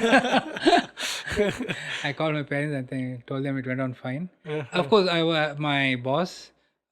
He didn't scrub. He didn't scrub with me for the case. He was waiting on it from the outside, Mhm. and he's a good inspiration to me. His name was Dr. A.S. Hegde, and his name is Dr. A.S. Hegde, and he really helped me with my vascular surgery. So you were alone that day, I was like alone that day. to Yeah, performing that yeah. surgery. Wow. uh, is the person you are outside the OR different from the one inside?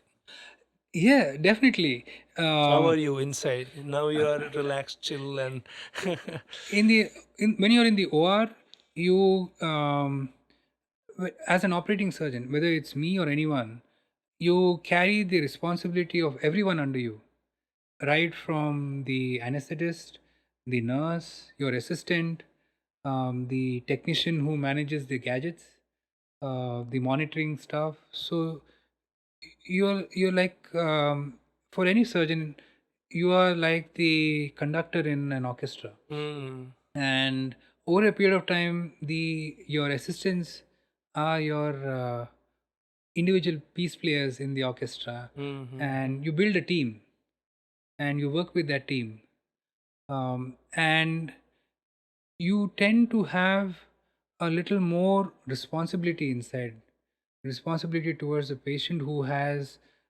given his spine or his brain to you, His own his own personality. personality to you, and Hmm. his outcome depends on how you go about it. That puts extra Extra pressure. pressure, Hmm. especially in fields like neurosurgery and cardiac surgery, it's more. And you tend to be a different person. You tend to be more cautious. You play the surgery in your mind before you go in. You have a plan, you have a backup plan if something happens during surgery. And you are, I won't say you are nervous, but you are cognizant of your surgeons, your surgery, you're cognizant of your people around you, and you have to anticipate everything that you have to do and what they are doing so that everything goes on fine. And that kind of keeps you very soft. You don't tend to talk much. Many surgeons play music, but I don't do that because it Interesting. upsets your concentration. Hmm. And you have to maintain a level of seriousness while you're operating, because it's a human tendency that you, the more free or more casual you are with it, the people around you also tend Right. to Take it lightly. take it lightly, loosen their guard. So, some sense of seriousness, some sense of authority is definitely required to keep everything in place so that you finish your orchestra and the symphony in one piece Right. and the patient has a good outcome. So, what decision making frameworks or mental checklist do you use when planning high risk or rare surgeries? One way of looking at it is to go through the imaging, CT go scans. through the CT scan, Mm. go through the MRIs. What I like to do is I draw the, suppose it's a vascular case, aneurysm case. I draw the pictures of the angiogram Mm. uh, On a sheet of on a paper. sheet of paper. How Uh, it helps? it helps to give you a perspective of how everything is located in the blood vessel in relation to the normal brain. Mm-hmm. Um, and you play on these pictures in your mind, or you go through these various. If you have an angiogram, you can rotate the images using the software that we have. Suppose you have a tumor, you can rotate it in various directions once you feed it to the computer, and using that you analyze and see which is the best approach, Mm-hmm. which is the safest, the shortest approach to where you want to go. And at the same time, what I always do is, suppose it's a rare case, suppose it's a difficult case which we don't handle very often, I usually play videos of previous surgeries Mm-hmm. which are similar surgeries. Uh, and so you kind of replay or refresh your mind on how things are and how things should go. So I usually study the images, go through or try to draw these images and replay videos of similar cases, because when you operate under the microscope, everything is recorded. And like you edit your presentations, your casts, podcasts, we edit our videos, operative videos, Mm-hmm. keep what is real, because operations go on for 5 6 hours, you can't store everything. So we edit the operative videos which is recorded on the microscope under HD. Now everything is under HD, and you have special recording systems which can record in 3D, and Mm. you can watch the video in 3D as a post process. Mm-hmm. Um, It's like a confocal microscope. yeah, there's a software which can record, Mm-hmm. and it's very good in conferences and very good when you're teaching your residents. They can view it in 3D, and you have a good depth perception of how things are. Right, right. So we edit our software and edit our videos, and Mm-hmm. then I usually play these rare procedures that we do, aneurysms. Mm-hmm. Um, there are So certain other. wouldn't there be a delay? Like how long would it, like that drawing thing, and is it always the case where you have to draw, or sometimes the case of emergency where this time is very limited, you have to get into the surgery, right? There's no time for drawing. For trauma, especially for bleeds like extradural hematomas, acute subdural hematomas, you just look at the scan and go in. But when you have to plan surgeries like aneurysms, arteriovenous malformations, vascular supply to the spine, vascular lesions of the spine, tumors in deep-seated locations, then you have time It's to better to plan and plan go. and go in. Either you go through your imaging, feed it to the computer, look at it in 3D, draw your own picture, look at the DSA that you have done for these vascular problems. Now with the DSAs which we do for the brain supply, blood supply, we have a vascular 3D.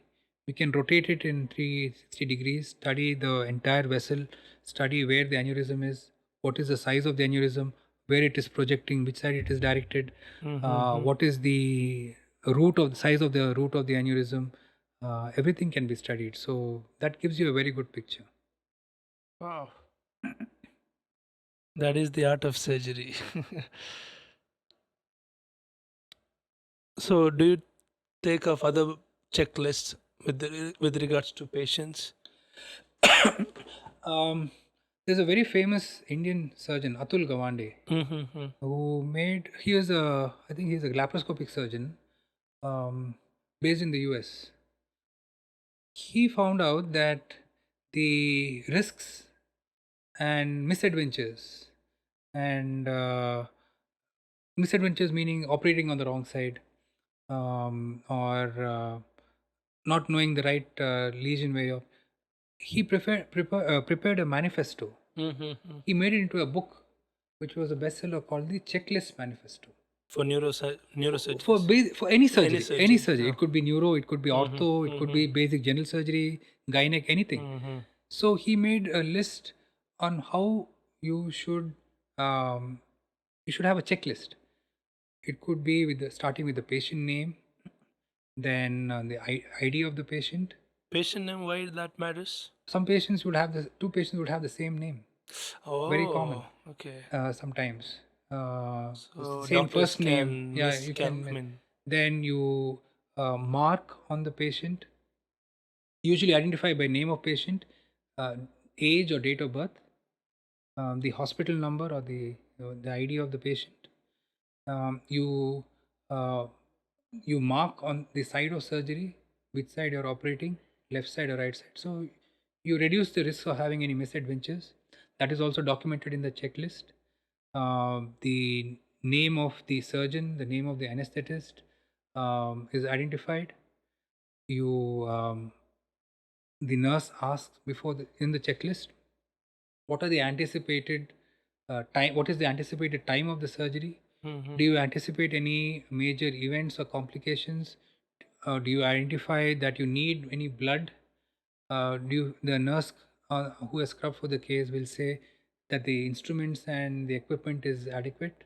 So you lessen the risk of having any miscalculated event or an unforced error while you're operating. So that most of the hospitals, including us, we all follow it, and basically it's try to reduce the risk of having any miscalculation, misadventure.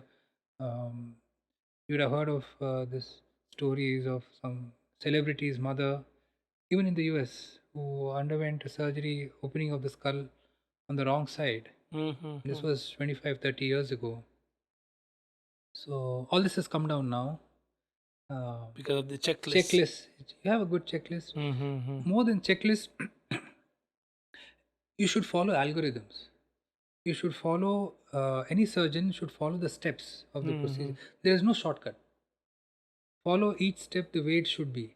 So there are algorithms for neurosurgery as well. There's a way of doing it. There is a particular way of opening the scalp or the skin on the head, so that you preserve the blood supply, so that the wound healing is better.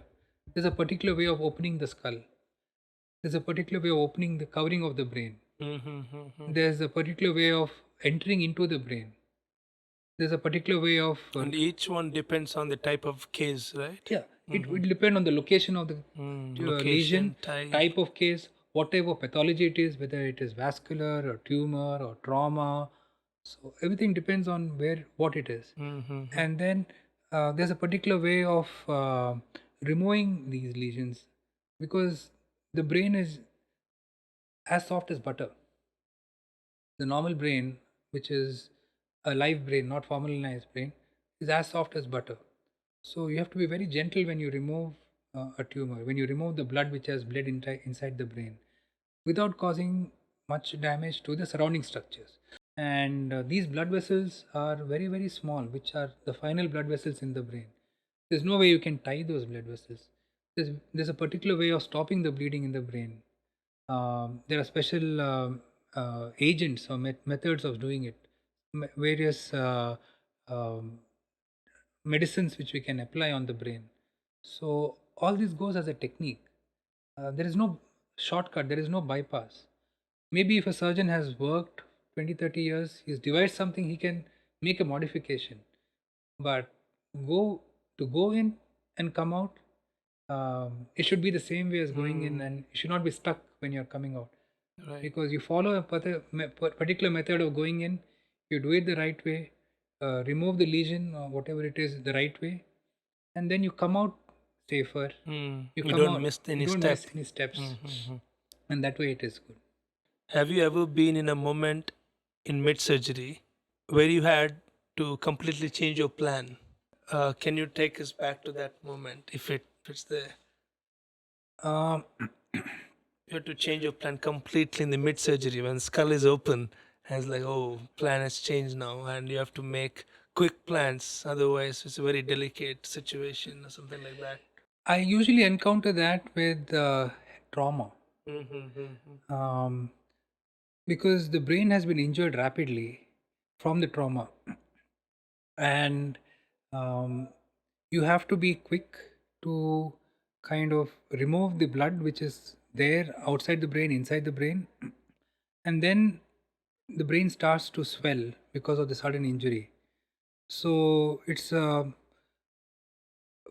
quick decision on how fast you can kind of come out from the situation, whether you can put the bone, whether you can kind of wait to remove more blood or more injured brain, versus how fast you can come and close. Because in an acute subdural, like there's a severe injury to the skull in a short period of time, there is hardly time for you to kind of be slow in kind of being meticulous with everything. You have to remove the blood, give as much time and space. You have to do a huge opening.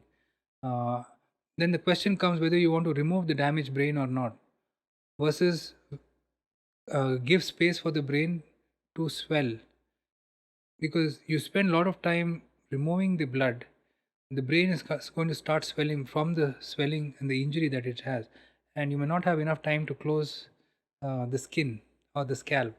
So their speed is of much importance, and every second you keep on changing your plan, see how much of the bleeding you can control, and then it's a race between um, trying to get as much blood as possible versus closing the skin, because these individuals have a very stormy period, acute subdurals, and the faster you are with the surgery and the more resourceful you are in trying to uh, give as much space for the brain, the better it is for them.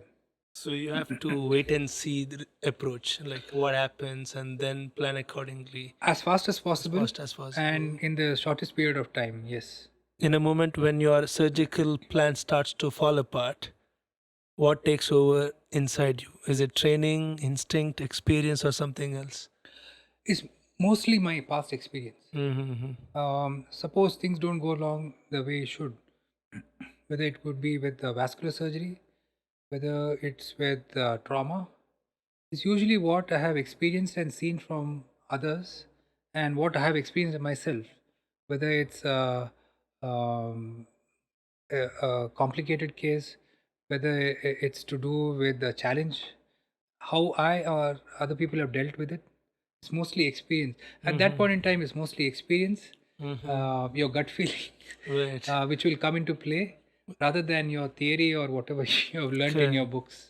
So you have to rapidly innovate, think of what you have seen, what you have done in the past, and improvise at that situation. So, do you watch your own operating videos over and over to I get do. the muscle memory or something like that I do watch a lot of videos of yourself of operating? myself. Most of them are recorded under the microscope, and I record all the angiograms and the endovascular procedures that I do on a DVD, and I have all of them with me in the cupboard there. So complicated cases, difficult cases, cases with challenges during the procedure, I kind of replay that. Wow. Yeah. Like, do you think, oh, I should have done the other way around when you see the video? Other ideas come out, okay, I should have done this other way around. That happens. That happens. That happens. That very much happens at times. Yeah. That's quite interesting. I never knew like there is videos and surgeons playing their own videos to get better at for next time and well prepared. It's very important for surgeons, whichever the specialty, if they can record their Own own videos. videos, especially when they had some problem during the surgery. Go through those videos, see what went wrong. Try to see what I can do better next time. That's very important. That's the biggest advice Because for a yeah, surgeon. because after all, we're also humans, and things can happen anytime. And it should not happen the next time. And if it happens the next time, That's how your well you fault. can Okay. how well you can manage it, and try to avoid it the next time if it does have to happen. So have you crossed over 10,000 watch hours watching your own videos? Not so, not much, as I try to walk 10,000 steps every day, but not in watch hours. Requires a lot of patience. Lot of right? patience. What is a complication you once caused or almost caused that fundamentally changed how you operate today? Is there a case like that? It would be with the clipping. Initial days, I was not doing much endovascular. I trained in endovascular only in 2015 when during my fellowships in the US. So you learned clipping in Mount Sinai? I learned clipping. I learned in India. Okay. I was trained in an institute in Trivandrum, which is a central institute, Sri Chitra, which had a high volume vascular cases. And my chairman at Satya Sai Hospital in Whitefield, Dr. A.S. Hegde, was a very accomplished vascular and aneurysm surgeon. So whatever I learned about my vascular surgery is through him. So In Sri Chitra. Sri Chitra, my professor in HOD was Dr. Bhattacharya. He was a very good vascular surgeon. And at Satya Sai, it was Dr. A.S. Hegde. He was a pioneer of neurosurgery in Bangalore. He was the one who introduced a lot of microneurosurgical techniques. He was trained in Japan himself. Interesting. And he had the good mind to kind of train everybody who worked under him with his techniques selflessly. And I owe everything to him.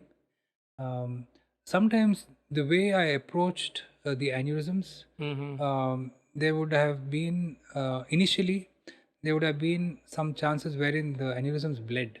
Going through the videos or applying clips on the major vessels called temporary clips to prevent any untoward event, I would say has really helped me.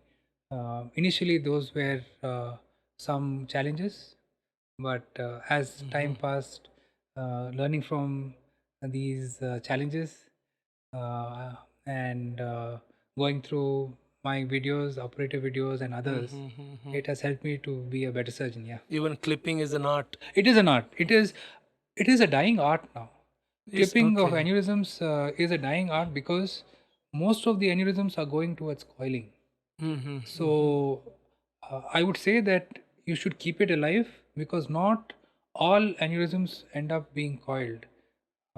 There are some aneurysms which are better clipped than coiled, and the world should not reach a stage wherein Right. you are found wanting for a neurosurgeon who cannot clip an aneurysm So because of lack you of see training. present day neurosurgeons are only equipped with the coiling, Coiling rather than is coiling clipping. is more. It's more towards coiling now. Yes. So with so many options today, like microsurgery, robotic stents, embolization, how do you avoid letting the tools dictate the treatment? Um, you should see the patient as a human rather than a commodity. That is Mm-hmm. important. First thing. There are always two or three ways of treating an illness, whether it is neurosurgical or otherwise.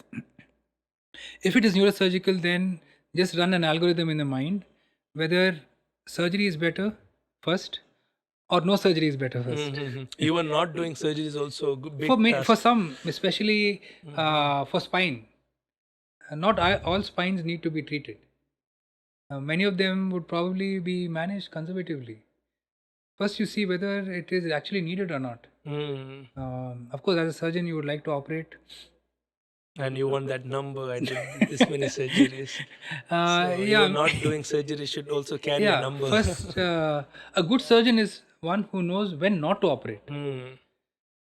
Operate only when it's required, and when it is required, find the best procedure, which is safe for the patient and has the best outcome for the patient.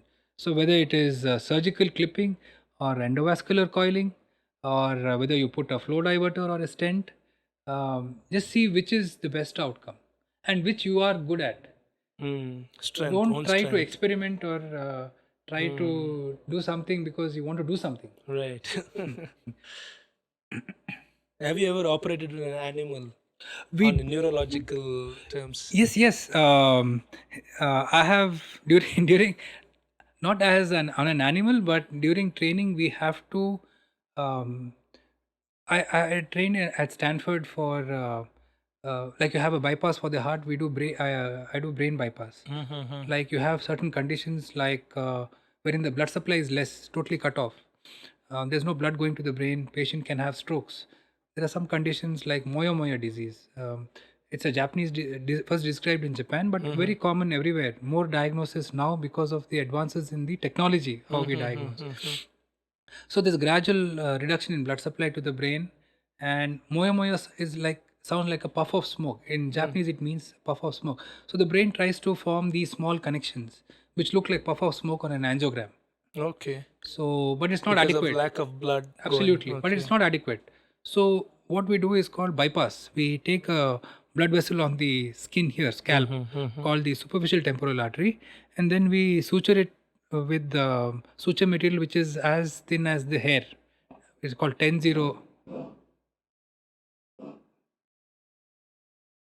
Yes. ಅದು That's the-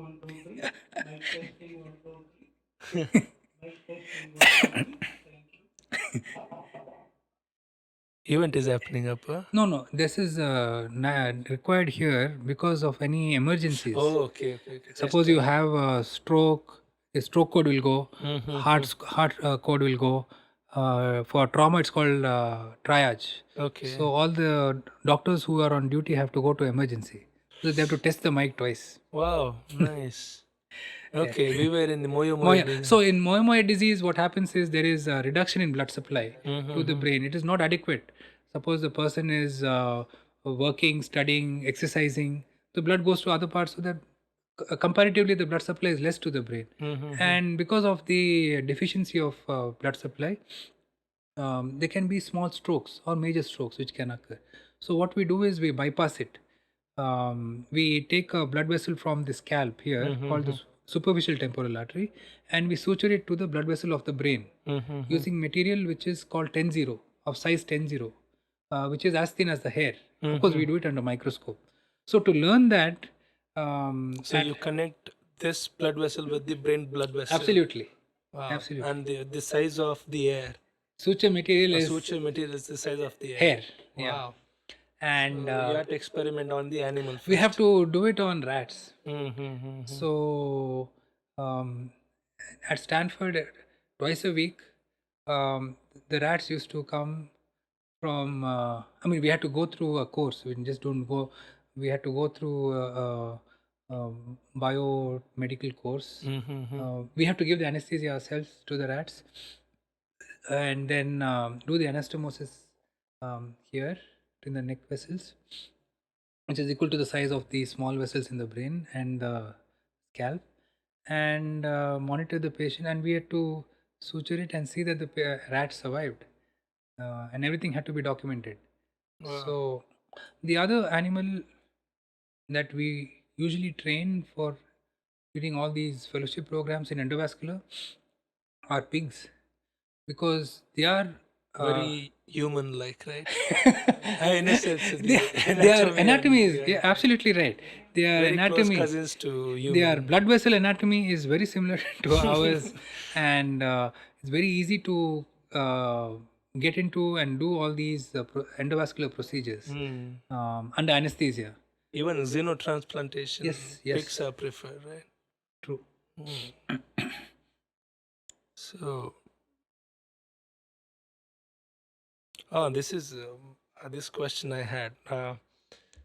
How do you evaluate the learning curve of a new surgical technique or technology and decide when you're ready for to apply it on a patient?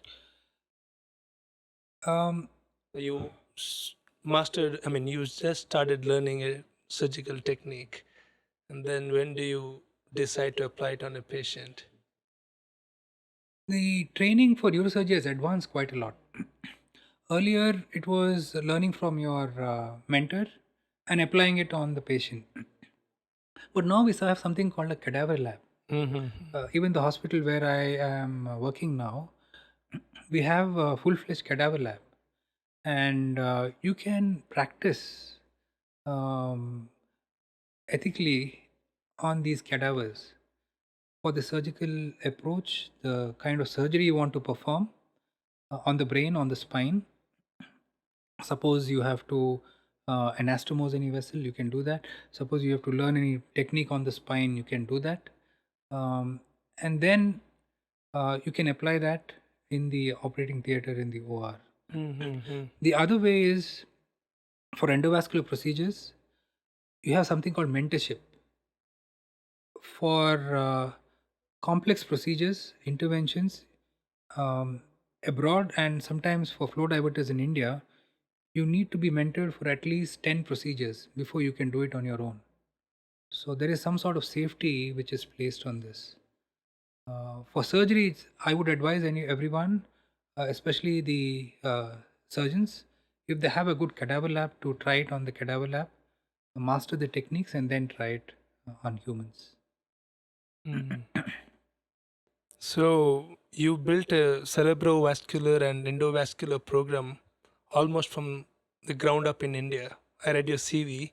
So you created these programs, at least I in this create this program locality, in this hospital in this hospital, locality. cerebrovascular and endovascular, the catheter wise. Yes, You created that here in the I set the hospital. guidelines how things should be Mhm. done, the algorithms, and the procedures and how to Wow. do about it. So what kind of cases pushed you to do that?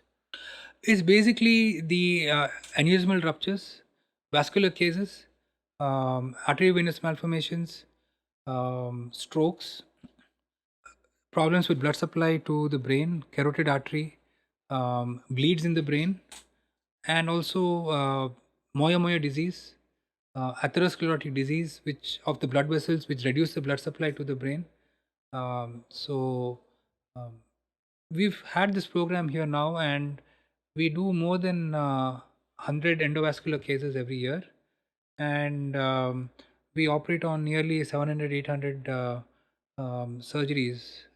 Depending on these techniques, cerebrovascular and endovascular. Not maybe cerebrovascular, we do about 100 cases, but all inclusive neurosurgery we do around 700, 800 per year Wow, as a team. that's a big number. Just because of this program you introduced Yes, to the hospital. That's a good impact. You learned that skills in the Stanford and Mount Sinai. I did. Okay. I um, wrote my licensing exams. Mm-hmm. That's called the USMLE exam. That was pretty late. I did that when I was 38 or 39. Mm-hmm. I wrote the three exams. Um, I had a very supportive family, Right. who Even came. your kids were having exam at the same time as you. My daughter was young. She was young. She was Mm-hmm. 5, I think, when we went there. But my wife was very supportive. She came along. Then I did a 1 year fellowship at Stanford for cerebrovascular, that is for aneurysms. 1 year. 1 year. Brain bypass, Mm-hmm. and arteriovenous malformations. That was 1 year. and I did a 2-year endovascular program at Mount Sinai, which is to treat all these problems with catheters endovascularly through the blood vessels. So it was a good learning experience. The technology is, they are They advanced. have, Yeah, it's yes. probably 10 years ahead of what we are. So that gave me a good grounding, and once I came back, it helped me to set up the protocols, and we followed them, and it's pretty good that way. Yeah. So how is learning uh, medical science in the US is different than here? Like how they are advanced? How in what ways they are doing much better than here? That we should, our system, education system, should learn from, or take some few concepts from there to here. Medical education in India starts very early. It starts at the age of 18. Whereas MBBS, yeah? MBBS, Okay. MBBS, correct, starts at the age of 18. Whereas in the US, they have to do a basic bachelor's degree. It could be a bachelor's degree in science, engineering, anything. So they have to do that. And then they usually enter medical school at the age of 21 or 20 or 21. When they're a little more mature. They're more mature. Um, the medical course is probably the same duration. MBBS course is more or less Syllabus is the same. same as us. But their education is more problem based. They are more trying to solve problems, rather management of problems, management of illnesses. Whereas here we pay more attention to theory. We are more pay more attention to getting the diagnosis. They are not so clinical oriented. They're not worried about this clinical sign or that clinical sign.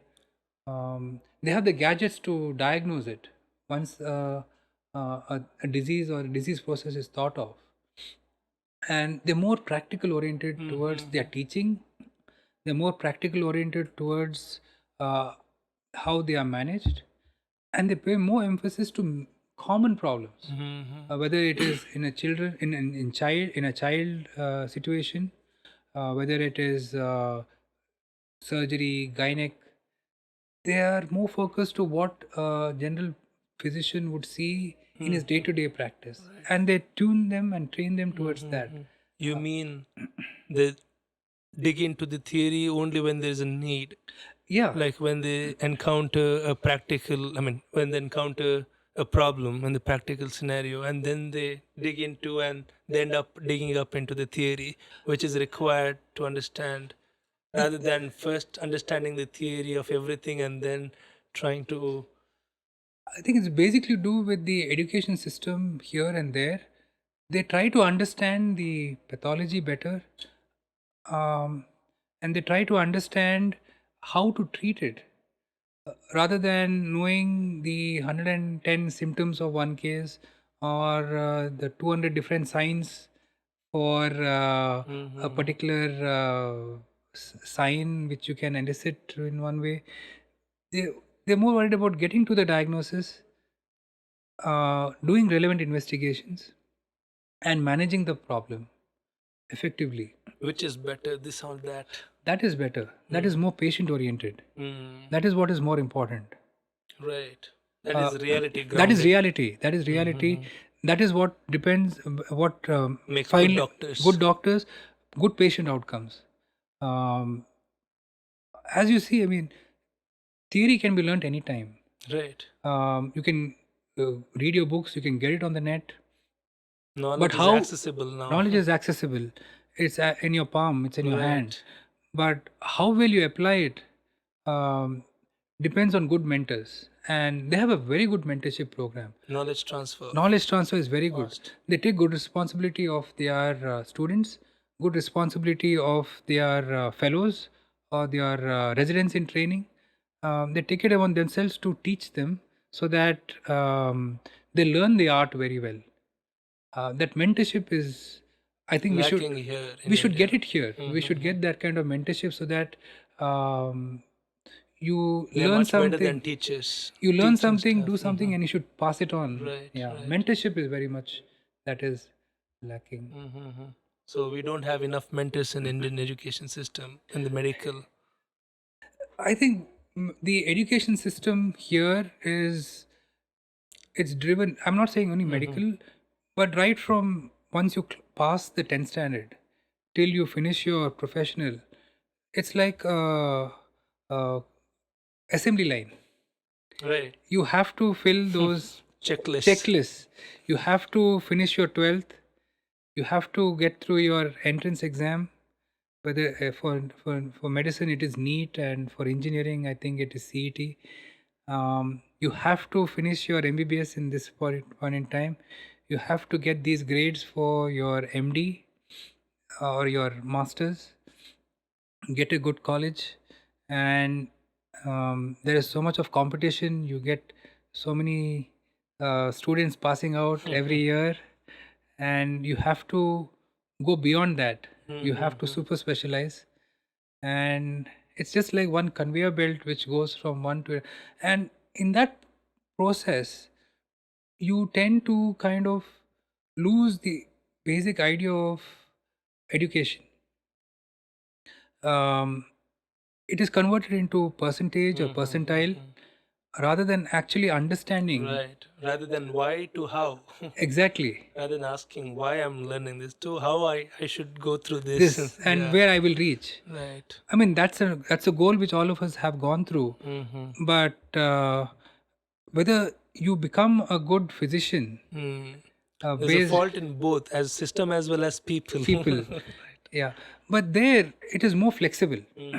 I've seen students who have taken breaks in between for research, who have taken breaks for personal reasons, or who have taken breaks to study something else and come back, because probably the competition is less, peer pressure is less there, um, chances are more, the supply demand gap Right. is, Opportunities. opportunities are better, whereas here you have to kind of finish everything in this point in time, get to the next place before someone else comes and takes Claims that that place. Right.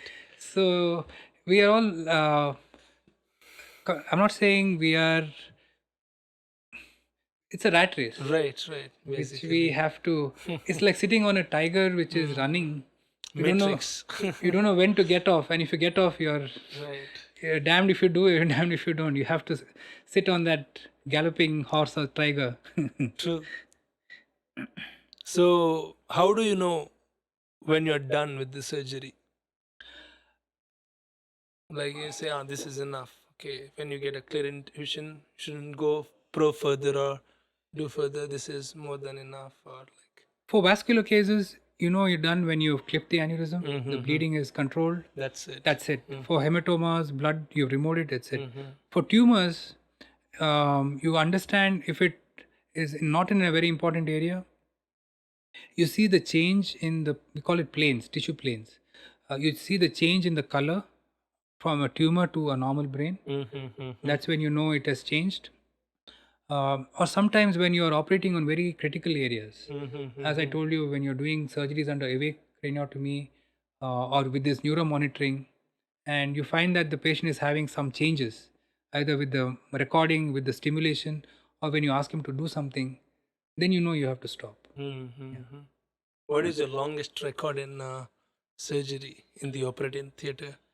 This was for a patient who had a lesion in the spine from a tumor which had spread to the spine. Okay. From the brain or from other parts? From other parts. Okay. This was from other parts which had spread to the neck, the spine in the neck. Spine, okay. So we had to remove the tumor from the bone and fix it from front. Then, since it was unstable, there was involvement of the bone behind. We had to stabilize it from front and back. With the weight, counterweight? With titanium implants, plates and screws, so that the spine is stable. That took a lot of time. That was remove tumor, balance the, take out the stabilize, bone, stabilize the bone, and then stabilize it from front and back. Back, okay. So that took you how much? How many hours? It was pretty early in my career. It took me nearly 10 hours. Wow. Standing? Standing. Standing 10 hours. Standing 10 hours. No lunch break. No. Spine, yeah, no lunch break. Spine, we have to do it in one go. Took me that much time. Was it successful? It was good. What we did was we stabilized the patient. The patient did not have any weakness. Was that your first case like that?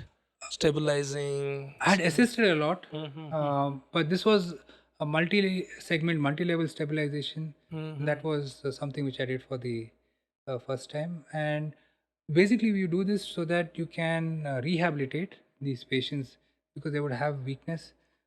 You can once it's stable. Once an unstable spine, you cannot give them physiotherapy. You suppose they sleep or they turn, it can cause more pressure on the You spinal also cord. thought of after.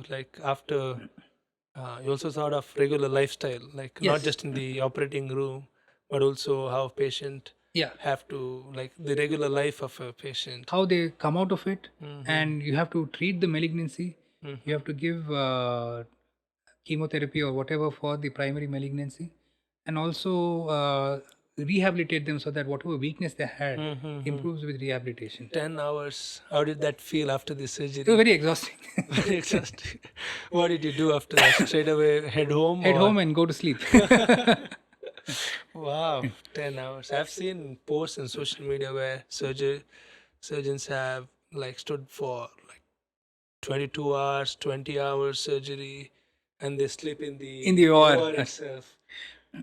Wow. Do you know such stories like story that you look up to? Wow, that neurosurgeon pulled it off like amazingly, or like OG of neurosurgeon. Like do you have any such stories? There's Like aspiration for neurosurgeons. there's a movie which has come. I think it's a Ben Carson story. A real story. Real story. Cuba Gooding Jr. had acted Okay. in it. He separated two children who were joined at the skull, Oh, okay. and they shared almost similar blood supply to the brain. Some of their brain in the center was attached, um, and he did it pretty well. And he was a pioneer of this kind of surgery. Those are very rare surgeries, though, but those are inspirational surgeries. Right. Yeah. 1 in million, 1 in billions. Yeah, some I would such say cases, that. right? Yeah, separating children who were joined together since Wow. birth at And their making skull them separate. separate. And they shared a blood vessel, no? They share because they are joined in the center. But how did he pull it off, like having separate blood vessels? He separated them and then he reformed blood vessels using special veins from other parts of the body Wow. as like a He connected conduit. with the He suture connected. again. Oh, there are redundant veins or something that you can take it from anywhere from your body and. There are veins in your feet, Mm-hmm. and there are some arteries also which you can use for these kind of conduits. Yeah, Wow. Was that his first surgery like that? And he had. I'm not sure about that, but I think he went through a lot of trials, planning, and all before he did that. wow. That's an aspiration for Yeah, neurosurgeons. that to do something innovative, which nobody has done before, would be a challenge. Push the and boundary. Push the boundaries, yes. Right. Like Baumgartner, Right. the Red Bull thing, Right. going right. to the edge of Speed space. Speed of sound. Yeah. Wow. So when you're fixing someone's brain, are you ever afraid of changing who they are? They would not change much as a person, but we are all, as neurosurgeons, we are mostly worried that they don't develop any deficits, as we say. It could be with weakness, it could be with paralysis, it could be with their speech, it could be with their day-to-day functioning abilities. We try and see that they don't develop these kind of Psychology is second priority, not a first priority. that would be the second Yeah. priority, but functionality is the first priority. First priority, yeah. So what separates a technically good surgeon from a great one? Technically, one would be someone who a great surgeon is one who would know his boundaries and his limits. What do you mean by boundaries and limits? He should know when to stop. There When are- not to operate. When not to operate. There are various conditions wherein you're operating in prime real estate in the brain, like very close to the pituitary gland. Hypothalamus. pituitary gland, very close to the blood vessels. There are many nerves there. You have very important structures there. You have the nerve which very close to your vision, nerve for your vision which is very close. You have the pituitary hypothalamic axis. You have the internal carotid arteries close by. You have the hypothalamus. You have all these small blood vessels feeding all these structures. So there you need to know your limits. Trying to be heroic, trying to removing everything would give a lot of deficits, a lot of problems to these children and young adults. So a good surgeon is someone who knows his boundaries, knows his limitations, and knows when to stop. Mm-hmm. A good surgeon, a technically sound surgeon, you can have many, but exercising the discretion on to know your boundaries and know your limitations would be a very exceptional Great well, ones.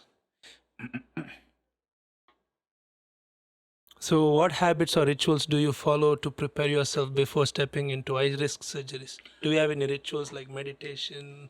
I sleep well the day before. Okay. One thing, I avoid coffee on the mornings of these Oh, surgeries why? because coffee will give you fine tremors. Oh, is it? Yeah, Uh-huh. coffee So fine. under the microscope under 30%. I thought not having coffee would give you I would tremors. rather drink tea on that day. Okay. Coffee can give you fine tremors.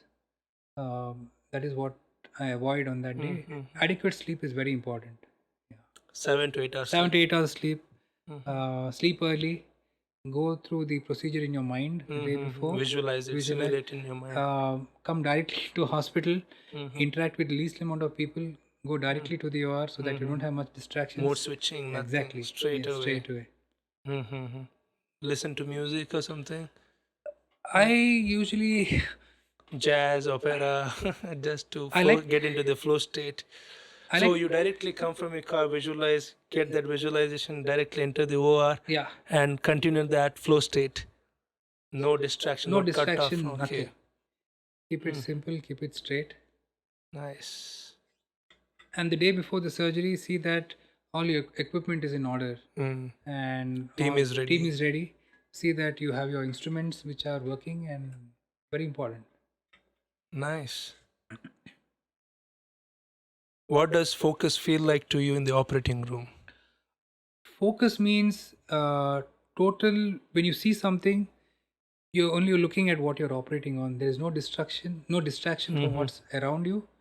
Whether it's your assistant, whether there's music, it's total looking through the two eyepieces of the microscope and good hand-eye coordination and operating with your mind, with your eyes, and with your hands. There's nothing other than that. Into it. Totally Tunnel into it. vision. Yeah. So, do you think hand and eye coordination is the skill or talent or inbuilt? Anybody can develop that, you think? It helps if you are very good with your video games. In earlier Doctors days, practice actually yeah, the video if you games, right? are very good with your video games, it gives you a good perspective in handling instruments, handling catheters, especially surgeons who do the laparoscopic work. Right. It will help you to give your vision and guide your mind and guide your actions through your hands when you're operating on the microscope, because when you're operating on the microscope on any brain or spine lesion, all you see is the lesion, the tissue there, and there's nothing else other than your vision and your hands which come into the I've seen a Japanese institute integrating video games into medical curriculum. Okay. I think they should integrate in It India. helps a lot to develop I your can speed. help with choosing video games. What video games? Helps with coordination. Right. Because many a times you're operating looking, especially with laparoscopy, you're looking at the monitor and operating, and then everything that you do is based on your hand movements and what you visualize on the monitor. Should have the clear understanding, intuition of your movement. Wow. And that video game should be fine tuned to the microscopic wave of the. I mean, that would be better. Better, right? yeah. And they know the micro movements. Micro movements, right. hand movements. Wow. Nice. Okay, is there a kind of beauty in surgery that only a surgeon sees? When you It's say that surgery was a beautiful surgery. it's the dissection of tissue planes. Mm-hmm. Right from when you open the skin, go through all the layers, the fat, the muscle, for a neurosurgeon, the bone. Myelin sheath? No, right? Myelin sheath is too small to see. Small The too. dura, Mm-hmm. the way you go in with the least amount of bleeding, with least damage of surrounding tissues. Mm-hmm. One of the pioneer of microneurosurgery is a Turkish neurosurgeon by name Yasir Gil. Fortunately, passed away 2 months ago. He was 99 when he passed away. Mm-hmm. He was the one who integrated microscopes Oh, into neurosurgical practice. that's why it's called microneurosurgery. Microneurosurgery. He developed a lot of microneurosurgical techniques. Um, as a neurosurgeon, we operate with instruments. We don't directly touch the brain. Mm-hmm. We touch and remove tissue using micro instruments, so that we don't put much pressure on the surrounding structures. These techniques were devised by him, and he was a pioneer in going into the brain and coming out with least trauma to the normal tissue, right from the skin in and out. Mm-hmm. So that would be he would be a great surgeon to kind of, Mm-hmm. and he has been very nice to record all his videos and show them. He started a protocol. Yes, So that is the beauty of surgery, yes, like layering, how you get in and how you come come out out, with the least amount of damage damage, or trauma to interface. the Okay. normal Wow. tissue. So, have you ever fallen in love with the moment during surgery? um, Mostly when you have clipped an aneurysm Mm-hmm. and it's happened fine, and Mm. you do we have special dyes which you can inject into the vessels Just to to see if there's any leakage. correct, Mm-hmm. exactly, to see if there's any leakage or there's any filling of the aneurysm. Mm-hmm. That's ultimate when there's not. When you do a brain bypass, Mm-hmm. when you remove the clips which have held the vessels closed till then, and you inject this dye through the vein to see whether the bypass is working. So when you see the blood flow from the blood vessel from the outside to the brain, and you have established blood supply to a brain which has been crying for blood supply for Blood, so long, thirst for you blood. feel very happy. Wow, that's nice. That also visual feedback, no? The dye is Dye is passing. passing, you can see that on the monitor. Right.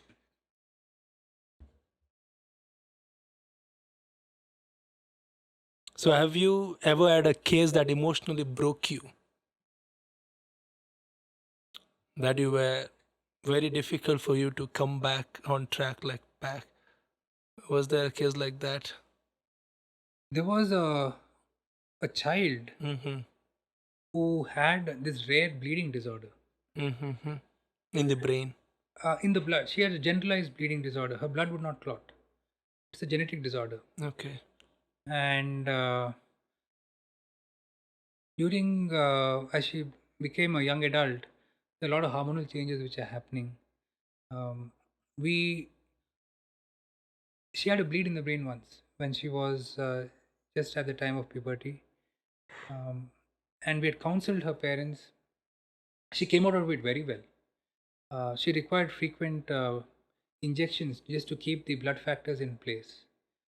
And sometime what happened was, because of financial reasons, and these blood factors were not given to her um, for some reason, and the blood clotting again got disorganized, and she came with a massive Blood leak in the blood brain. leak in the brain, and it was too late. How did you go back home? Did you like, was it hard to come back on the same state of, I mean, how do you cope with such situation? Initially, when you are a surgeon, you feel very sad. Mm-hmm. When you see patients with in coma, who come in coma, patients who have a bad bleed and land up in coma, patients who have very bad accidents and are in coma, and the entire family is hoping and praying that something happens, but that's not going to happen. As a doctor, you try to initially you're like a sponge. You kind of get it everything into you. You imbibe that thing, but over a period of time, I don't know whether you become cold, but that sort of um, Detachment. detachment is there. You think of that person as a patient who you try to treat as much as the best of your abilities, but you detach that emotion from it. So there's no bias in your. There's no bias, and you feel that you've done the best without emotionally getting drained. I mean, that's how it should be in fields like neurosurgery and cardiac surgery, wherein there is a lot of trauma, lot of emotions, both That from clouds judgment. that clouds judgment, both from the family and from within you. What could I have done better? Even though you've done the best, and if that happens, you end up kind of internalizing everything towards you. Of course, you become cold as a human, but that detachment between treatment and emotion should be there. Otherwise, it's very difficult to function on a daily basis. Nice story. Okay, want to get into the cutting edge stuff. So, what's the most exciting shift you have seen in neurosurgical technique in the past 10 years? Catheter based? With the catheter based, I would say that we are able to perform procedures with less complications because of advances in all these catheters and No need devices. of cutting open the skull or just Yes, minimal surgery. minimal. Right? You can do it with minimal access, especially coiling of aneurysms. One paradigm shift which I have seen is with treatment of ischemic strokes. Since 2013-14, the mechanical thrombectomy has come out in a big way with these retrievable stents. So, uh, patients with ischemic strokes when large vessels have a very good outcome in up to 60-70% of cases. That has been a paradigm shift. With surgery, I would say, with the help of neuronavigation and robotics is very early in neurosurgery. But it is the It future. is the future. Remote surgeries. Remote surgeries maybe in the future, not as yet. Robotic surgery, you mean robots can get inside the brain and can do what neurosurgeons are capable of? We have not reached that stage as yet, but The regular Da Vinci robots? Da Vinci's are used for cardiac, for the abdomen, but not for the brain. There are different robots which are coming out, which will pinpoint, like the Rosa, which will pinpoint the location, the degree at which you should approach the skull, open the skull and go in, Wow. and where exactly to go. But the robots in neurosurgery are still not as advanced as which we use for cardiac surgery and Right. What would be the role of neurosurgeon in the age of robots in brain surgery? one would be if you can operate on a remote place. If You would be like a supervisor to the robot? you would Robot can take care of even everything, clipping, you would probably coiling. guide the robot sitting outside or in a different center. So robot would ask neurosurgeon for a decision to take. The concept of robotic surgery is at the moment not an independent robot. It is doing surgery with a device which is inside or close to the patient, but the surgeon is operating from a console which is outside or in a different location which is away from the hospital where But the human surgery input is needed. human input is needed, and the connection from a remote area is via In both movement as well as decision. That is Like robotic controlled, movement is controlled by controlled by surgeon. a surgeon. So robot can't move on its own. It cannot move on its own at Nice. now, at present. Yes, That is the future. that would be the very far advanced future. Yeah. So neurosurgeons would be redundant in the future. It depends on how advanced these robots come up to. Right. The The current advanced. robots would require a neurosurgeon to be around to plan, to decide which is the approach to go in through, and probably do a lot of the major part of the surgery. So that way, human interaction is very much needed. So Neuralink just got FDA approval for human trials. And we are seeing paralyzed patient control robotic arms with the thoughts alone. Quite beautiful video to see. And also I've seen them playing ping pong just with their mind, the brainwaves. So as a surgeon, how do you see BCIs, brain computer interfaces, changing your field It would help in two ways. One is whether you can harness the electrical activity of the and of brain? the brain, and using a device to control those impulses or wavelengths, using a remote receiver here or on any part in the leg, for the person to use a prosthetic to lift something, to write, to eat, to walk. That To would slap? to to hit, yeah. That would be one way. Or the other way would be an implantable chip like thing which is placed. That would be more advanced. That's not happened, and that is controlled by wires on the outside to a Not prosthesis. invasive, right? It's It would just be invasive. That would okay. be invasive. So it wouldn't pick up from just from the skull, the brain It would be signals. difficult that way. Yeah. So that would. Uh, That would revolutionize treatment of strokes.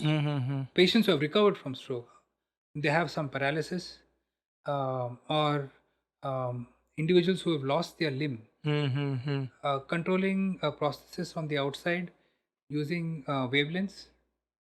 That would be somebody who is disabled Right, or would be without. revolutionary for them. But it also opens up superhuman capacities, right? Capabilities, right? Like merging, like we are all uh, proper without any wrong conditions. So if we can implant an implant for like to see in infrared or to see to compute direct contact. So what do you think about that future? Is it likely possibility? To integrate something to control the nerves by circuitive connections are difficult because these connections are vast. There are millions and millions of connections. But to maybe work from the outside to regulate, I mean, I'm just thinking into the Yeah, future you and I to will. to kind of regulate how these waves, which we just discussed, work on the brain, whether it can control seizures, whether it can uh, treat somebody's mood, Depression. depression. Right, I've seen some cases where just with playing with electrical activity, uh, people were able to cure like depressed person from the birth, uh, like There just are with electrical shock, they were yeah, able to treat depression. the, there is this is called psychosurgery, and there are various procedures which are done for it. Even keeping a something like a pacemaker, which will kind of Detects det- a bad mood and suddenly injects. which would patients who are chronically depressed who have disorders that way, they can kind of do a deep brain stimulation for that. Um, for obsessive compulsive disorders, patients who have, like we say, OCD, doing Right. things again and again, um, that has also learned to be controlled for depression. Nice. I mean, so many possibilities ahead, right? So, what do you think will disappear from the neurosurgical toolkit in the next decade? Uh,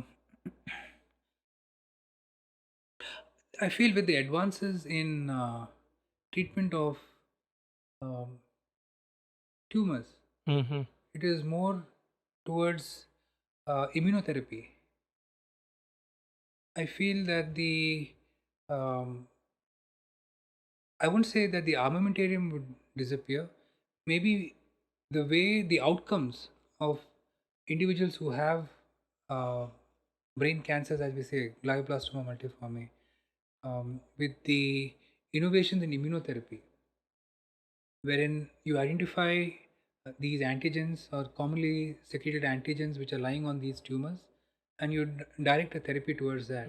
That would eradicate chemotherapy and radiation therapy, you mean? It would probably supplement it Mm-hmm. and increase the lifespan of patients who have these kind of tumors. Um, Regulating the cell cycle at the genetic level by affecting all these promoters within these tumors which are rapidly growing. Uh, we are doing 3 projects with IIC On immunotherapy. on these cycles, cell cycles, these promoters, these pathways which give the scaffolding for the tumor to grow, Mm-hmm. which involve the blood supply to these kind of tumors. Whether we can reduce the blood supply by affecting all these promoters. Um, I feel that management of high grade tumors will change. If you see what will become redundant, I feel that the uh, way of treatment of vascular problems, strokes, um, then aneurysms is becoming more and more minimally invasive. Mm-hmm. So the old method of treating with large opening of Cut the open skull, yeah, sizes would go would off. go off. Yes. Mm. So, how do you think about life and death now after being a neurosurgeon? Was there anything changed how you approach life and death? Um, with regard to life, it's a combination of various factors which keep you going. Mm-hmm. Your consciousness, as we discussed, your heart, which keeps feeding energy and blood and clearing the various systems through its various functions. Um, Whereas death on a plane is more when everything comes to a standstill. Mm-hmm. Um, there's uh, there's an emotional factor attached to it from a human being point of view, but when it's a doctor, you death is something when the inevitable happens, when medicine cannot offer any more than what is available to keep that person alive. Mm. Okay, I will end this podcast with the last question. When all is said and done, what do you hope your life's work has been really about? Everyone in the 3 wishes what one every person has as a human being, uh, to have a decent life with respect to good food, clothing, have a good family life, and die with the least amount of pain. Mhm. So, a doctor sees that the first two are taken care of by treating appropriate illnesses the right way, and the person can be good to himself, his family, and society. What happens after that, the third part, depends on how that person has maintained himself or herself during their lifespan. Death is inevitable for every one of us, but the way it happens with the least amount of pain is something that everyone would want to. No one wants to struggle, um, be on a ventilator when you have the inevitable coming towards you. Um, and if I have saved many lives before you reach the third stage, which is independent of all that we have done as a neurosurgeon, then I think that would be the best thing. Your work was all about. Yeah. Thank you so much for your Thank you. time. Thank you. Thank you for having me. Yeah. Yes. Thank you. Nice. Of